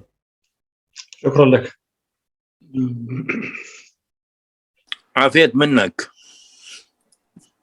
اوكي استاذ جمعي. كداي نجر تي حطو ب ويانه راي اب كندي نقمطو سعبينات كونتات اثيوبيا اب ارزاق هو صلوا انت نقمطو محاشنير مرغصنا بزمل كتاب ز ጉዳይ ሲ مرغصنا እቲ مرغصنا ሃገራዊ ባይቶ ካብኡ ዝፍላይ ኮነ ንሱ ግን ኣብ ፖለቲካዊ ጉዳያት ኣብ ስምዒት ኣቲኻ ብስምዒታዊ ኣብ ስምዒት ተመርኩስካ ዝውሰድ ስጉምትታት ክህሉ የብሉን ልክዕዩ ገለ ሉላውነት ኣብ ሓደጋ ዝእቱ ገለ ከዓ ሉላውነት ዝከላኸል ኮይና ቀሪብና ኣለና ኮይኑ ግን ሉላውነትና ምስ ወያኔ ኣብቲ ቅድም ዝነበረና ወይ ኣብ ዝምድናና ኣብ ድሓን ዝኾነ ኩነታት ዝነበረሉ እዋን ንምንታይ ኣብቲ እዋንቲ ዘይተላዓለ ድልየቶም ወይ ሃረርቶም ወይ ሃንቆም ባሎም ንመሬትና ድዩ ኒ ባሕርታታ ንዩ ዝተሓበ ይኮነ ነይሩ ይብት እዋንቲ እውን ስለዚ ኣብቲ ጉዳ ሽዑ ግን ይሕተት ኣይነበረ እዚ ኩነታት እዚ ሎሚ እንርዕሎ ዘለና ኤርትራውያን ንሕና ማለት እቲ ስርዓት ኣብ ኤርትራ ዘሎ ኢዱ ኣብቲ ጉዳይ ስለ ዘእተወ ሽግር ኮይኑና ናይ ኩሉ ናይ ወፃኢ ዝምድናታትና እውን በቲ ናይ ኢዳታውነት ናይ ስርዓት ዝልክዕ ኮይኑ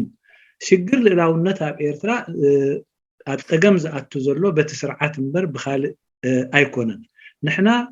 ኣብ ውሳኔና ኣብ ውሳኔ ናይ ትውግእ ይኹን ኣብ ውሳኔ ናይ ሰላም ይኹን ኣብ ኤርትራ ዋላ ሓንቲ ኢድ የብልና ስለዚ ቅድሚ ምስ ወያኔ ዝምድና ኣብ ዝነበረና እውን ከም ተቀድማ ቢሉ ተገልጸ ኣልዒልናዮ ኣይንፈልጥን ዝኾነ ኮይኑ ማለት ሎሚ ልኡላውነትና ኣብ ግብሪ ማለት ብግብሪ ኣብ ፀገም እትይዎ ከም ዘሎ እቲ ስርዓት ንርኢ ኣለና ንሕና ከዓ ምስ ዝኾነ ይኹን ስርዓት ከዓ ጉዳይ ልኡላውነትና ብግብርን ብቃልን ደው ንኽብለሉ ወይ መርገፁ ከነፅር ኣብዚ ጉዳይ እዚ ኩሉ ግዜ እንሓቶ ሕቶ እዩ ካልእ ብዝምድና ብዝምልከት ንሕና ዝምድናታትና ምስ ዝኾነ ምስ ወያነ ትግራይ ይኹን ወይ ምስ ካልእ ምስቶም ኩሎም ኣብ እንተደኣ ኤርትራ ከም ኣብ ኢትዮጵያ ከም ሓደ ሰልፊ ሃልዮም ምስቶም ኩሎም ኣብ ኢትዮጵያ ውሽጢ ኢትዮጵያ ዝህልወና ሰልፍታት ብመንፅር ናይ ረብሓና ኤርትራ በዚ መንፅር ጥራሕ እዩ ዝልክዕ። شكرا لك. أستاذ طلال أحمد كلمة أخيرة قبل ما نختم. شكرا. أول أشكركم للدعوة. أنا بس مهم جدا من خلال يعني الندوة ومن خلال الرأي اللي إحنا شرحناه أنا عاوز أوضح خلاصة مهمة جدا.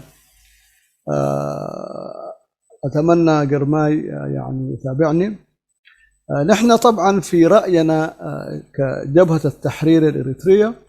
ووفقا لتقييمنا المشترك أيضا داخل مكونات الائتلاف الوطني الديمقراطي الإريتري للتطورات الراهنة في منطقة القرن الأفريقي، نرى يعني بكل صراحة أهمية ما يلي من خلال نقاشاتنا الداخلية. والأهمية نراها في شقين. الأول بخصوص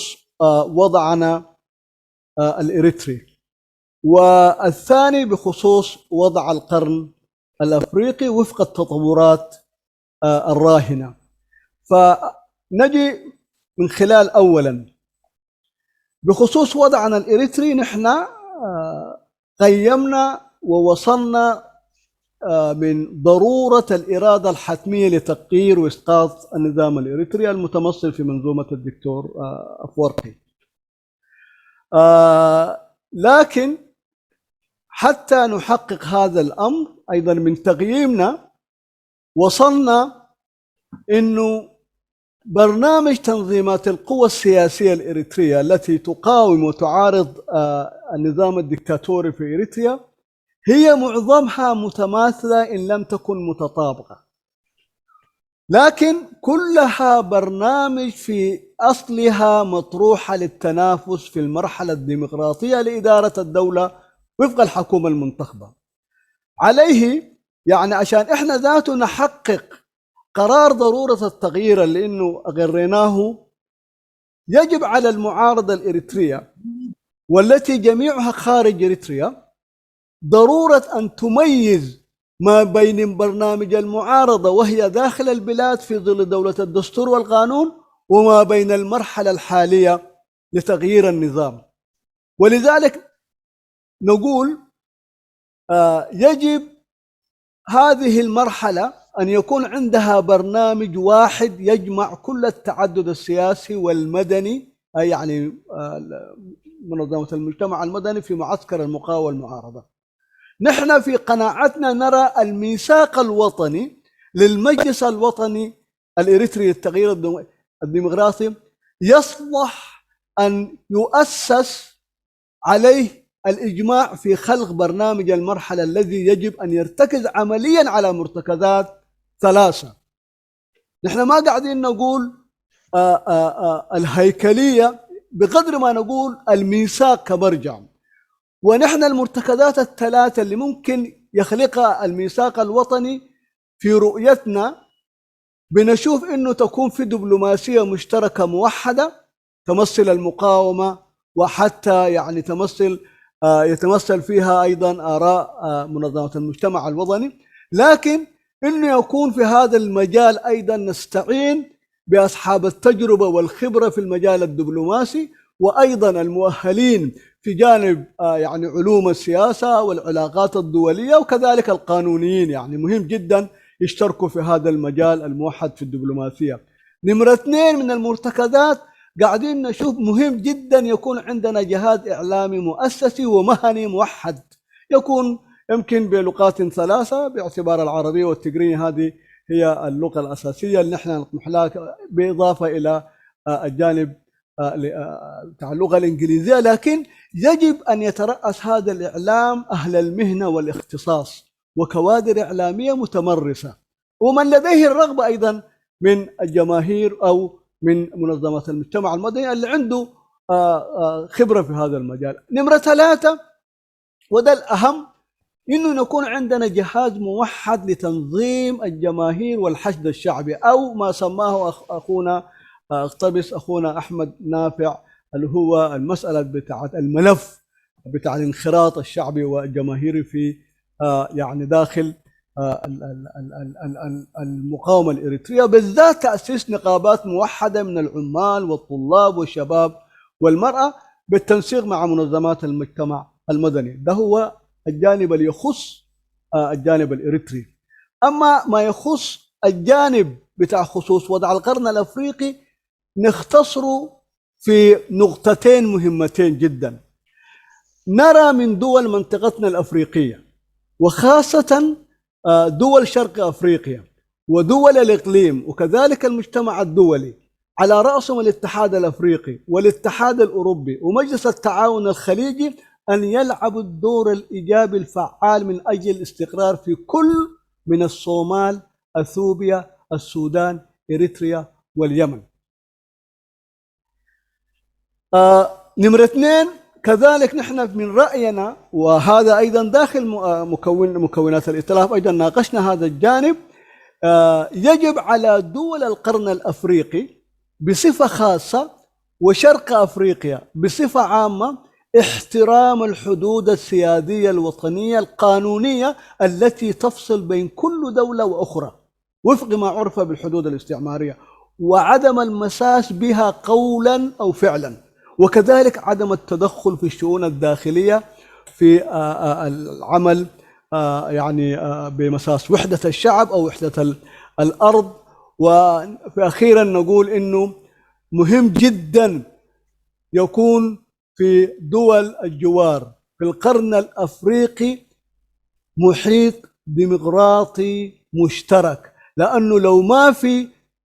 محيط ديمقراطي أي دولة تطرح مشروع ديمقراطي حيكون فاشل، لأنه الجوار ما ديمقراطي. ولذلك نرى الديمقراطية ديما تنجح والاستقرار ديما ينجح لما يكون محيطك أنت هو ناجح في إطار الحكم الراشد، حكم القانون، والنظام الإداري يكون نظام فيه سيادة الشعب. إذا كان ذلك موجود في إريتريا وموجود في أثيوبيا وموجود في جيبوتي والسودان، حتما القرن الأفريقي وفي الصومال حتما القرن الأفريقي حيكون فيه تنمية مشتركة. بالتالي الدول هذه أنا متأكد جدا بهذا الحكم الرشيد يجعلنا نؤكد حقيقة مفادها. كل دولة ديمقراطية حيستتب فيها الأمر، بالتالي نحن كلنا كدول جوار حنتجه إلى بعض لخلق أحيانا سوق متكاملة مشتركة، لأنه الميزات الموجودة في دول القرن الأفريقي ميزات لا توجد في بعض الدول، هو تداخل المجتمعات المشتركة أو مثلا الجانب المجتمع المشترك في السودان وإريتريا وجيبوتي والصومال وأثيوبيا، وده يؤدينا في الأخير نتجه نحو تكامل اقتصادي يؤدي إلى سوق مشتركة ربما يقود في نهايته إلى اتحاد مشترك. بالتالي سنتجه إلى تنمية وازدهار واحترام البعض أكثر من هذا التطور اللي قاعدين إحنا نشكل فيه أطماع لتدخل خارجي ونهدد به استقرار المنطقة. شكرا. شكرا لك أستاذ قرمي. اوكي شغل اب رئيتي كم ميزاننا او وشتي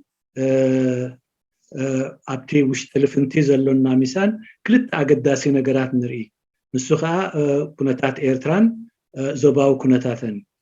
اب قداي كونتات ايرتران المسلم كلنا هنا فصم تدلاينتن كسبتاوي اقداسنتن ملقاس سرعات نرئي سلازي كلنا اتوم ان مساسل حدا كوينا مسرح كابتي وسيدنايو زلنا نقراتيو مالت ابناي وصاي قداي تخال اي ابناي وصاي قداي تزباو كنتات جن እቲ መፅአቲ እቲ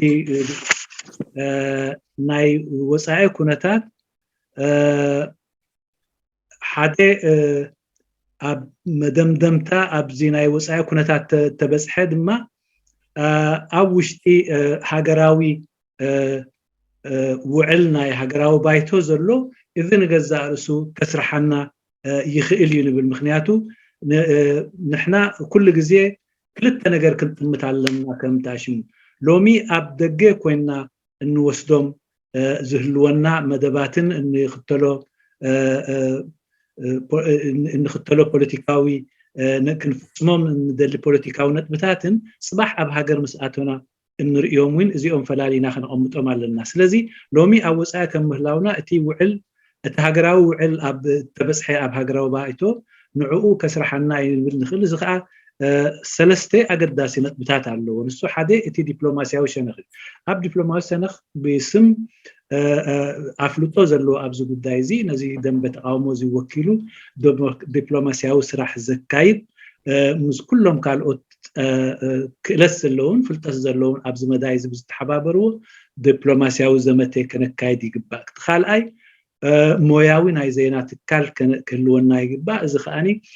እንተወሓደ ብሰለስተ ቋንቋ ዓረብን ትግርኛን እንግሊዝኛን እሞ ከዓ ብክኢላታት ኣብዚ ሞያ እዚ ናይ ዜናዊ ክእለትን ናይ ዜናን ፕሮፓጋንዳን ክእለት ዘለዎም ሓላፍነቱ ዝስከሙ ይኾኑ እቲ ሳልሳይ ህዝባዊ ምስለፍን ናይ ህዝቢ ምስራዕን እዩ እዚ ድማ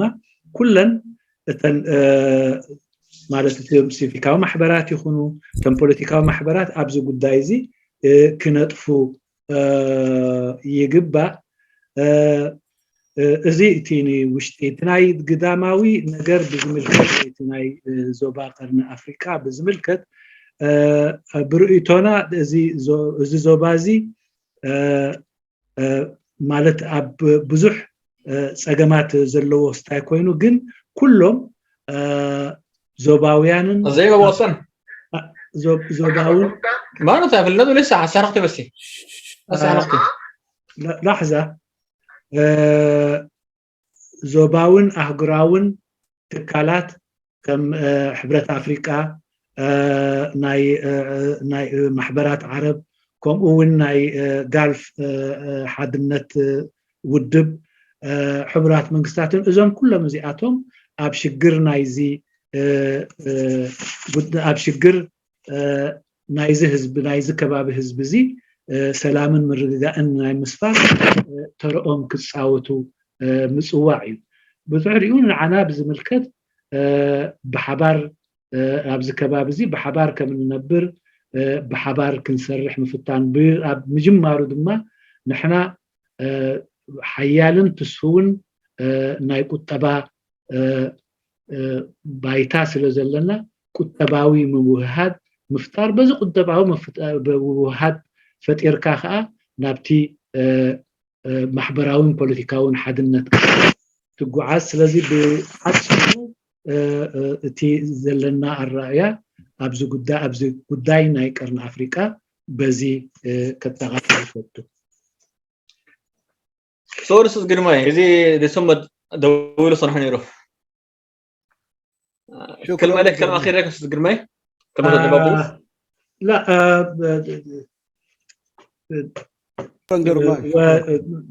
ودينا عيناتي نحنا بمجمرتا نكبرات أجايشنا أبالات تجادل حرنة إيرترا ني تجادلاي إدريس همدن كون أبو صالح علي أحمد بتعمي نمسجنكم دقيمناوين أب زمص زلو غزي أب خالق أقاطامي مساخاتكم كمتي كلنا نعرفون كلنا نحلمون نجزا رسو كالق سمن وين أحد الناس سمحيزنا دقيمنا أب زغزازي كنراخب تسفا يقبر بسمين بسم كلهم تخاتاتلتن كم أون تساتفتي نايزومن بسم زتين حبارة ونقحات مسجانانا يبصحكم يغني لنا أبزو الدين لنا طبعا نشكر الأخوة الضيوف من جبهة التحرير إريتريا، إدريس همد مسؤول العلاقات الخارجية، وأيضا صالح علي أحمد عضو قيادة. كانت أمسية جميلة وتوضيح جميل، ونتمنى أن نلقاكم في سانحة أخرى ولكن بشكل آخر، على الأقل موحدين وباسم آخر أو بمزلة، اسم مزلة كبيرة. هذا ما نتمناه، وشكرا على الأمسية. شكرا لك. فهنا نختم أمسية هذه الأمسية ونواصل كالعادة. ممكن نواصل على نفس المواضيع أو على نفس الموضوع أو موضوع آخر، إذا كان نفتكر أن هذا الموضوع أشبعناه نقاشا ممكن نناقش مواضيع أخرى، وإن لم ولكن الأولوية لمن نناقش في هذا الموضوع حتى على الأقل يعني تكون في استفسارات أو مداخلات، نظرا لضيق الوقت ما تمكنا وما أخذوا فرصتهم، لم يأخذ فرصته، فبالتالي أترك المجال. أستاذ أمينو اللايف أمين، أستاذ أمين موجود؟ موجود نعم. أوكي تفضل أستاذ أمين. شكرا أستاذ صلاح علي أحمد، وكذلك برضو الأستاذ إدريس همد على الندوة القيمة والمحاضرة قيمة جدا، فنشكركم جزيل الشكر. تسلم.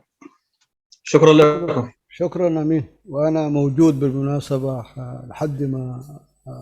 زي ما يقولوا العرب تسكروا يعني، فإذا كان في أي